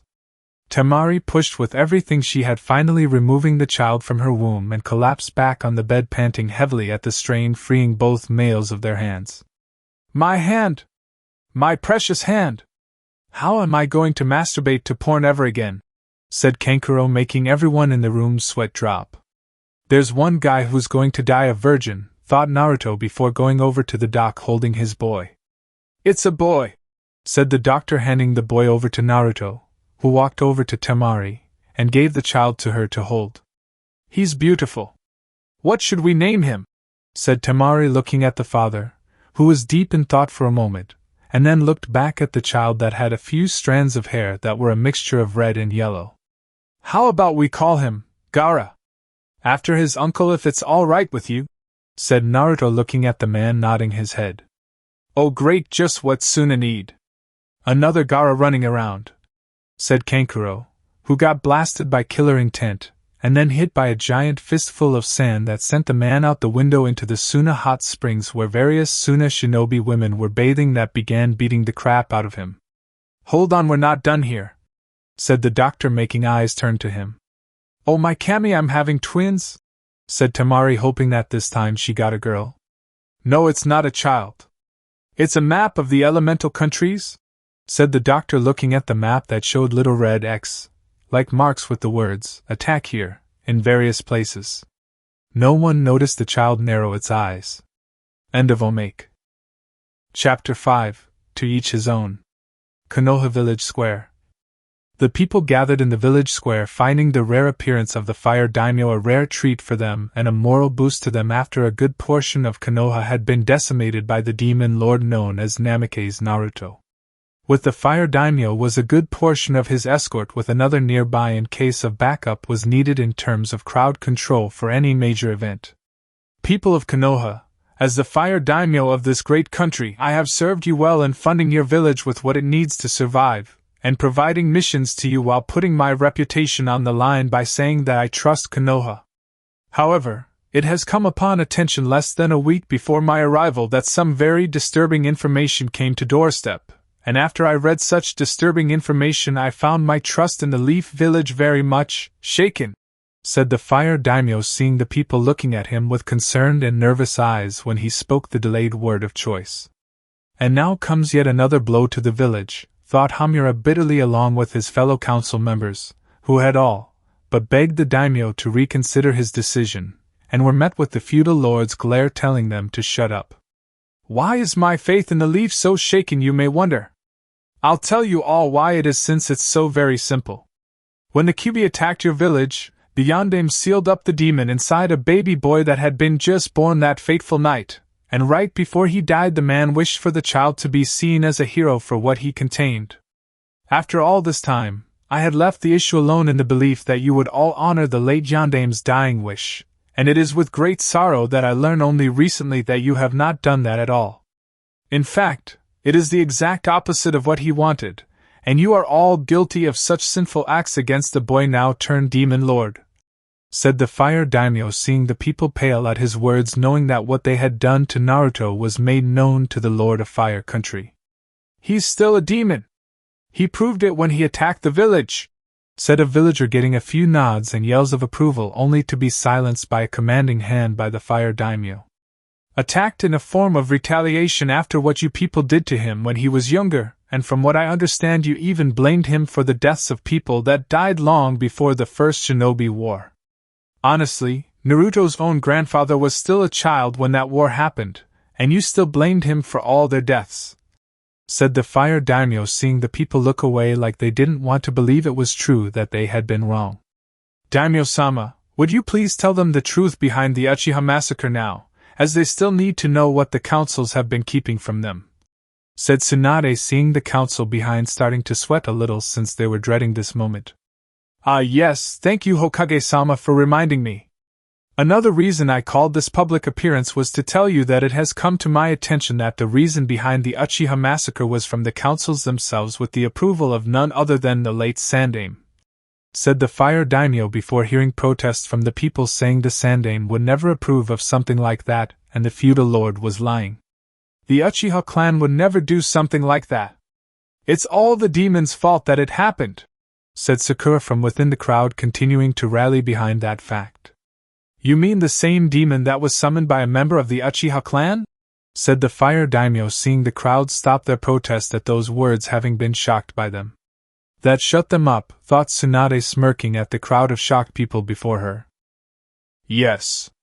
It seems the Uchiha clan you all cherish has a connection to the Kyuubi of old, and it was their prized Sharingan that had the means to summon the fox in the first place. In addition, the Uchiha clan was also planning to overthrow the Sandaime in order to create another Uchiha Madara to further strengthen their control over Konoha, and then turn one Namake's Naruto into a weapon, said the fire daimyo, seeing the crowd staring at him with shocked eyes that were filled with disbelief and denial. You lie! My family would never stoop so low as to betray the village, said Sasuke, as he appeared before the daimyo with the feudal lord's guards ready to kill the Uchiha should he prove to threaten the ruler of Fire Country. Oh? They were going to have your older brother become Madara's second coming, but they didn't know he was the Hokage's spy, and when Itachi told the Sandaime what they were planning he gave the order. However, with your brother murdering the entire clan before leaving the village, it fell upon you to revive your clan, and this had unknowingly brought the councils into the realization that they could create another Madara. Only it would be this Madara they could manipulate and control like a puppet so long as you were given enough power to keep you here," said the fire daimyo, seeing the Uchiha now seething in rage at the man's words. "Those bastards," thought Sasuke, seeing the council members trembling in fear of him when his Sharingan activated. "Why do you think they wanted you to be the next Hokage? Why do you think they had Kakashi teach only you? Personally, I'm glad that Naruto is coming here to kill you all, as I've decided to let him do just that, and not lift a finger in stopping him," said the fire daimyo, seeing the people begin to panic at that news. "Save us!" cried out a villager, with other cries being similar in that regard. "You can't do this! We are your people," said another villager, with more pleas for the man to save them from near destruction. "Why should I help you? You didn't honor the Yandame's dying wish and brought this upon yourselves. You love a traitorous clan over the one that has given just about all and everything to protect you from death. I hereby wipe my hands clean of you and declare you to be on your own. Furthermore, I declare that effective immediately, Uchiha Sasuke will have his bloodline sealed off and never to be used again or passed down into that of offspring until I say otherwise," said the fire daimyo, walking away with his escort following while the crowd was calling back for him to save them from Naruto. "I wish to respectively ask you to remove that last stipulation regarding the arrogant and weak Uchiha, Daimyo-sama," said Sabaku no Gaara, appearing in a whirl of sand with Kankuro and Baki behind him. "Kazekage-sama? What are you doing here?" said the fire daimyo, waving his guards to stand down, knowing that Gaara would not attack, knowing that the wind daimyo would not tolerate any more mindless battles. "I ask you this on behalf of a dear friend of mine known as the Hokage, or as the Leaf knows him as Namake's Naruto," said Gaara, earning many gasps from everyone around them, and the fire daimyo raised an eyebrow. "Really? Why?" said the fire daimyo, having heard the history behind Gaara and Naruto, finding that these two were like cousins with similar past problems. "Because the demon lord that has become Namake's Naruto wishes to fight one Uchiha Sasuke and kill him here before killing everyone in Konoha that has wronged him," said Gaara, seeing the people panic at the thought of the demon coming back to finish them off. "I see. Very well. Namake's Naruto will have his chance to kill Uchiha Sasuke and all those he deems guilty," said the fire daimyo before continuing his leave of the village once more, while still ignoring the protests of the villagers and shinobi. "You all brought this upon yourselves. You chose to follow the councils that are made up of mostly civilians and outdated shinobi rather than trust the work of probably the best seal master in all of the elemental countries. You chose the Uchiha clan over that of the Namake's clan, and now you are all going to pay for it like I am because I didn't stay with my sensei to keep you all in line," said Tsunade, walking away to do her own work, knowing that people would panic, try to find some way to escape, but in the end she knew they would die, and she would too for her crimes against Naruto. "We must do something or else we will die," said Yasha Haruno to her fellow civilian council members. "Sasuke seeks power, right? All we have to do is convince him to get stronger here to face Naruto and prove to everyone that Konoha is still the strongest because of the last Uchiha is with us. Tsunade and the fire daimyo may have given up, but I have no intention of seeing that damned demon get the last laugh in all of this," said Danzo, with the other two members of the Shinobi Council that were the Sandame's former teammates nod at this. "There's work that needs to be done," said Koharu, knowing they needed to fight back since they were not ready to just die yet. Sound Village, which dwelled in the deep recesses of Rice Country, was small, remote, carefully hidden, and hid one of the top strongest shinobi in the elemental countries. However, at this point the village was not doing too well, and was being strained from the blows it had been dealt to it by the Hokage, now known to be one Namake's Uzumaki Naruto. The loss of its numbers, which had been swelling slowly since its founding, and the loss of the Sanin's right-hand man Kabuto had made things difficult. It seems the people that Orochimaru has in terms of competent, skilled, and loyal were surprisingly all in short supply for him, despite his notorious reputation that brought him so many people to his village in the first place. Not only that, but his well of bodies he would use to choose who would be his next vessel was beginning to dry up, and if Orochimaru didn't get a new stock of lives soon things could nasty. Orochimaru-sama, the 3 members of Akatsuki are here, and wish to proceed with the meeting immediately," said a sound shinobi of no particular rank kneeling before the Sannin, hoping the man wouldn't take his head. "Good. Show them the room where we will be having our meeting," said Orochimaru, finding it would be wise to spare the shinobi since he was the more competent and loyal ones he had on hand. He could always kill the man later if he screwed up on a mission. Upon entering the room himself, Orochimaru saw Pain, Konan, and Zetsu looking at him upon his appearance when sitting down at the large round table with each member of the organization looking at him. The Sannin could tolerate Pain and Konan since they looked remotely human, but Zetsu in his plant-like state could not be tolerated, and if it wasn't for the fact the member of Akatsuki was with the other 2, then the Sannin would be burning the thing alive. Maybe not now, but all in due time, of course, thought Orochimaru, his gaze on Pain, who looked back with an impassive face, and looked briefly at Konan to signal her to start the conversation. "Orochimaru-sama, we of the Akatsuki are here today to bring you back once more into our organization, and to stop this threat presented to us by one Namikaze Naruto, also known as the Hokage," said Konan, her words just as quiet as ever, but they did not lack the seriousness behind them. "Yes, that newly declared demon lord has been a thorn in my side just as much as yours since I lost a large part of my men along with Kabuto to him. What's more, is he took the Fuma clan away from me when I still wanted to do more experiments on the clan itself," said Orochimaru, his eyes filled with hate and anger towards the once demon vessel now turned demon lord.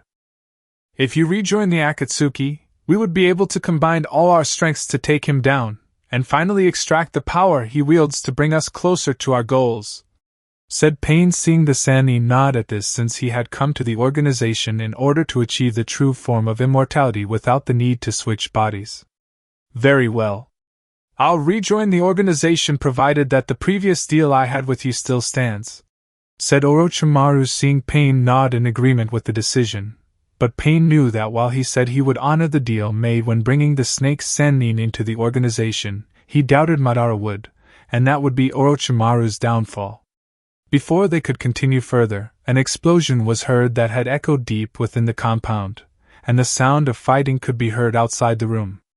"We're under attack," said Konan, turning to Pain, who narrowed his eyes at Orochimaru, and saw the Sannin looking back at him with equal suspicion. "I need to defend my base. If this attack was started by who I think it is, then I need you 3 to assist in Sound's defense now that I'm back in the organization, and help kill the Namikaze," said Orochimaru, seeing the other members of the Akatsuki nodding their heads in agreement before heading out to engage the enemy.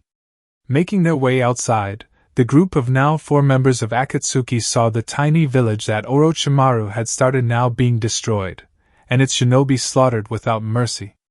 They saw the form of the Nibi in her demon form incinerating her victims, while her vessel cut through them with a Nodachi-class sword she had procured from the weapons storage room that came from a raid once done to Kumo when Sound was first starting out. To Orochimaru's horror, he saw what could only be a ghost from the past, as Kimimaro was in his line of sight killing everything in sight, and it was unlike anything the Sannin had ever seen. Originally, Orochimaru knew the albino had potential to surpass even him when it came to fighting, but the lung disease the man contracted had weakened him by such a degree that it made him worthless to the snake. Upon realizing what had happened with the Nibi vessel and the second Kyuubi that was Namikaze Naruto, the Sannin had just come to realize what had happened to Kimimaro being allowed to return from the grave. They saw one Hyuga Hinata cutting down Sound Shinobi after Sound Shinobi with her gentle fist, having mixed it with the chakra scalpel's justice, making it deadlier several times over. Whatever she didn't destroy internally, the Hyuga would cut off with deadly grace, and it was clear she was not the shy girl that Kabuto's info cards first made her out to be. It was then that the members of Akatsuki saw him in the thickest of the slaughtering. He was cutting through various jounin that had the courage to confront him, and it was only when he finished the last jounin before him did Namikaze Naruto look at the members of Akatsuki with blood-red eyes. The demon lord grinned at them with an evil smile that raked his lips, showing fangs stained in the blood of several victims he had gotten close enough to rip out the throats of several shinobi. "Hello, Hibi team. How have you been?" Don't answer that since I don't want to know what horrible thing you've been doing to little boys, said Naruto, walking towards the group while the Demon Lord's own team was destroying everything around them. Namikaze. Even now that last name brings a bitter taste to my mouth, said Orochimaru with hate-filled eyes, remembering how the Yondaime surpassed him so easily. Like your name has good taste in mine. Now shut up and die, said Naruto, as he moved quickly, was soon behind Zetsu, who tried to get away, but couldn't when Naruto pierced the Akatsuki member's skull with his sword before bringing it down halfway, and then proceeded to finish the man off by spinning horizontally, killing the plant-like man easily. Orochimaru snarled at Naruto before summoning his own sword to use in battle. Pain had summoned his other 5 bodies, and Konan began to use her paper-like abilities. Naruto just smiled at them all before he caused his body erupt with demonic chakra, shaking the ground around them, making his foes stumble back, and after letting out a mighty roar of power, dashed forward right for Orochimaru. The Sannin tried to fight back only to fail when Naruto's knife-like weapon stabbed him in the side, his back, and his right leg before one of the 6 pains knocked Naruto away from delivering the death blow to Orochimaru. Shedding his skin, Orochimaru got rid of his wounds, and began running through hand signs before slamming them down into the ground. Forbidden Jutsu, impure world resurrection, said Orochimaru, knowing he had one trick up his sleeve that would tip the balance in his favor. Naruto just waited for the golden coffin with the word, fourth, to rise from the ground, while Pain and Konan wondered why the Demon Lord didn't try to stop it, knowing full well what it was. When the coffin finally stopped moving, the front of the standing coffin fell down, revealing the body of Namikaze Minato, aka Konoha's Yellow Flash, aka Naruto's father. This is it? This is what you're sending against me, said Naruto, not impressed by the sight of his father's form even when Orochimaru had a kunai with a seal tag on it, and grinning cruelly at Naruto. You won't be so bored for long once I plant this in your father, and you can face his full fury while I control him in the process, said Orochimaru, his grin never leaving his face, and Naruto just stood there watching with an almost bored expression. Naruto? Is that you? Said the Yondaime, seeing the boy, now young man, and his dead-like eyes widened slightly, seeing his son now since his death. In the flesh, Pops, said Naruto, his chakra flaring ever so slightly before turning to the other members of Akatsuki to back off, and his own team behind him ready to fight. Last I saw you was when you were a baby. You had blonde hair then, so how did it turn to red, and of that color? How has the village been treating you? Were they able to honor my dying wish like I asked? Said the Yondaime, seeing his boy a little more closely now, and saw Naruto now had crimson eyes with slits. You really are a righteous baka, Dad. They did the exact opposite of what you wanted. Your sensei lied to you when he said he would take me in. Your student Kakashi betrayed me for the Uchiha that was on my team, and I was denied every possible chance to grow as a shinobi in the village, even though I was able to win almost every fight I was sent in with shinobi that were supposed to be on par with my so-called sensei. However, that part of me is in the past, and the current present had me destroying my enemies before I turned my full attention to Konoha in order to burn it to the ground, said Naruto, seeing the saddened look in his father's eyes and knowing his dying wish as ignored.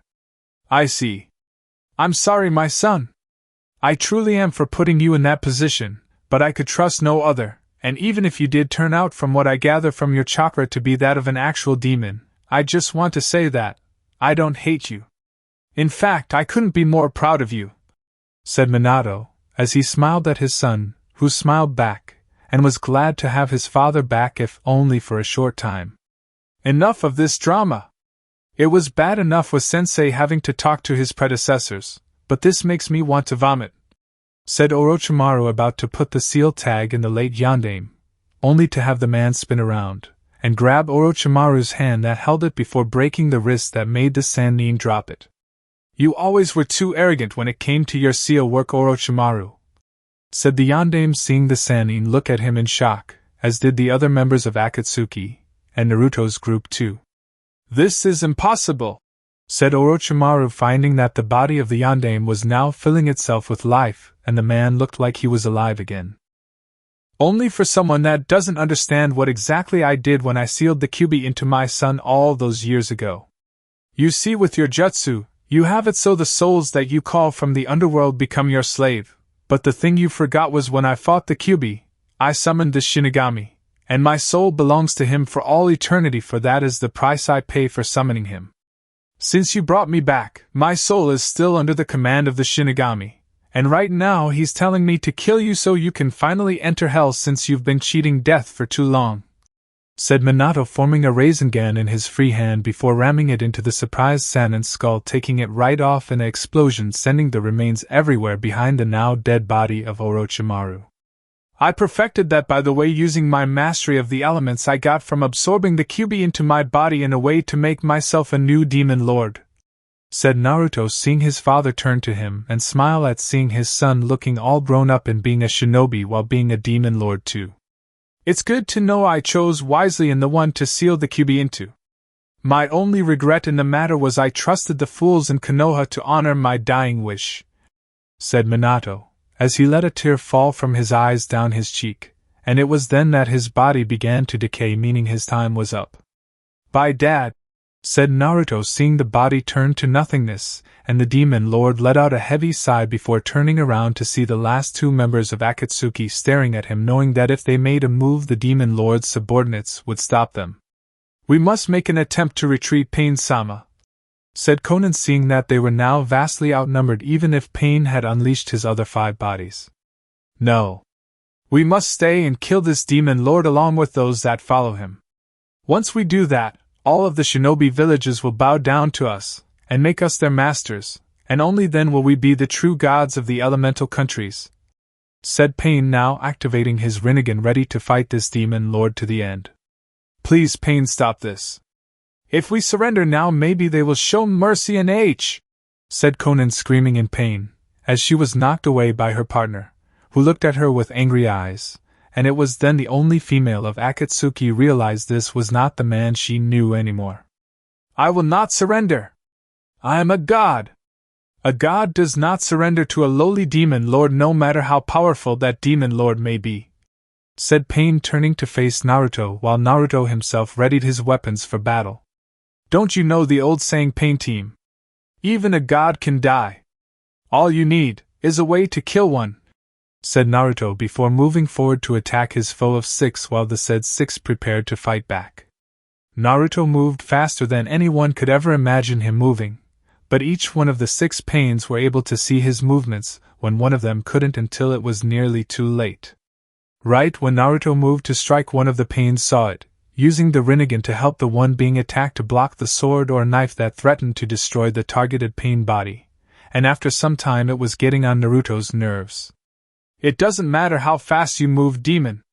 I am a god, and with these godly eyes I can see all of your moves, and I will be able to stop you without worry," said Pain, smirking at the demon lord, who growled before smirking himself, and getting a wicked idea that went through his head. "So you're saying that with those godlike eyes you can see everything, right? Well, here is a little something that you don't want to see with those eyes.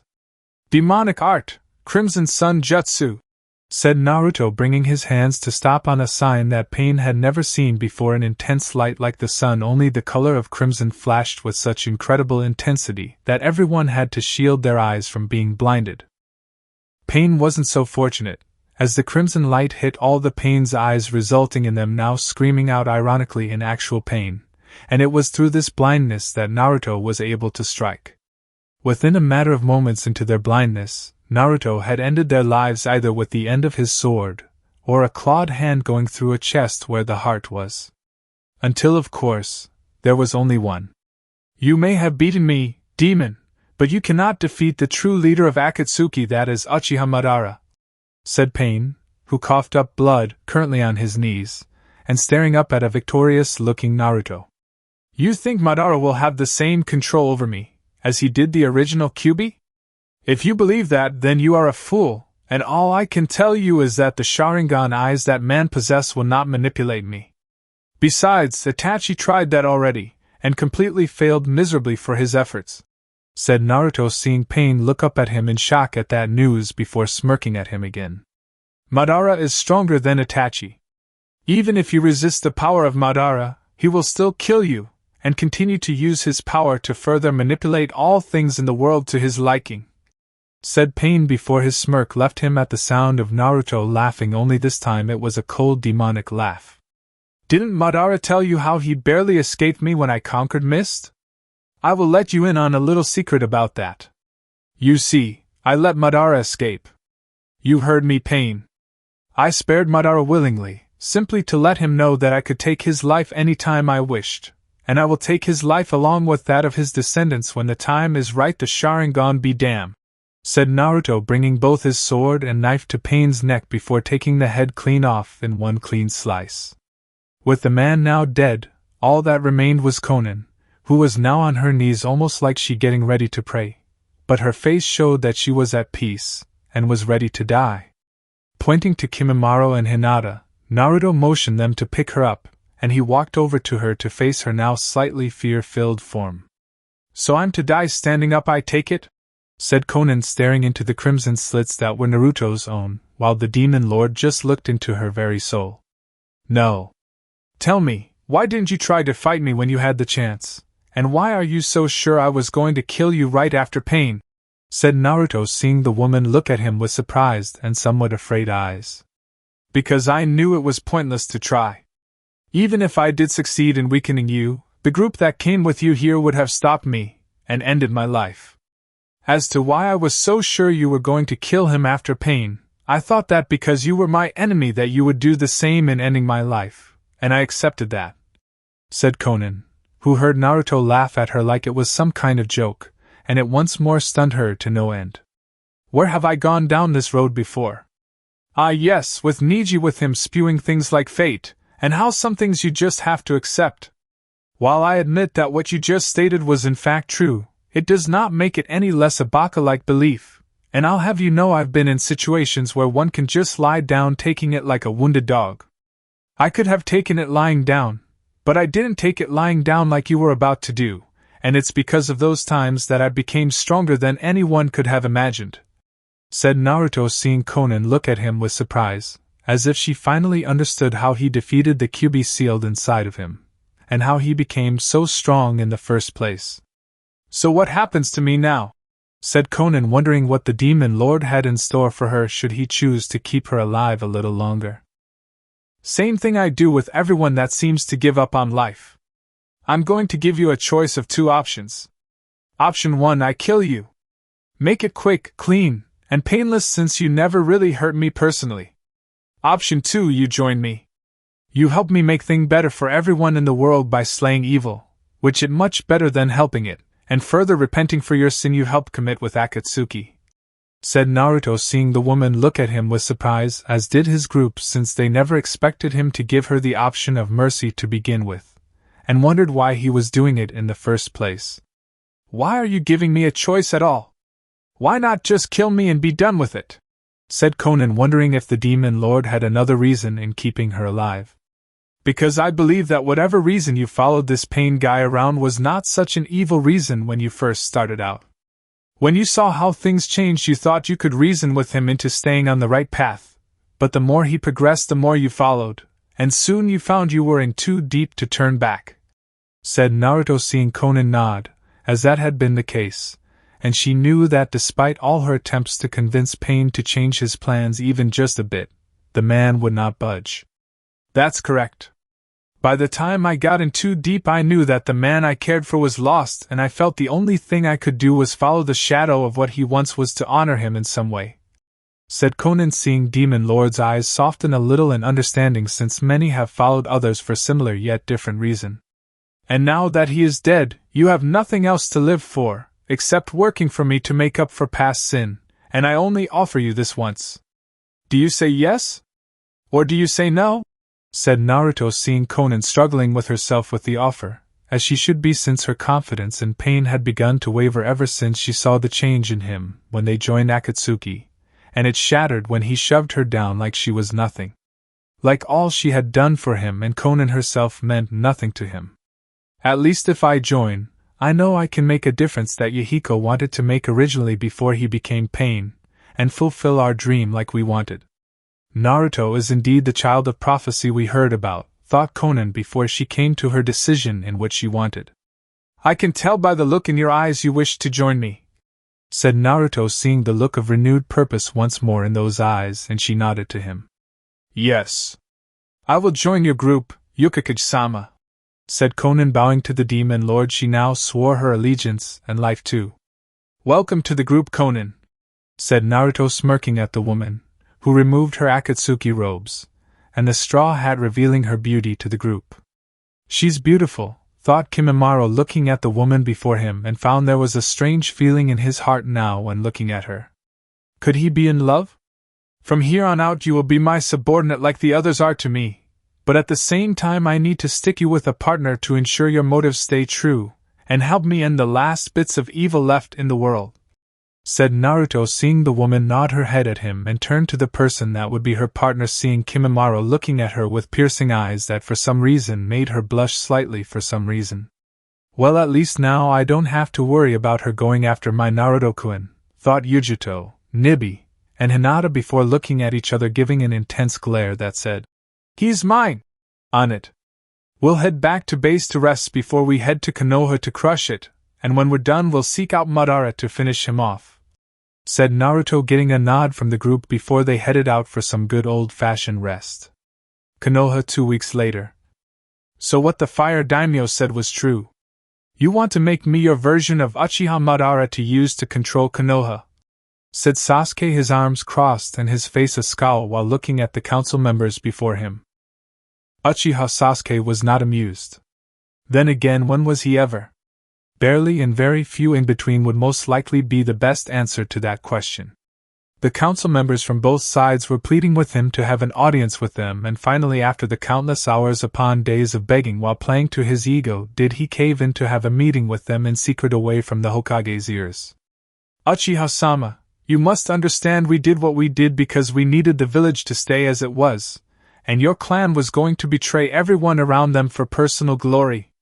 However, our intentions now to make you the next coming of Uchiha Madara is totally different than what your clan wanted, since had they succeeded with Itachi, they would have had no need for you anymore, and possibly killed you due to your lack of skill when compared to your older brother," said Hamura, seeing Sasuke's scowl become a glare with his eyes flickering between black and red. "Say I agree to this. What's in it for me besides the power you were going to give me in the first place, and the means to possibly kill Naruto?" said Sasuke, knowing that there had to be a catch in this somewhere for them. "Simple. We want you to be Hokage of Konoha that will succeed Tsunade. She has long since showed signs of not being worthy of the title as Hokage, and her judgment has been clouded with her connection to the demon, along with Jiraiya being injured by the said beast. Your clan was connected to Kyuubi originally, Uchiha-sama. If you can become strong enough with your Sharingan to control the demon, you will be able to command him to be your loyal servant, and will make the other elemental countries fall to their knees in submission. You could be the true ruler of all the land around you, and should anyone try to rebel, it would be child's play to summon your pet to deal with them, and show that you are superior to all," said Danzo, knowing that the thrill of being in control of power always played to an Uchiha's will. "How true you are, Danzo-sama. I've always wanted that loser licking my boots since he first became my teammate, but I never got the chance to make him, but now with this opportunity, I will make him do, and will make it a public event for everyone to see at my coronation as the 6th Hokage of Konoha," said Sasuke, grinning evilly at the thought of humiliating Naruto in such a manner. Konoha Hospital. Tsunade had been able to finally get Jiraiya off the crucifix, and was able to patch the man up despite his protests in the matter, since he didn't want to live. She had placed several NBU to keep an eye on the Sannin should he try to end his life by his own hands, and went so far as to make sure restraints were in the room to be used if he tried to do it at least once. "She should have saved me, you know. It was such a waste of time when she should be preparing for the oncoming storm that's off on the horizon," said Jiraiya to one of the ANBU in the room that had a hawk mask on. "You shouldn't talk like that, Jiraiya-sama. Once Tsunade gets you back on your feet, we know you can come up with the seals needed to vanquish the demon like the Yondaime tried to do years ago," said the hawk-masked ANBU, only to get an empty laugh from Jiraiya like it was some bad joke that everyone laughed at out of pity. "You don't get it, do you? Even when Tsunade fixes me up, I'm not going to fight Naruto at all, and I'm not going to help in his attempted murder, though it should be entertaining to see him kick the crap out of everyone," said Jiraiya, sensing the shock that came from the ANBU in the room at his little proclamation. "By why Jiraiya-sama?" said another ANBU, who wore a cat mask, and was wondering like the others were too, since none of them could believe that the Sannin that trained the Yondaime would just let the village die. "Damn, you ANBU are idiots. I mean, why should I even defend, much less give my life for a village that treats the Yondaime's son like crap?" said Jiraiya, seeing the ANBU now stiffen at that comment, since they hadn't exactly been nice to the Demon Lord when he was a kid and still human. "Surely the village will redeem itself when the Demon Lord is stopped," said the Hawk ANBU, looking at Jiraiya, who just laughed some more and shook his head. "The village will redeem itself? Pal, you're talking about a village that practically ganged up on Naruto when he was just a kid without a family, beat the crap out of him, and then when they assumed he was dead years ago went on to celebrate his death. But like I said, you're all idiots, so it doesn't really matter to me right now," said Jiraiya, sitting back in his bed and staring up into the ceiling to count the tiles. In that moment, Jiraiya actually thought he had found something better to do than his all-knowingly perverted research, and if anyone else found that out they would no doubt believe he had gone insane. Maybe he had. Undisclosed location. Konan walked forward while her guide/partner Kimimaro held onto her, as she had been blindfolded when the group returned to the Hokage's base of operations, and would have to be until Naruto gave the green light, so to speak, in trusting the new addition to the group. Konan herself didn't mind, since she had nothing left to fall back on in terms of Akatsuki, since all it would give her if she did was death, and she couldn't go down that road. "Kimimaro will show you to your quarters, Konan-san. They're right next to his, so I don't expect you to be late in reporting to him when the time comes. Now you two get some much-needed rest, as I need you to be at full strength when we destroy Konoha, and show them what it means to suffer a demon's wrath," said Naruto, seeing Konan and Kimimaro nod in understanding before they head to the designated rooms. "Hinata, prepare Itachi for transport, and Yujito, come with me. I need to take a look at your seal to give Nibi more freedom," said Naruto, seeing Hinata glare at Yujito before heading towards the room she kept Itachi in a pyrrestrained condition. Yujito herself was a little giddy, since she would have to remove her clothes in front of her Naruto-kun, and if she played her cards right could get to have him do much more than look at her seal. Inside of Yujito, Nibi was also happy, since more freedom for her meant more fun time to spend with Naruto, and given how she had been trapped in the young woman's body for so long without the means to relieve her frustration in certain areas after so long made her feel all the more ripe with anticipation. "You did remember to wear that skimpy thong today, right?" said Nibi, making Yujito blush a deep shade of red, and told the demon to shut up or Naruto would be onto them. The two walked into a room with seals all over it that were all highly complex before they reached the center of the room with the biggest seal above and below them. After Naruto sent a pulse of chakra out, the seal became active, and the demon lord turned to face the demon vessel. "Not to sound perverted, Yujito, but I need you to strip for this, and show me the seal on your back," said Naruto, having seen the seal on her back when right after he saved her in Kumo. "We've both been waiting years for this," said Nibi, licking her lips at Naruto, as she saw him through her vessel's eyes, and was swishing her tails wildly at her. Obeying Naruto's order for her to strip, Yujito did just that, but was a little disappointed in him stopping her from removing her pants, and wished he let her so she could show him just how wet she was slowly getting down there. She still had her black and bluish bra on, which she would have take off soon after, but Naruto told her it was all right, and it was then the former Kuma woman realized she was not going to get any action from the demon lord just yet. Soon. But not at the moment. "Business with my seal first, then the love-making will begin, and then all will be well," thought Yujito, trying to hold back the perverse giggle that wanted to leave her body, but kept it in check since it was time to be serious. "I'm removing the bra. I need to see the entire seal," said Naruto calmly, though Yujito was delighted beyond anything, since all she had to do was turn around and flash him her female assets at him after he was done. "Patience, kitten, soon he'll be all ours," said Nibi, who could barely restrain herself in the thoughts of gaining more freedom and finally be able to show off her beautiful naked human body to Naruto.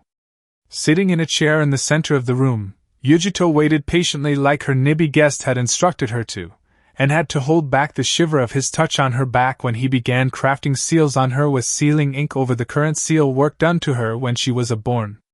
She felt him cover certain areas of her seal while removing others that kept Nibi restricted and according to Nibi was easing the restraints the original seal had on her. Demonic sealing art, seal reconstruction jutsu, said Naruto after finishing his work and activating the new seal that made Yujito gasp at the strange feeling the new seal on her back was creating. When the seal stopped glowing, Yujito was going to slump forward, but Naruto caught her, and let her lie back on the chair, and watched her breathing in slow breaths while trying to ignore the woman's ever-impressive assets. Within moments of finishing, Nibi came out of Yujito's body in all her beautiful humanoid form she took when not a giant two-tailed cat demon, and Naruto had to admit the Nibi was quite the looker. It was then Naruto realized that female cat demon was naked with long blackish blue hair, well-formed breasts, and had two tails just above her rear that barely covered her private lower area when she moved to cover the front of her form. Thanks a million, Naruto-kun. Now that I have more freedom with less hassle on my poor Yujito-chan here, I can now show you my human form, and give you a proper demonstration of it, said Nibi walking seductively towards Naruto before wrapping him up in a deep lip-locked kiss that Naruto returned after a quick few seconds of surprise now ending. I take it that all this time you spent inside Yujito-chan has made things frustrating for you, said Naruto, as a smirk almost appeared on his face, and Nibi smirked back before kissing him with more heated passion while her hands groped his muscled abs. You have no idea. All those days, months, and years locked away inside Yujito-chan was unbearable because I couldn't be with my Kyuubi-kun. But now you are Kyuubi even if that's not your name, I see you as someone I can get to know very well, and help me enjoy my newfound freedom, said Nibi before kissing Naruto further, which he returned, and found her hands underneath his shirt digging into his skin. Don't leave me out the equation here, said Yujito having gotten up from her chair to move behind Naruto after seeing the two demon lords making out and wanted a piece of the action. I suppose I have kept you two waiting long enough in this, but let's do it someplace else that would be more appropriate. Like, my room for instance, said Naruto after he felt Yujito's arms wrap around his waist and her breasts press against his body. You got 5 seconds before we rip your clothes off and take you here in this room, said Nibi licking his jaw up to his ear making Naruto get aroused before he wrapped the two women in his crimson power and the three vanished into the male demon lord's quarters for some relaxation. Lemon starts. No sooner did the three appear in Naruto's room did it all start, as Nibi had torn his upper clothing off, and Yujito began kissing his back after that while removing her now feeling tight pants before rubbing her body against him. Not wanting to be outdone, Naruto had one of his hands playing with the Nibi's breasts while the other one went to her ass, and began to massage it making Nibi grind her hip into his. Feeling his erection behind his pants, Nibi used her hands to incinerate them without the flames hurting her two partners before sticking her hands in to get a good feel of it, and loved how Naruto groaned in pleasure at having his member freed while being held in her loving grip. Yujito, who saw what Nibi was doing while licking Naruto's ear, moved her hands down where her demon had placed hers, and gasped when she felt his impressive cock that was kept from both females all this time. You're so big down here, Naruto-kun. It looks even bigger than when Yujito-chan and I saw it with Temari back in Suna when we peeped on you in the hot spring, said Nibi making Yujito blush at that since it had been one of her little secrets she kept from Naruto now made known to him. And here I thought it was men that were just perverts, said Naruto giving the Nibi's breast an ass a squeeze making the cat demon purr before she let out a moan. You would be surprised, said Nibi giving his cock a firm squeeze while Yujito helped move the three of them towards the bed with Naruto now on his back and both women on either side of him. I hope you understand I am sorry for making you wait this long, but you know my seed is highly potent, and pregnancy during all that we were doing up until now was far too risky, said Naruto, as Yujito let go of his lower region to straddle his upper chest, and nibby his waist while still holding on to his member before guiding it to her wet pussy lips. We understand, Naruto-kun. If the enemy learned of us being pregnant, they would hunt us down and kill us in order to make you miserable. But with almost all of your enemies killed, I think we can afford to have a little fun before we finish up and destroy the rest of them," said Yujito, brining her womanhood to his face, which Naruto pulled closer to him and buried his face into her, making her gasp before moaning out at how he was able to use his tongue to please her. "While she gets your head up there in her pussy, I'm going to enjoy having your head down here in mine," said Nibby before descending upon Naruto's cock, letting it fill her to the fullest, and she let out a scream of pleasure that filled the room while her folds began to adjust properly to this feeling she had been denied for well over 20 years. "That's it, Naruto-kun. Lick me right there." "Yes. That's the spot," said Yujito, as she had grabbed a hold of Naruto's crimson hair before pushing him forward and finding that the demon lord's skills with his tongue were incredible. With Nibby, she let out a gasp upon riding him, as the pleasure she was getting was also doing wonders for Naruto, who thrust upward when she was going up, and increased the pleasure in a single sharp spike. Granted, the previous Kyuubi was incredible with his skills, but her current lover she was riding like crazy was somehow even better, and Kami help her she wanted more long after this moment. "I love doing this to you, Naruto-kun. Your big meaty cock is filling me up so well, and I can barely keep control," said Nibby, going up and down faster with each passing second with her impending orgasm arriving. As for Yujito, she was currently on cloud 9 thanks to Naruto's tongue work, as she felt her body go through multiple orgasms from his tongue movements, and even after calling out his name, her mind was now slowly turning to mush because of all his tongue work. Naruto's hands weren't idle either, as he was busy cupping, groping, and squeezing her rump in a way that would further add pleasure to her form. "I'm coming, Naruto-kun! I am coming and coming hard," said Yujito, as she let out a loud scream, and called out his name before he came all over his mouth. "If I didn't know any better, I would say you had some fish earlier," said Naruto, making Yujito blush since she in actuality did have some fish for lunch, since the Nibby had given her urge to eat fish since she could walk. She would have slapped his head for that little remark too, but he then gasped, and then called out Nibby's name when he came thanks to Nibby's constant riding of his cock with her climaxing with him. Wanting a piece of what her demon got, Yujito moved away from Naruto's head, and moved towards the now detached Nibby, seeing the demon lord's cock was semi-hard. Not surprising really, since he did get ridden hard by Nibby-chan, thought Yujito, who decided to return the oral pleasure Naruto had given her, and began to clean his cock with her tongue before taking the whole thing into her mouth, feeling the strange taste of the combined juices that covered it. As for Nibby herself, crawled toward the front of Naruto before her very impressive breasts were right in front of him, and he used his hands with mouth to give them his attention. She moaned at his touch while one of her hands went to her lower region to finger herself, while seeing Yujito out of the corner of her eyes taking Naruto's cock out of his mouth before replacing it with her wet pussy lip folds. Yujito had longed for this moment ever since Nibby gave her several dreams of the two of them being one, and after a momentary pause she let Naruto enter her, fully breaking her hymen in the process. The demon vessel bit back a pain-filled scream, knowing that she didn't want to ruin the moment, as she adjusted to the feel of his cock in her, and was glad that it had been slick with juice, or else she risked it tearing her in half. "Yujito-chan, did I just take away your innocence?" said Naruto, having felt his cock tear through her hymen, and the fact she paused ever so noticeably beforehand also gave it away. "Yes, but I wanted to give it to you, Naruto-kun, and I have no regrets in doing so," said Yujito, as she then proceeded to ride him like Nibby did, only with a more gentle grace than that of her demon that resided within her. "Don't worry about Kitten. Despite the fact that my power was restrained, I made sure that no one would do anything horrible to her, and if they tried I could have easily just incinerated their tiny manhoods from existence before they entered. Now just relax, Naruto-kun, as Kitten seeks to pleasure you on her end, and I do the same up here," said Nibby before locking lips with Naruto and letting him grope her breasts, much to the cat demon's delight. "This is incredible.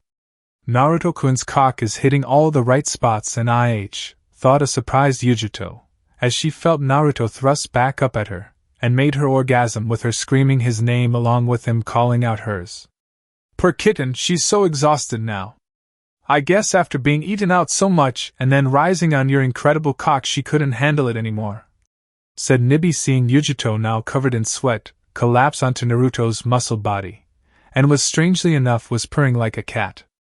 "It's a shame Yujito is out like a light. I'm sure you wanted to go another round, but with Yujito currently on top, and still connected to me down south, I won't be able. Maybe we can later when it's safe to move her?" said Naruto, seeing Nibi lean her form in against him, purring, as he scratched her ears just in the right way, and began kissing him again. "Of course, Naruto-kun, I know you have more than enough energy in you to be done so soon. I can wait. Don't forget though, you also still have to help out the Hyuga woman, who would have given her left hand to be in the same position Yujito, and I were just in with you," said Nibi before turning into a small cat and plopping herself on a nice spot on his chest while finding that her horniness had been quelled if just for the day. Nibi knew she could get some time in later when they were alone, so there was no reason to go further just yet. And Lemon. And then there was one, thought Naruto, who scratched the little form of Nibi's head along with Yujito's own with his hands, and wondered when he should be intimate with Hinata. It was clear that the Hyuga woman had suspected something was going to happen with him and these two vixens, but he would make it up to Hinata, and make sure she got her time with him.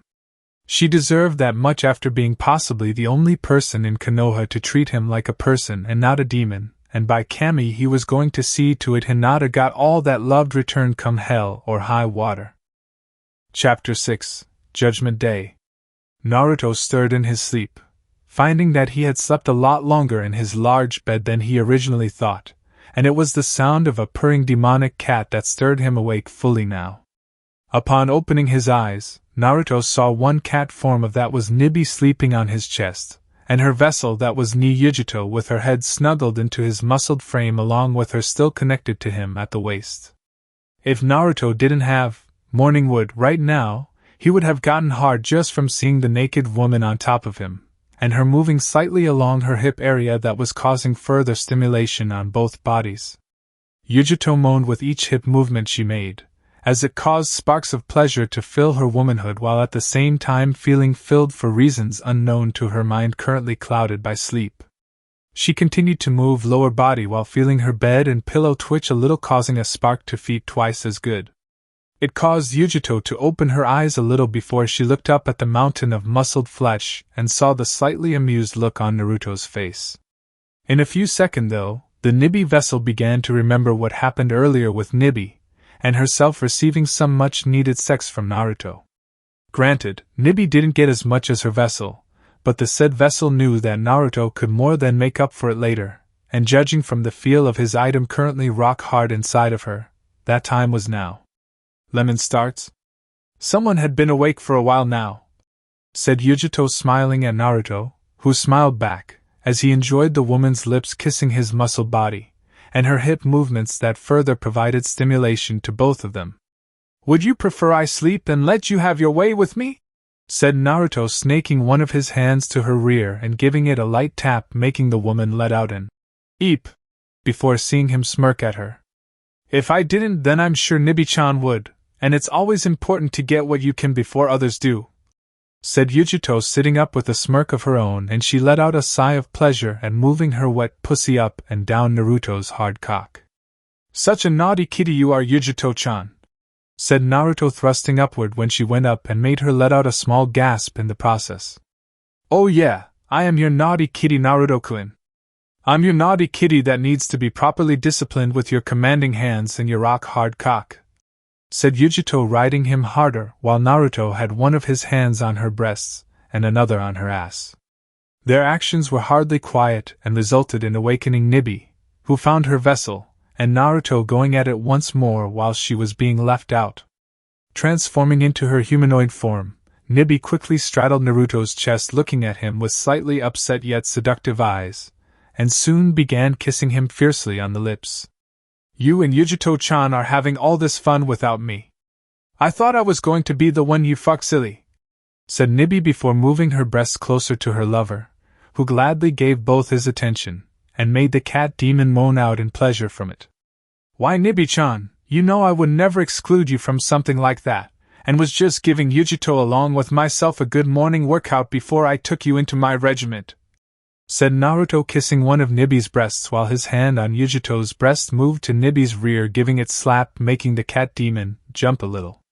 "Clearly, she's getting too much of her fair share," said Nib before she moved closer so Naruto's face was in direct contact with her pussy and let out a heavenly moan when he began licking her lower lips with his tongue. "Don't worry, Nibi-chan.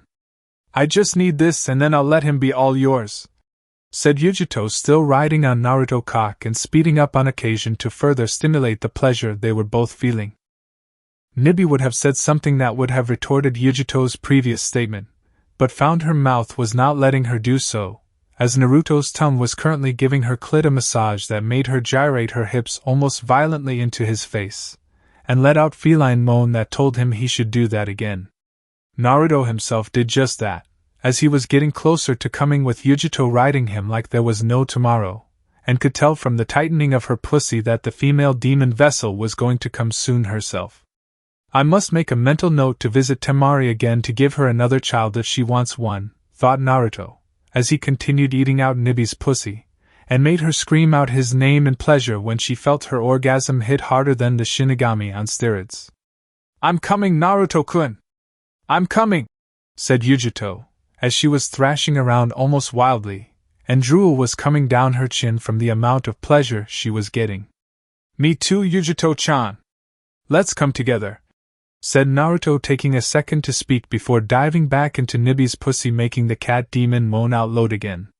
"Naruto-kun / Yujito-chan," said the two together before they had their orgasms together, with Naruto's cock releasing his seed into Yujito's pussy while Yujito's pussy drenched Naruto's cock in its juices.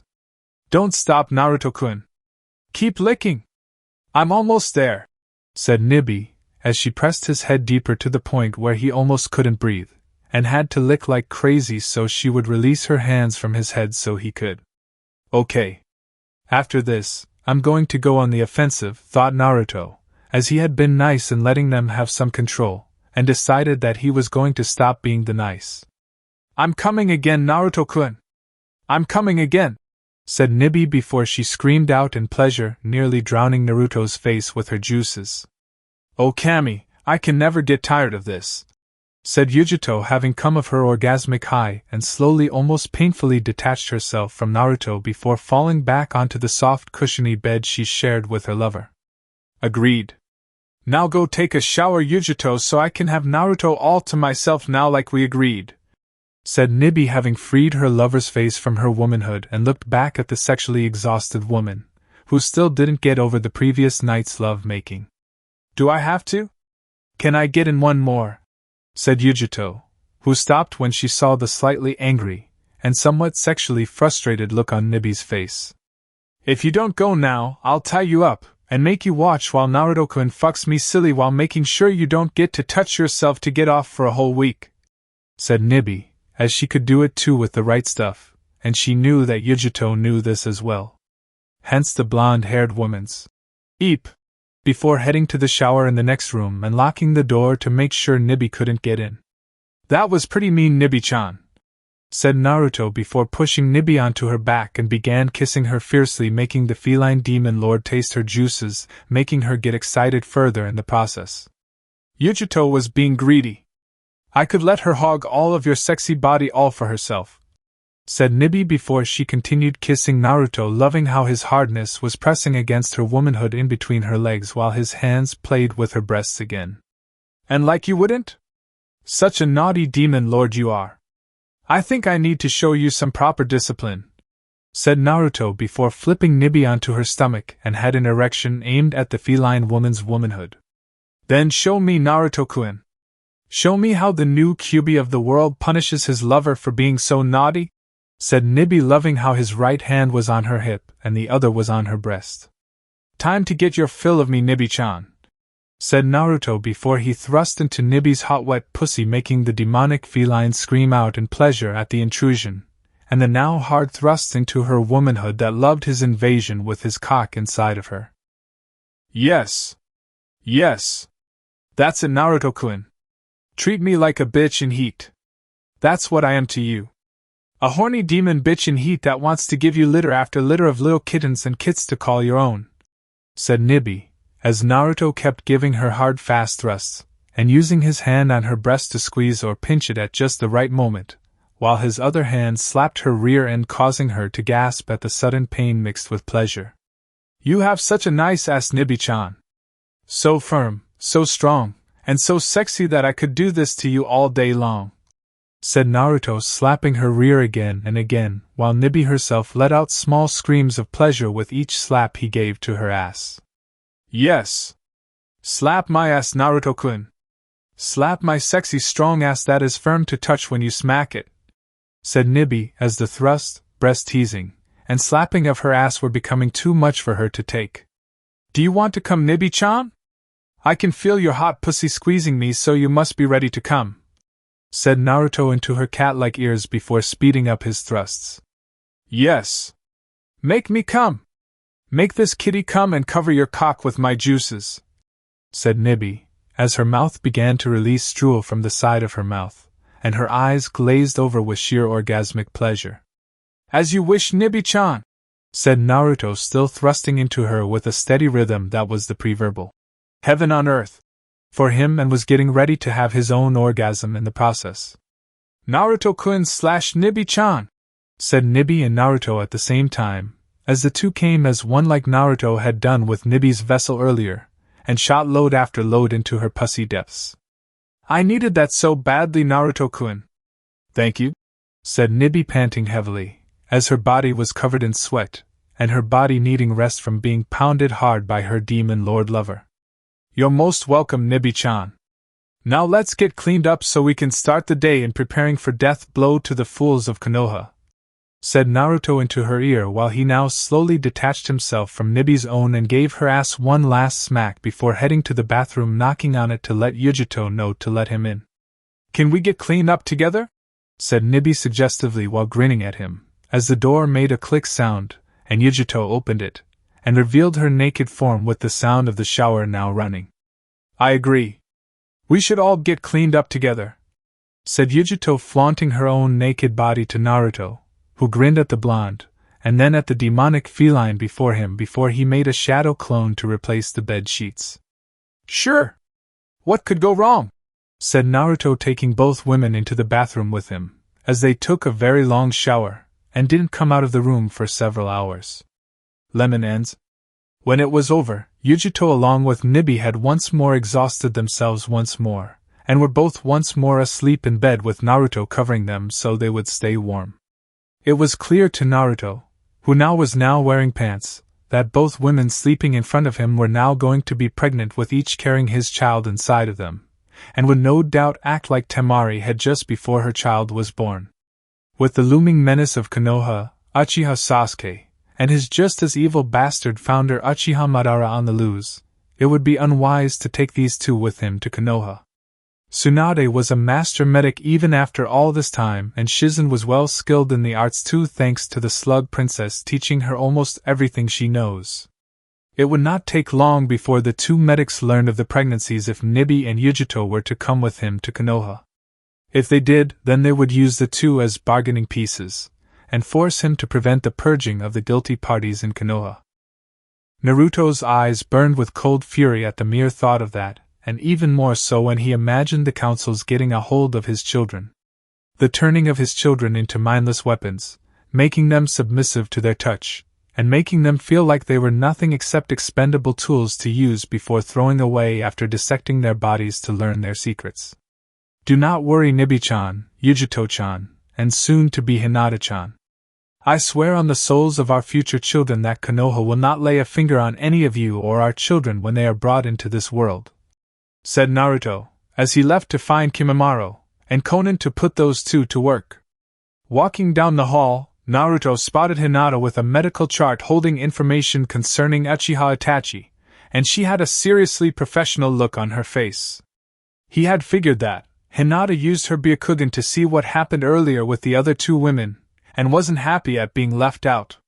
He would make it up to her later, but first thing first, Naruto needed to deal with the current business at hand, and then deal with the angry fire of the Hyuga woman before him that had the figure of an angelic goddess. Itachi is ready to be transported to Konoha, Naruto-sama, said Hinata, walking with him, as her love walked towards the 2 rooms of 2 people he needed to speak to, and saw Naruto look back at her with a kind smile showing he was in fact pleased. Good work, Hinata-chan. Your skills as a medic are far surpassing of that of Tsunade, and her skills with healing others, said Naruto, seeing the woman blush slightly, but frowned when she forced it away, and didn't want to look at him despite her apparent desire to do so given the fact he was only wearing pants while at the same time being shirtless. Clearly, Hinata was still angry with him for not including her in his sexual conquests of women, and wanted to be a part of it too. Still, Naruto wasn't going to apologize since he had actually planned for the order to be Hinata going last among the girls he was going to be with, and felt that Hinata truly needed to stop being so hesitant when it came to him. If she wanted to be with him, then she would have to be bold, and try getting him herself when the opportunity came like it did with the other 2. Knocking on both doors, Naruto waited for them to be answered while shooting Hinata occasional glances when she wasn't shooting him any, and wondered how long the sexy Hyuga woman beside him could wait until the right time came to pounce on his being. He would certainly make it happen before his trip to Konoha, but that time was closing fast, and Naruto didn't want to make Hinata feel left out of his circle of lovely women that made him feel complete inside. You called for us, Naruto-sama? Said Kimimaro, as he appeared from his room, as did Konan mere seconds from opening hers too, and both ready for their assignment. Kimimaro, I need you to go see Sabaka no Gaara and Suna, and tell him I need his help transporting Uchiha Itachi to Konoha. Konan, you are going to pay Jiraiya of the Sannin a visit in the hospital since his wounds prevent him from being out amongst the populace of Konoha, and deliver to him the 6 heads of pain. He'll recognize you no doubt, but when you go see him, I want you to be masked so he won't know what you look like, and blend in with the populace while spying for me, said Naruto, seeing the 2 subordinates nod in understanding since the demon lord before them was clearly thinking several key steps ahead. What should I do upon my return, Naruto-sama? Said Kimimaro, wondering what else he should do once his task was done. You won't be returning here, Kimimaro, or at least not yet. You are going to meet me at the given rendezvous point with Gaara to take Uchiha Itachi to Konoha with me. Have Gaara bring his sensei Baki with him, while Kankuro takes over as temporary Kazekage until his brother returns to Suna, said Naruto, seeing the albino understand since it would mean they could be there to provide support. What about me, Naruto-sama? Said Hinata, wondering what roles she would play in all of this. You, Hinata-chan, are coming with me up to the rendezvous point to help keep Itachi stable, and make sure that he doesn't die before Sasuke does, said Naruto, seeing Hinata nod her head and kept her face calm on the outside while inside she was trying to keep her anger alive only to find it was slowly dying away since she came to the realization that the demon vessel along with said feline demon weren't going with them. The pregnancy is a means to keep them here, thought Hinata, as she understood some of Naruto's unorthodox strategy that kept everyone guessing. We'll leave immediately, Naruto-sama, said Kimimaro, bowing, as Konan followed his example, and they departed from their master's presence to do their given mission. Come, Hinata-chan, we have to make further preparations for one Uchiha Madara once Konoha is gone, said Naruto, motioning for her to follow him, and she was soon beside him while trying to keep the blush off her face that wanted to appear from seeing so much of her love's muscled upper body. Konoha Hokage Tower.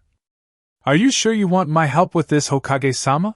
Said Shikamaru, who wasn't exactly liking the idea of helping fight Naruto, and had expressed as much to the woman when she summoned him to her office. Yes. Naruto has become a master tactician in fighting every village thus far and winning in each fight. However, none of the villages had a tactical genius like that of the Nara clan, and I need you, Shikamaru, to prepare a strategy that will subdue Naruto so he does not destroy Konoha, said Tsunade, seeing the Nara frown at this since this was obviously troublesome, as he would no doubt put it, and want to turn it down. Can I ask you a question, Hokage-sama? Why are you siding with the village that hates Naruto?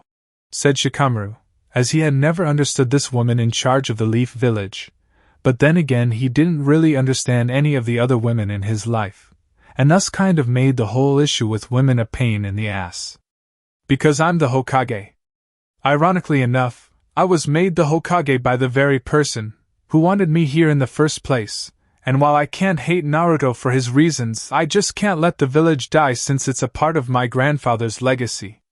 I have to defend it Shikamaru, as the Hokage of the Leaf, and as a member of the Senju clan that founded it, said Tsunade, seeing Shikamaru nod at her in some form of understanding, but his face also showed that he didn't like it either, and made a mental note to try to speak to Naruto if the opportunity ever came.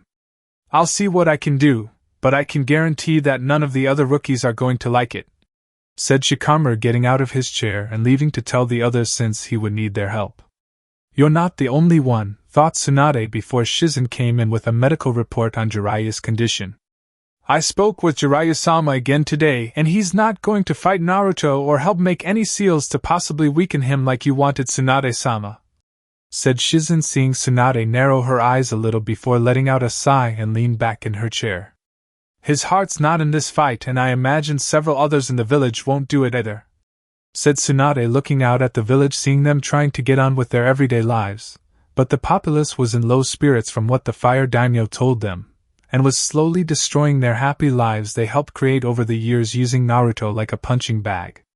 Well, now this time the punching bag was going to punch bag, only with claws and teeth to give it that animal-like look that makes it all the more dangerous. Can you blame them for not wanting to fight Naruto?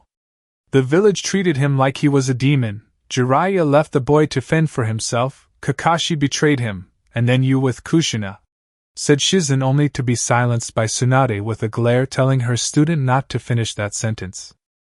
I'm sorry about that, Shizen, I really am, but Naruto needs to grow up and let go of his pain like we all learned to do, said Tsunade before she felt a blast of killer intent from her student, who looked at her with angry eyes and slapped her across the face.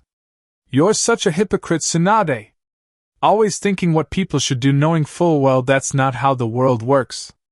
I seem to remember a time when you lost your little brother and my Uncle Dan during the war. You haven't even followed the same advice you're saying Naruto should follow right now, since you never let go of the past. It's no wonder he wants to burn this place to the ground, said Shizen before leaving a shocked Tsunade to sit at her desk while her mind processed Shizen of all people slapping her across the face. I hate my life, thought Tsunade before closing her eyes and trying to get this now major mind-blowing headache from tearing her skull in half. Undisclosed location. Naruto sighed again, as he plopped himself on his couch in his home with one Hyuga Hinata following him, resting her head on his chest while feeling around his body, and touching his muscles, enjoying how ripped the man she loved was. The two had finished planning the downfall of Uchiha Madara, as the man was all alone now without a single member of Akatsuki left to stand on, but now the problem seemed to be Hinata, as she was still upset, and that she didn't get her turn with Naruto. When seeing how Yujito was fucked into a sexual coma for about 3 hours and more before waking up to have it all over again. To make matters worse, Hinata saw how the girl's own demon, the Nibi one, was in love with her demon lord of a boyfriend, and it now made Hinata want to have that massive demon meat in her. To have it knock her lights out and make her have 20 organisms like it did the other women in Naruto's life. Was that so wrong? She then made the decision right then and there that she was going to get some of her Naruto-kun at that very moment. She then picked her head up and moved her body so that she was sitting on the demon lord's lap, making Naruto wake up to see Hinata right in front of his face. Without saying anything, Hinata planted a huge lip lock on Naruto, who was surprised at first but soon got in it, and now had his hands on Hinata's rear end rubbing it, and enjoyed how nice it felt.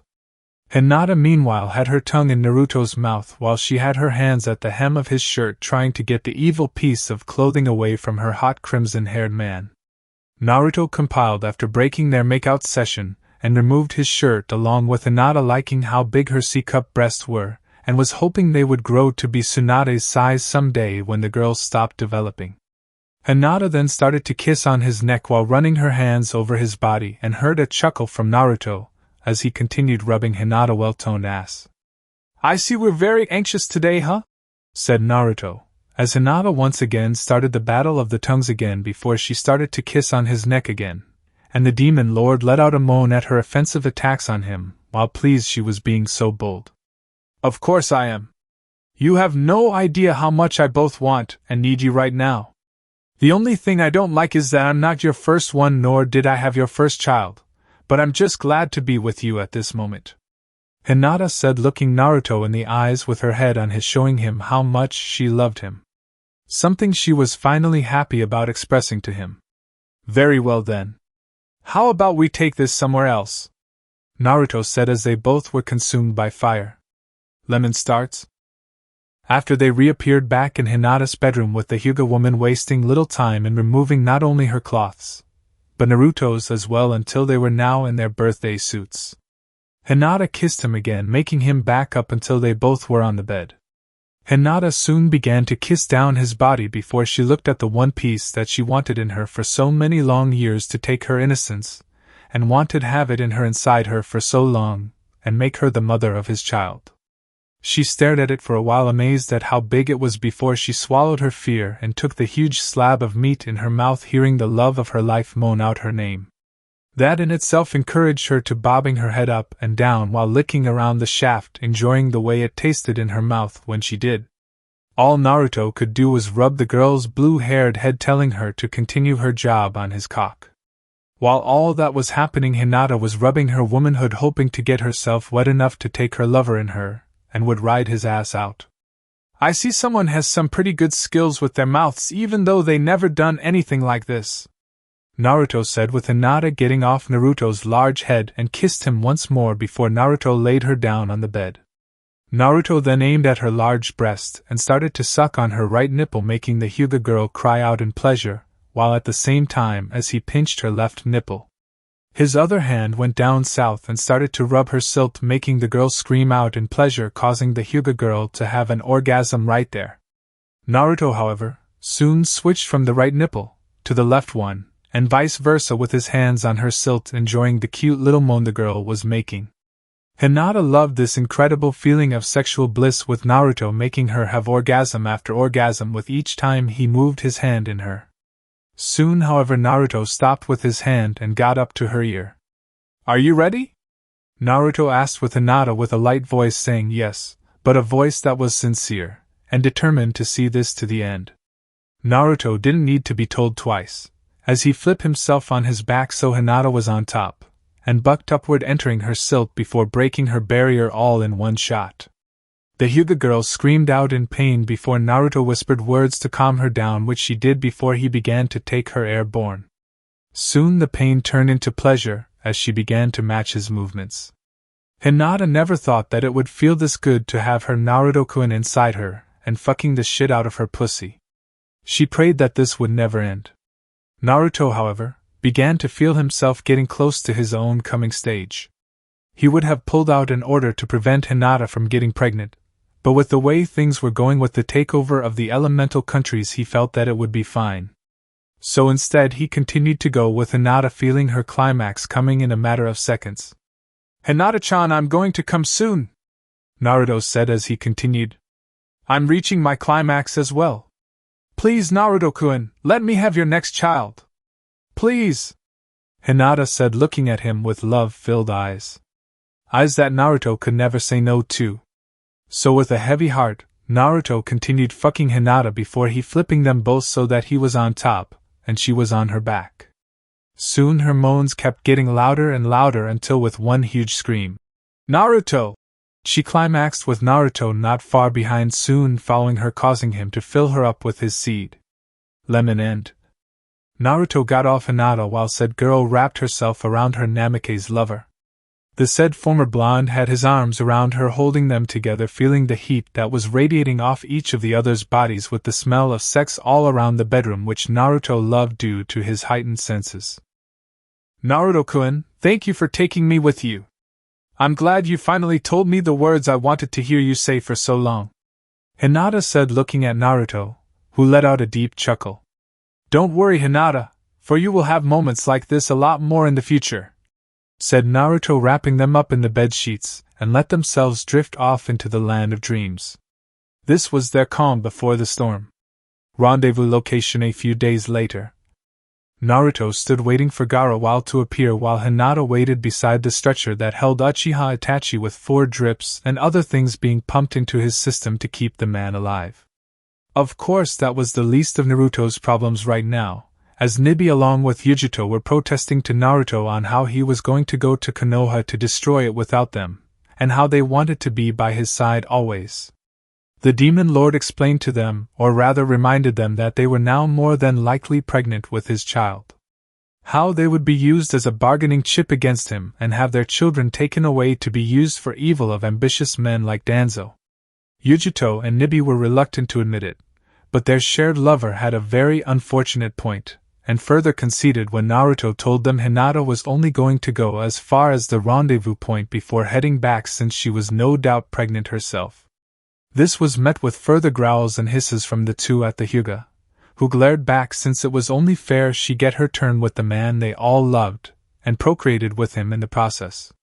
Just remember, Hinata, when this is over, I'm having you take charge at the base while I'm gone, and we'll have you along with Yujito assist Nibi with her pregnancy. Her pregnancy comes sooner than humans, so it will keep you both on your toes and hopefully have you two working together. Think you can handle it? Said Naruto while never looking away from where he was waiting for Gaara, and sensed Hinata nod in his direction. Of course, Naruto-kun, said Hinata, as she didn't mind anymore, as she got what she wanted, and that was to be one of the mother of Naruto's many children. No sooner had she said that, did Sabaku no Gaara, Kimimaro, and his former sensei Baki looking as serious as ever, though there was a hint sereneness in them. Like the man had a reason to relax if just a hair around Gaara and not be afraid of the younger man he called a Kazekage. Hey Gaara! Ready to transport Itachi for me? I know what I'm asking is a lot from you, since I'm taking you away from your paperwork along with Temari and your nephew. How is the little tyke, by the way? Said Naruto, wanting to find out how his son was doing these days. Yes.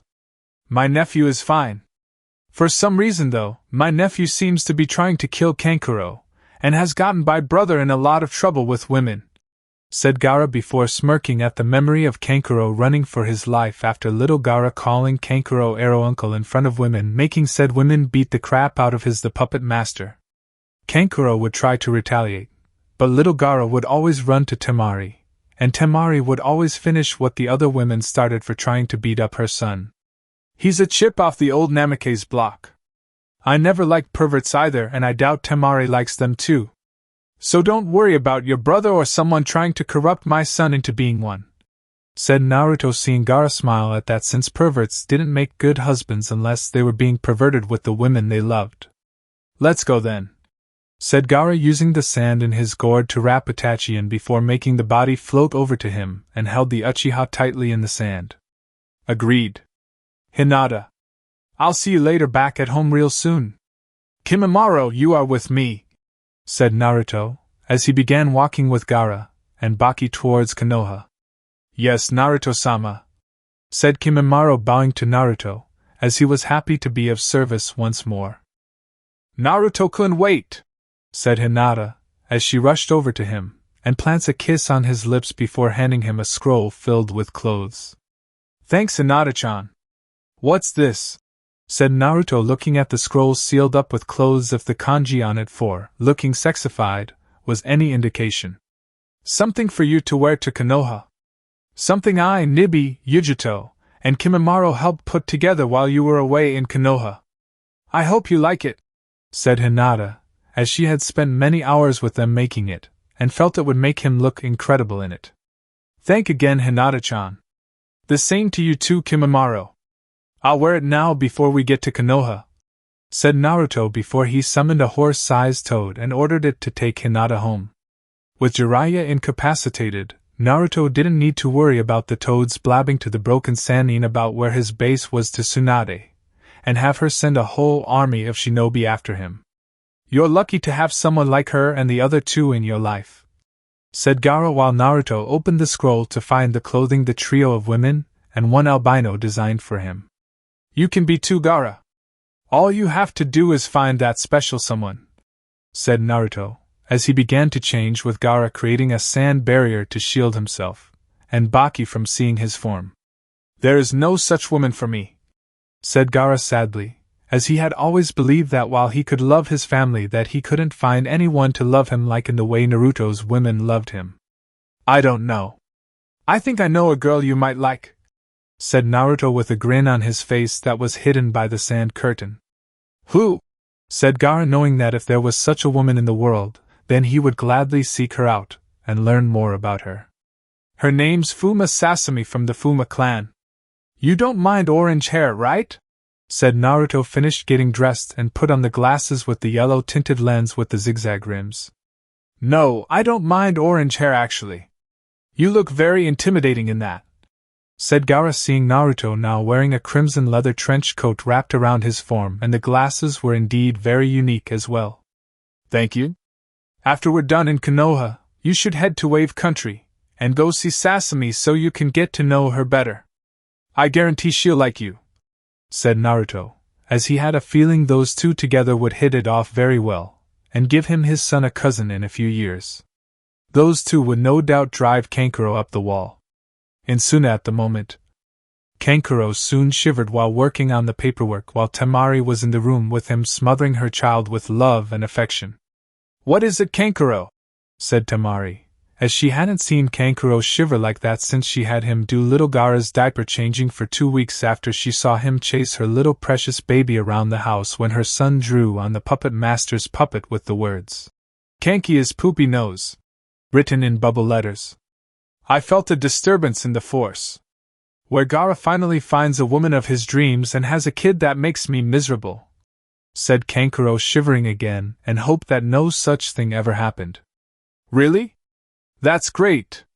Soon my little Gaara's going to have a cousin who can help beat up his arrow uncle, and get away with it because I'll hurt a certain arrow uncle if he tries to, said Temari, seeing her baby giggle with excitement, while Kankuro paled at that since he really didn't want that to happen.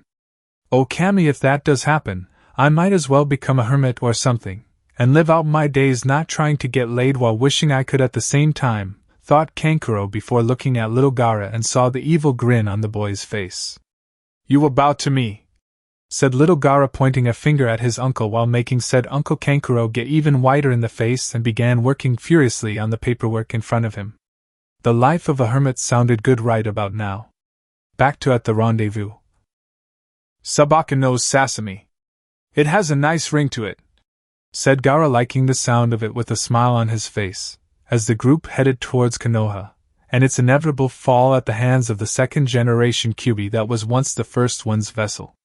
Konoha Hospital. A few days later, Konan walked through the halls of the building that reeked of death and sickness to her former sensei's room, finding that it was guarded by 2 ANBU with more inside, no doubt guarding the weakened Sannin. Still, she was an S-class missing Nin, and was one of the top 3 strongest members in all of Akatsuki when she was with the now seemingly dead organization. An army of ANBU didn't have the strength to stop her. With that in mind, Konan walked to the doors, knocked out the guards, and opened the door, seeing several ANBU in the room now looking at her with surprise clearly being sensed behind their masks. Moving with blinding speed, she knocked her adversaries down before she stood in front of her probably crippled sensei, and saw him smile back at her. Hey Konan! It's been a long time, said Jiraiya, as he looks at her masked face that was a stolen ANBU uniform off of someone, and allowed her to get this far. So you know it was me? You always could tell who was who and if they were not what they seemed, said Konan, as that was one of the things she could not do, and was sure that Pain couldn't either. Why are you here? I didn't think bedside manners were your thing unless it was with your leader, said Jiraiya, seeing the woman nod, though that part of her life was behind her now. Naruto-sama wants me to give you this. It's his way of showing you that the prophecy will be fulfilled by his hands and not by Pain's own, said Konan, as she showed him the scroll that had 6 other smaller scrolls sealed up inside of it, and Jiraiya had a feeling he knew what was in each scroll. The fact, she said, Naruto-sama, spoke clearly of where she was now in the world that was not at Pain's side anymore. I see. When is Naruto arriving to kill the Uchiha? Said Jiraiya, as he wanted to be there if possible for this event, and wanted to praise his student despite that his said student did this to him. Today, if my calculations are correct, If you can make it to the stadium to watch the fall of the Uchiha, then please do so, and see the godson you left behind in order to show everyone what fools they were in the process," said Konan before leaving the room, and set out to meet her master while hoping that Kimimaro would be here soon with Naruto. Konoha front gate. Their arrival caused a blur of panic, as Naruto walked side by side with Gaara, who had Baki slightly out in front, and Kimimaro on the other side in front of Naruto. Hovering above them in a large cocoon of Gaara's sand, was the slowly dying and heavily sedated Uchiha Itachi. The Chunin guarding the gate ran to alert the village of Naruto's arrival with the Kazekage, and the battered Uchiha clan murderer. Naruto, of course, didn't care about such things, as he walked into the village without worry, and headed straight for the Chunin exam arena knowing Sasuke would arrive immediately to fight him.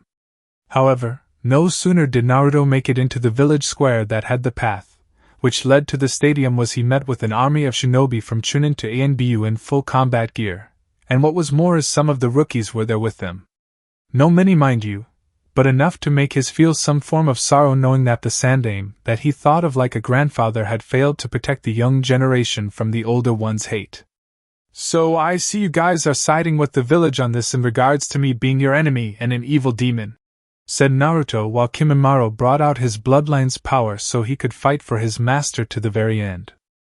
"Not all of us, Naruto. I find this really troublesome just standing here since most of us do not want to fight you.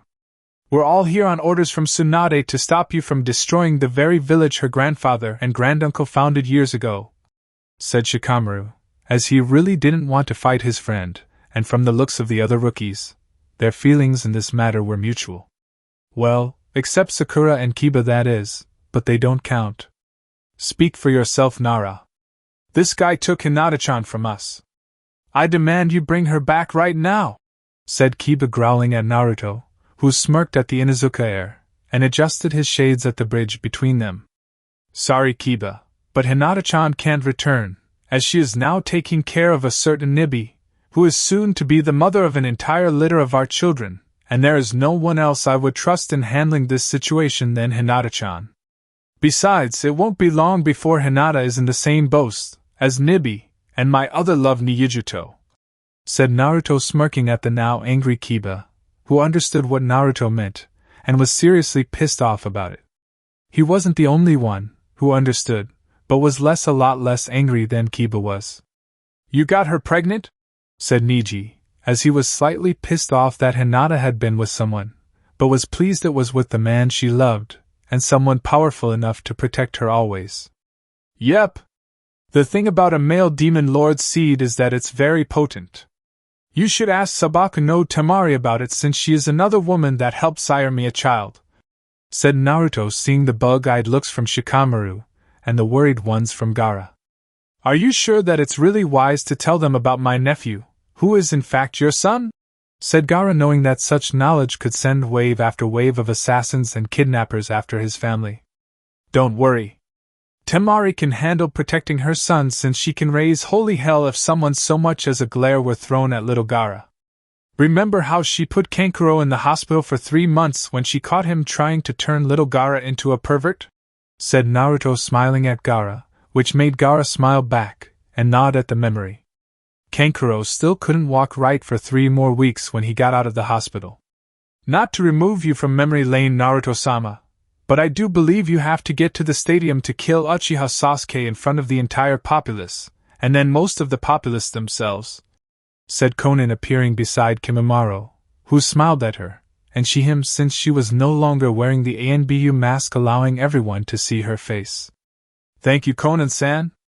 Now if you'll excuse me, I have an amo of an Uchiha to kill the stadium," said Naruto, wrapping all his friends and allied in crimson chakra before they vanished in a flash of crimson light before the shinobi army that was once in front of them.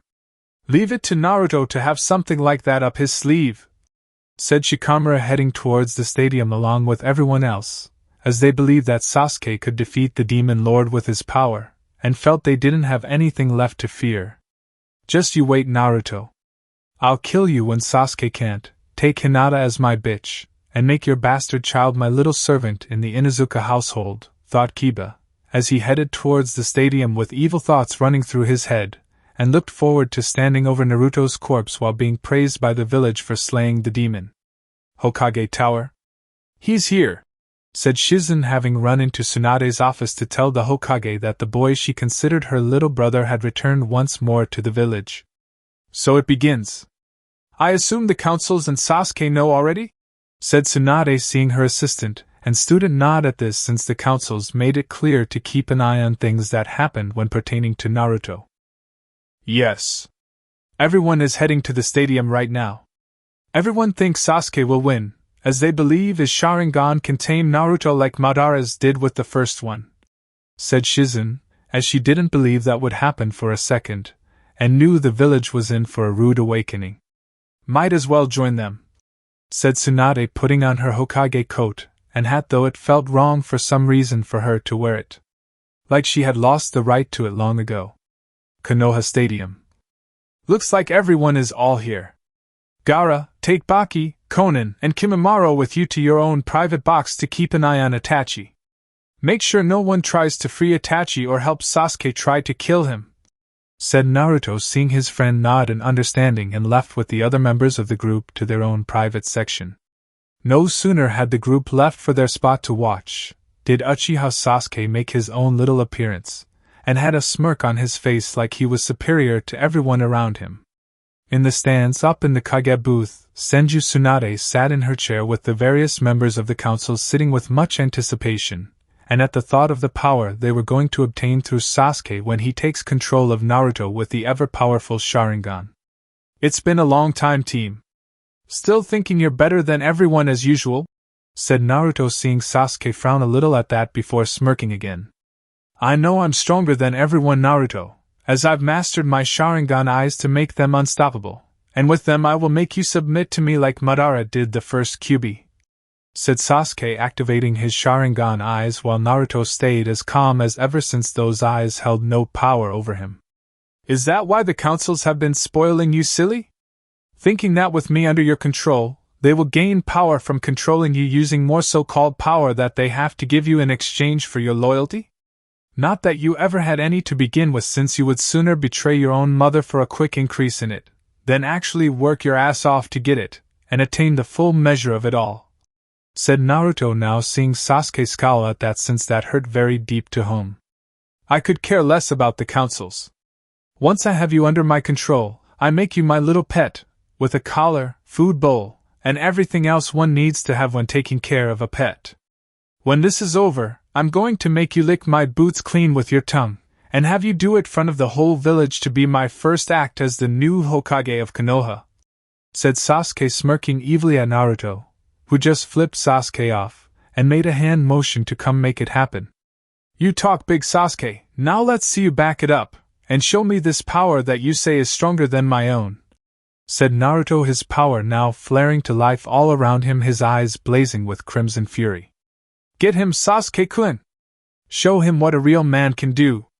Teach that demon a lesson, said Sakura in the stands with all of Sasuke's fellow supporters. Troublesome woman, thought Shikamaru, who prayed that Naruto won, and that Sasuke finally got his ass handed to him like he should. Sure enough, Sasuke did, or rather tried to, before moving at breakneck speed and tried to land a punch on Naruto's face. However, the Uchiha found he couldn't, as his body was knocked back by crimson chakra that formed into a large claw, and socked the so-called prodigy back 20 feet. Is this it? Is this all the power you have? Using speed and the Sharingan and the thoughts you could use both to best me? At least use a jutsu or something, because everything else is just boring, said Naruto, seeing Sasuke scowl at him, and began going through hand signs. Fire style, dragon's flame jutsu, said Sasuke, shooting red-hot dragon's fire at Naruto, who covered his right hand in red chakra, and forced the fire jutsu to stop at his hand. Weak, said Naruto before putting away his shades, making Sasuke get angry at Naruto while wishing he could activate his curse seal, but couldn't since Orochimaru was killed, and the curse seal had left his body. I'll show you weak, you filthy demon! Tsukuyami, said Sasuke, showing that he had the Mangekyo Sharingan and that he wasn't afraid to use it. At first, nothing happened, as Sasuke stood there with a confident smirk on his face, and Naruto still standing too with his face an unreadable stone-like face. The people of the village had assumed that Sasuke had won and forced Naruto into submission like he said he would. However, that all changed when Naruto blinked a few seconds later, and then proceeded to laugh at Sasuke's surprised face when his attempts failed. Surprise! I'm still here, I'm still me, and now I'm going to have the distinct pleasure of finishing you off before Itachi joins you hell, said Naruto before moving at unmatched speed and punched Sasuke in the gut. The punch itself had knocked Sasuke right off his feet before he was hit with one after another and another from Naruto hitting Uchiha with blow after blow of unmatched fury. The people in the stadium watching could only stare at the horror that was befalling their Uchiha, savior, as he was now being beaten to a bloody and unrecognizable pulp by the demon lord they thought the Uchiha had the power to control. How? How can he beat me? I'm an Uchiha. He's nothing but a freak, an abomination, and a loser that couldn't pass the exams 3 times, thought Sasuke before his thoughts were interrupted by a knee to his gut that sent him into the air, only for Naruto to appear behind him, and sock him right in the face with a crimson-covered fist that sent Sasuke into the ground, creating a crater 15 feet deep. You seem surprised that your Sharingan didn't work on me. The reason it didn't work was because my will was stronger than yours. It always has been and always will be. For you see, the soul powers body, and the purer the soul the stronger the body is in resisting things like what you tried.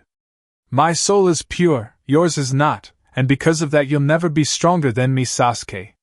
You'll always be that weak, sniveling little child, who ran away from his big brother when he killed the Uchiha clan, and the one you begged not to kill you like a coward, said Naruto, landing in the crater next to Sasuke before picking up the beaten Uchiha by the throat and created a Rasengan in his free hand. It can end like this, thought Sasuke, despite the fact his body was so messed up right now, he couldn't so much as move his pinky finger, and could barely see with his eyes swollen shut. Die along with your brother, and the rest of your kin. Rasengan! Said Naruto, slamming his attack right into Sasuke's stomach, making the Uchiha's body explode into hundreds of pieces. Sasuke-kun! Called out Sakura as her love had been lost to the hands of Naruto, and she was utterly speechless at the sight of Sasuke's remains scattered everywhere. Foolish, little brother, said Itachi in a whisper, but his voice still echoed into the silent and very much stunned stadium. With his final words spoken, Uchiha Itachi died, and his soul left for the deep regions of hell where the rest of his kin awaited him. He's dead, said Gaara, sensing no heartbeat echo into his sand. Finish him off, Gaara. No point in having his body lying around for these vultures to take apart to learn its secrets, said Naruto before Gaara did as instructed and crushed Itachi's body into nothingness. I'll leave shinobi loyal to this village, kill the demon, and avenge the Uchiha clan, said Danzo, pointing a finger at Naruto, who looked up at the people and beckoned them all forward to take his head. Hey Danzo! You want my head? Come get yourself, said Naruto before taking out a handkerchief and wiped Sasuke's blood from his face and then burning it. Tsunade can fight the demon. You are a Sannin and have the power to cripple him with your medical jutsus, said Hamura, pointing at Tsunade, who looked at the councils, and then back at Naruto, seeing him staring at her with crimson eyes that told her now was the time to do what was right rather than what people told you was right. No, said Tsunade, seeing the councils look at her with surprised eyes, as did the people in the audience below her, and wondered why she was refusing. No? Why? Said Koharu, now angered by Tsunade's refusal of the shinobi council's direct commands before seeing the younger woman slowly rise up from her chair and remove her Hokage robes. I can't fight against a demon, who has attacked a village I don't feel deserves defending, and has lost the will of fire that inspired my grandfather to found Konoha, said Tsunade before turning to Jiraiya, who had now made it over to the Kage booth though a limp was noticeable, and smiled at her for doing the right thing for once. For too long, Tsunade had let things get out of hand, let the councils do as they wished, and let the people get away with hurting the son of the Yondaime for so many years. The revelation of what had become of her grandfather's village had been beaten in her quite literally by Naruto, as he had made her remember what it meant to care for someone, and that she had been responsible in his suffering for what happened to his mother years ago, when she brought him into this world. Jiraiya had been right when he said that Naruto would make sure they all paid for their crimes, and like usual the super pervert was right. Today was the day that the Leaf's debts were paid, and paid in full. To hell with the Shodame's will of fire! We the two councils order you and the clan heads to go down there to kill the demon now, said Danzo, as he was not about to have his plans for conquering the elemental countries ruined by some sentimental women that believed in her grandfather's beliefs, if just only believing in those beliefs right now, and the second coming of the Kyuubi that was Namikaze's Naruto. The argument that would have taken place ended, as a blast of demonic churka erupted from inside the stadium, covering the entire structure with its power, and the source of it all was Namikaze Uzumaki Naruto. The form of Namikaze Uzumaki Naruto looked up at the two councils, the civilians, and the shinobi looking down at him in true fear of what he was doing. Now that I have full undivided attention once more, I'm going to explain something to you all before I send you all into hell, and that is when you get there, no matter how hard you scream, you're there for all eternity, said Naruto before he began going through hand signs, much to the fear surrounding the people in the stadium. This is it, I guess, said Jiraiya, as he looked at Tsunade, who looked at him with a gentle smile, and did the one thing no one thought she would ever do in a million years. She kissed him on the lips and hugged him. See you on the other side, said Tsunade, as she held on to Jiraiya, and the Toad Sannin did the same. I'll bring the sake, said Jiraiya, as he looks at her, and then at Naruto making hand signs. Stop him before he finishes, said Danzo, as wave after wave of Root A and Bu jumped into the arena, and charged the calm as ever Demon Lord. But alas, they were too late, as Naruto finished with the hand sign for death, and he smirked at them all with crimson glowing eyes. Forbidden demonic art, purge of the wicked jutsu, said Naruto before the arena was surrounded in a large flash of crimson light, and all consumed inside of it were lost. Judgment Day for Konoha had indeed come to Konoha. Chapter 7, Endgame. After the flash of light left, Jiraiya along with Tsunade looked around to find they were still alive in Konoha, and so were several other people in the stadium. Upon heading to the top of the stadium with several other shinobi, they all saw that most of Konoha was gone, but there were still some people in the village unharmed by Naruto's attack, and many now looked at the Demon Lord standing in the center of the stadium arena. Naruto, why didn't we die? Said Tsunade, as she felt that there was no sound reason for her to be alive for failing him, and yet, here she was. Because, unlike the mass of arrogant people that are not here, were not worthy of having a second chance, Tsunade. They were filled with hate, cruelty, and every other thing that can make a human being become evil personified. You and Jiraiya are not like them despite what happened, as you are good people deep down, and are worthy of being given a second chance. If you weren't, the jutsu would have killed you, and sent you straight into the abyss that is hell. What's more, I have restored you to your younger-looking forms, and allow you to continue living to help keep Konoha alive for Konohamaru to keep going when he's ready to be Hokage, said Naruto, as he saw the two look at him in shock, and then at each other to see that what the Demon Lord said was in fact correct. They looked like they did in their prime. But why restore our youth?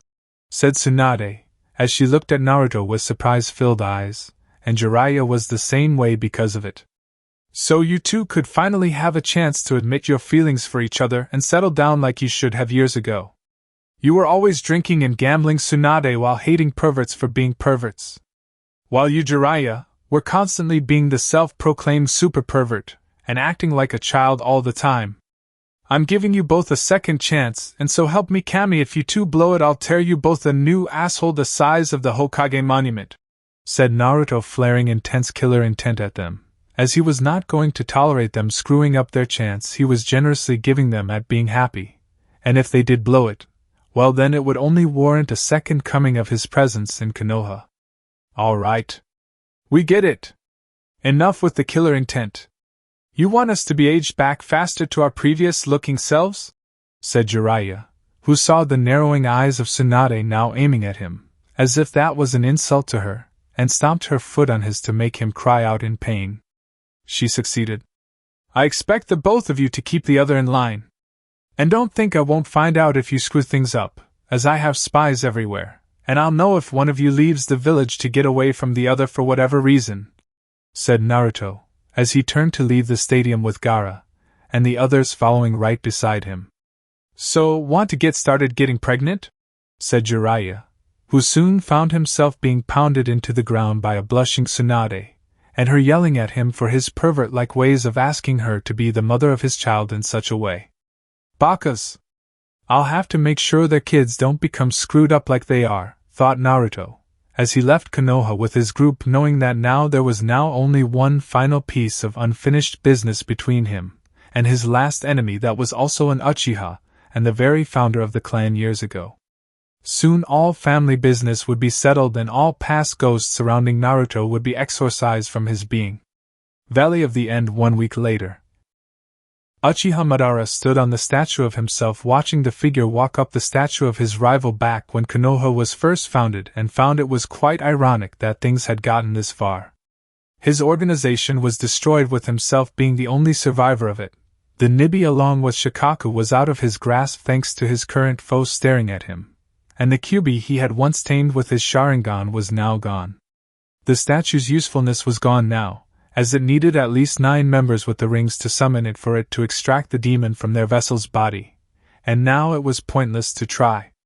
All Madara could do was take down this new Kyuubi that was the Yandame's son, and use him to get to the others that would allow him some measure of revenge. You came. And you're early too, said Naruto, as he wasn't expecting Madara to be here before him, and wait for the Demon Lord. You sound surprised, boy.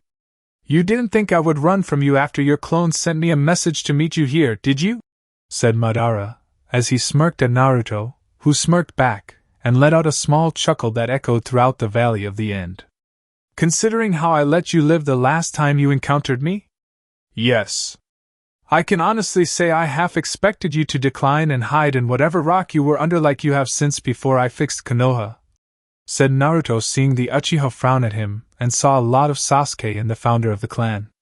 You caught me by surprise, boy, but the thing about an Uchiha is that you can't surprise us the same way twice, and to do so would be unwise, said Madara, as he activated his Sharingan, and saw Naruto smirk at that like it was a joke.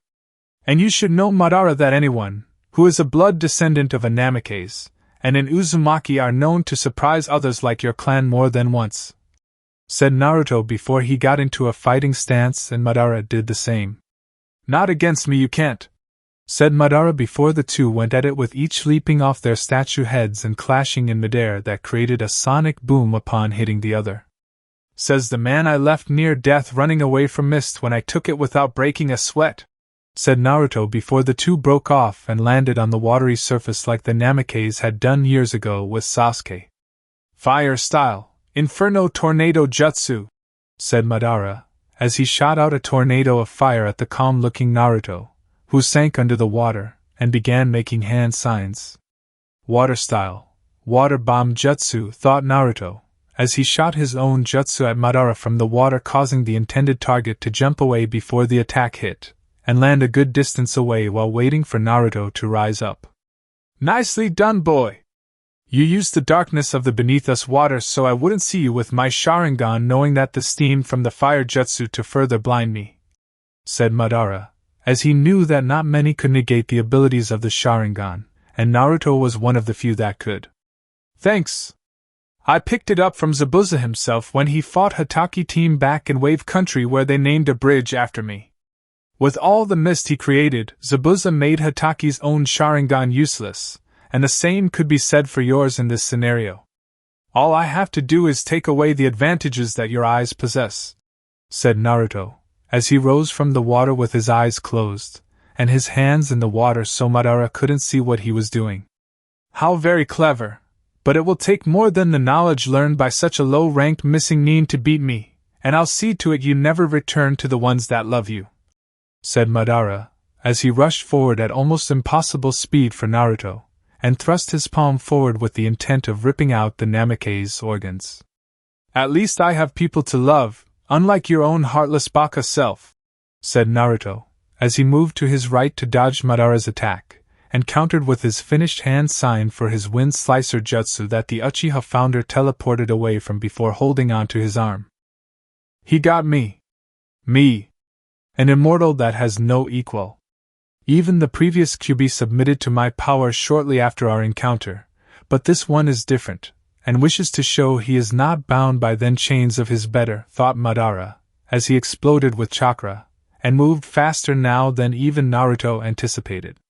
The Uchiha's fist to his jaw sent Naruto flying into the mountainous cliff behind him, with Madara right on top of him, and pounding into his body unmercifully. Seeing his victory at hand, Madara picked Naruto up by the throat, and looked at him with his Sharingan eyes filled with his cruel power. Damn! And I thought the old hag could hit like when I was younger, thought Naruto, as he had some blood trickling out of his mouth, and felt his body slowly healing from other internal injuries. You are going to be my new pet. When I say bark, you will bark, and when I say you destroy what I want, I expect you to destroy what I want, said Madara, as he summoned all his evil chakra to his Sharingan eyes, and attacked Naruto's mind with them like he did the previous Kyuubi to force the demon lord into submission. And I want ramen that's healthy to eat morning, noon, and night with midnight snacks on occasion. But you don't see that happening, do you? Said Naruto, as he attacked back with his own chakra, with it becoming a battle of wills, and neither of them were going to back down. You can't win, boy. I forced the previous Kyuubi into submission, and I can do the same to you. The only reason I didn't do it sooner was because there were too many variables that were standing in my way, but thanks to you removing them all, I can start over with a chance to rebuild Akatsuki from the ground up, and turn you into the means to control the world into being my slaves, said Madara, as he pressed further into trying to influence Naruto to his cruel will, and finding the Namake's resistance to his power to be very annoying. Funny! That was exactly what Sasuke said when he entered my mind with his eyes, and look what it got him. Absolutely nothing, said Naruto, as he felt movement in his right clawed hand, and acted on it while Madara was so preoccupied with fighting his own inner being. H, screamed out Madara, as the flare of chakra gave Naruto the means he needed to swipe at the Uchiha's eyes, and was able to cut one out of the socket.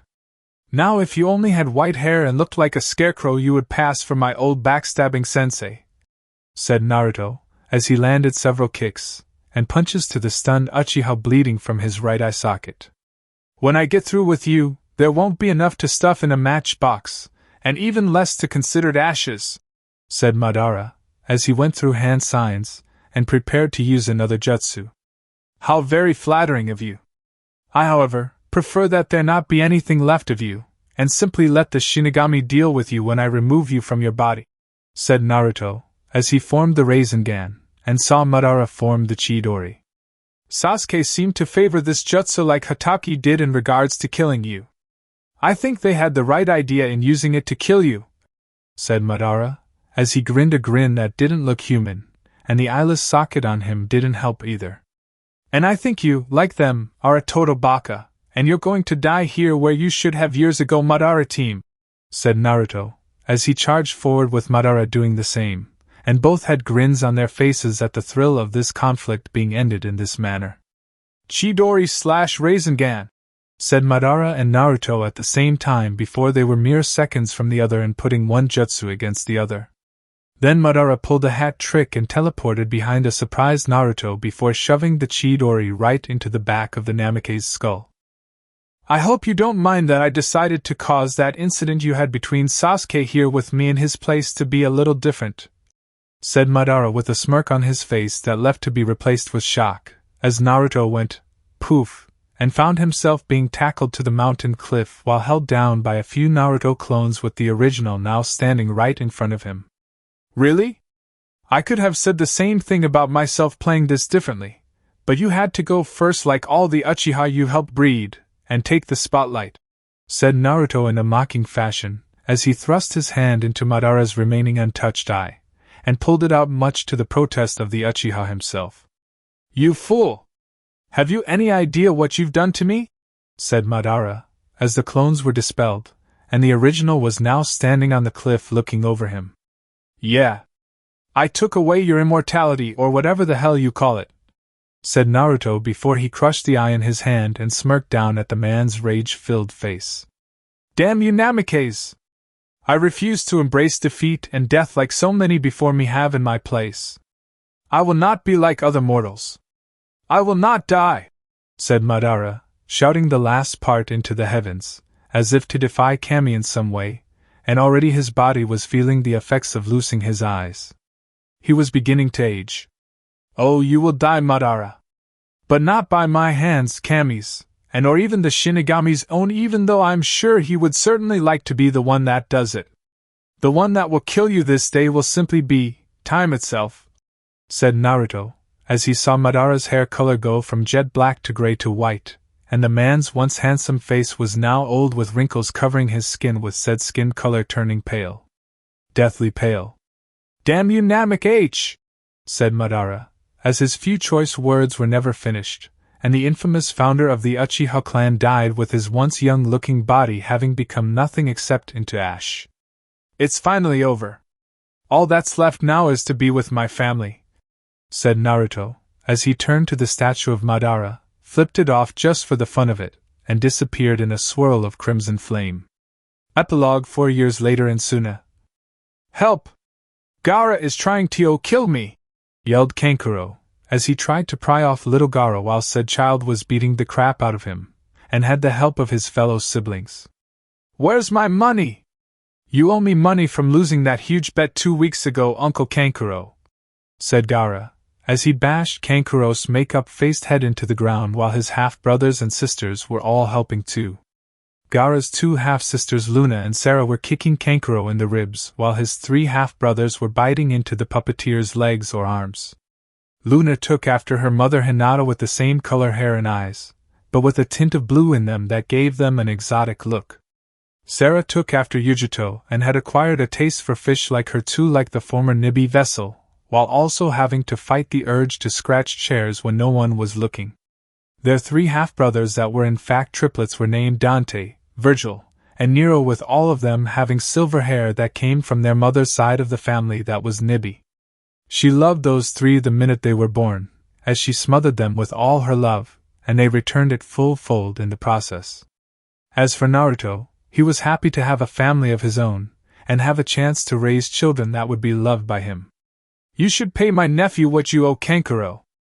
A Sabaku never takes back a bet that is made, and even more so when the bet is lost to us, said Sabaku no Gaara, as he watched his brother try to get away from the beasts that were tearing into him.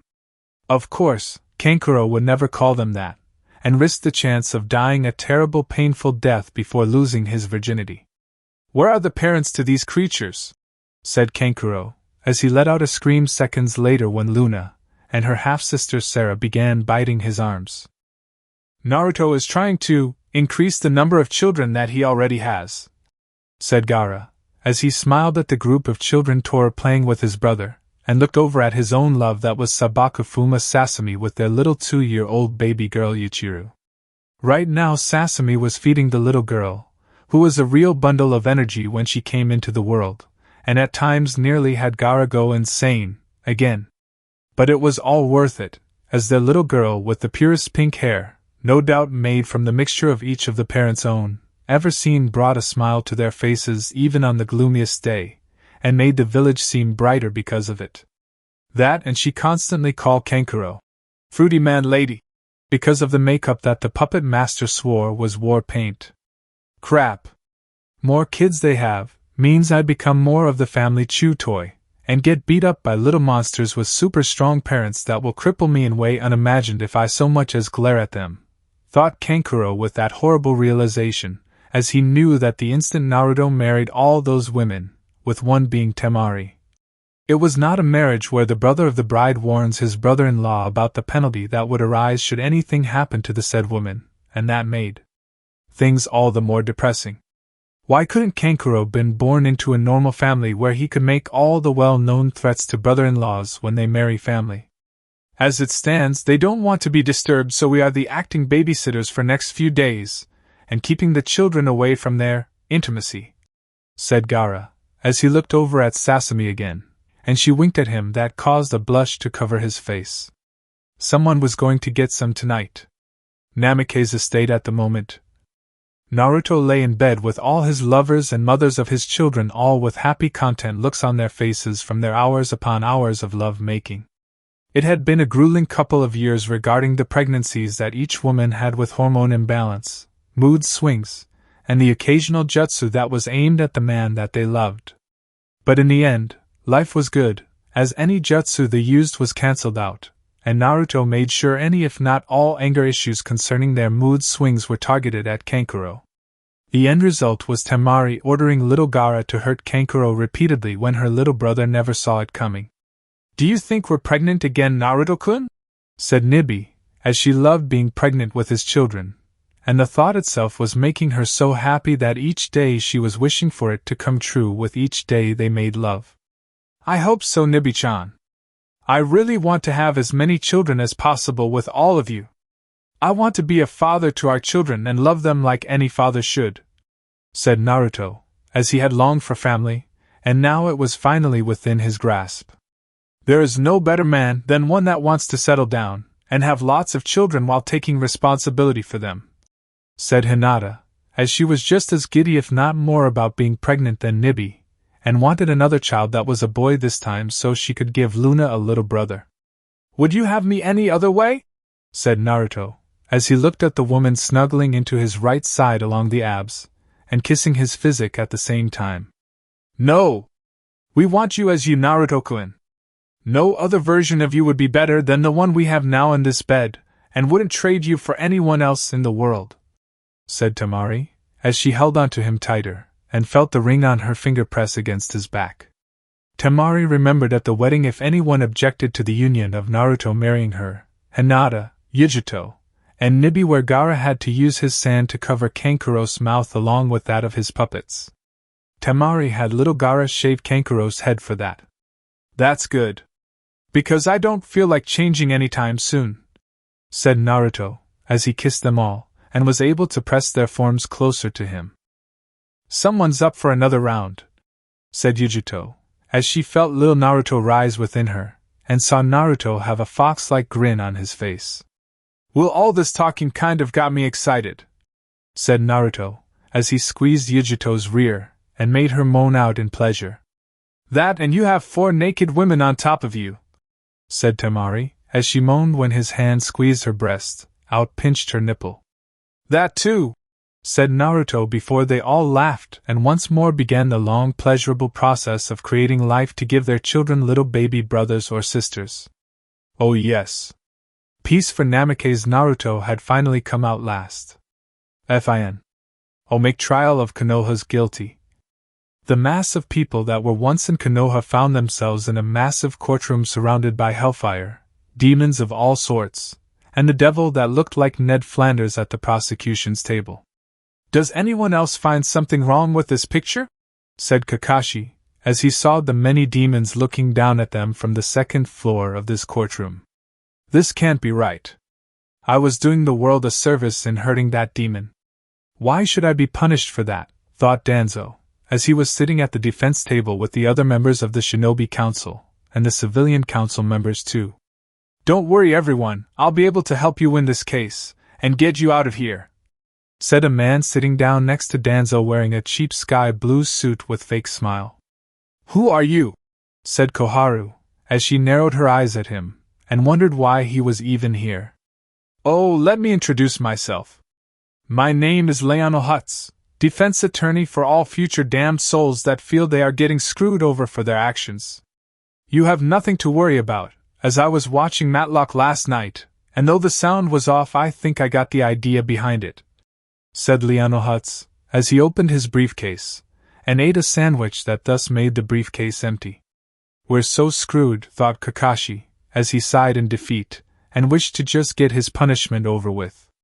"Now that everyone is here, it's time for everyone to begin," said the skeleton that was the Grim Reaper, who was the judge for this case, and banged the gavel. "Okay. Before we get underway, let's set some ground rules. We get a bathroom break every 30 minutes, said Lionel, as he had a weak bladder, and would need to relieve himself soon. Fine. The jury will then be picked by me. said Ned Flanders, as he had a smug look on his face, and the defendants looked at him with horror on their faces. Agreed. Wait, no, said Lionel, as he had done the same thing before, and found that he had screwed up. Again. Silence! I give you the jury of the damned! Martha Stewart, Barry Bonds, Saddam Hussein, George W. Bush, said Flanders, but the man he spoke just interrupted him, and raised his hand. Wait! I'm not dead yet. In fact, I have to write my memoirs so people will understand me better, said Bush, who cowered under the devil's gaze and the cold eyes. Listen, pal, I did a favor for you, said Flanders, as he was getting upset, and wasn't in the mood for any more complaints. Yes, master, said Bush, as he looked away in shame, and the other snickered at him. As I was saying, O.J. Simpson, Adolf Hitler, C. Montgomery Burns, and Superman, said Flanders, as the last person for this jury was selected, and many looked at the last choice with shock. Superman? What are you doing here? Said Kakashi, as he stared at the Man of Steel, who wasn't happy right now, and ran his hand through his hair. I killed a hooker. She made a smartass crack about me being faster than a speeding bullet, so I tore her in half like a phone book before incinerating her with my heat vision, said Superman, as he felt that it was unfair he went to hell for that minor thing, and it couldn't be overlooked. Ouch, thought Kakashi, as he had known that feeling when it came to quick sex with a woman paid to please you, and how stamina was everything. This court is now in session in the crimes against the people of Konoha for the attacks on one Namikaze Uzumaki Naruto. How do the defendants plead, Mr. Hutz? Said the Grim Reaper, as he looked at the worst attorney ever, and the man rose from his chair to address the judge. We plead guilty, Your Honor, said Lionel, and it earned him a gasp from the people behind him. And no, we don't, yelled Danzo, who was upset their so-called lawyer had just said they would plead guilty, and wanted to strangle the man if he had two hands. Oh, right. Sorry, Your Honor, I mean not guilty. I get those two so confused sometimes, said Lionel, as he laughed, and ignored the killing intent of all his clients for being so reckless. We're all doomed, thought Sakura, with inner Sakura nodding in agreement, and waved the white flag in her head. 2 days later. Has the jury of the damned reached a verdict? Said the Grim Reaper, as he looked over at the jury, and the Martha Stewart rose from her seat. We, the jury of the damned, find all the defendants on the crimes against Namikaze Uzumaki Naruto guilty as charged on all counts, and have determined that they are all going to suffer greatly in a very fashionable way.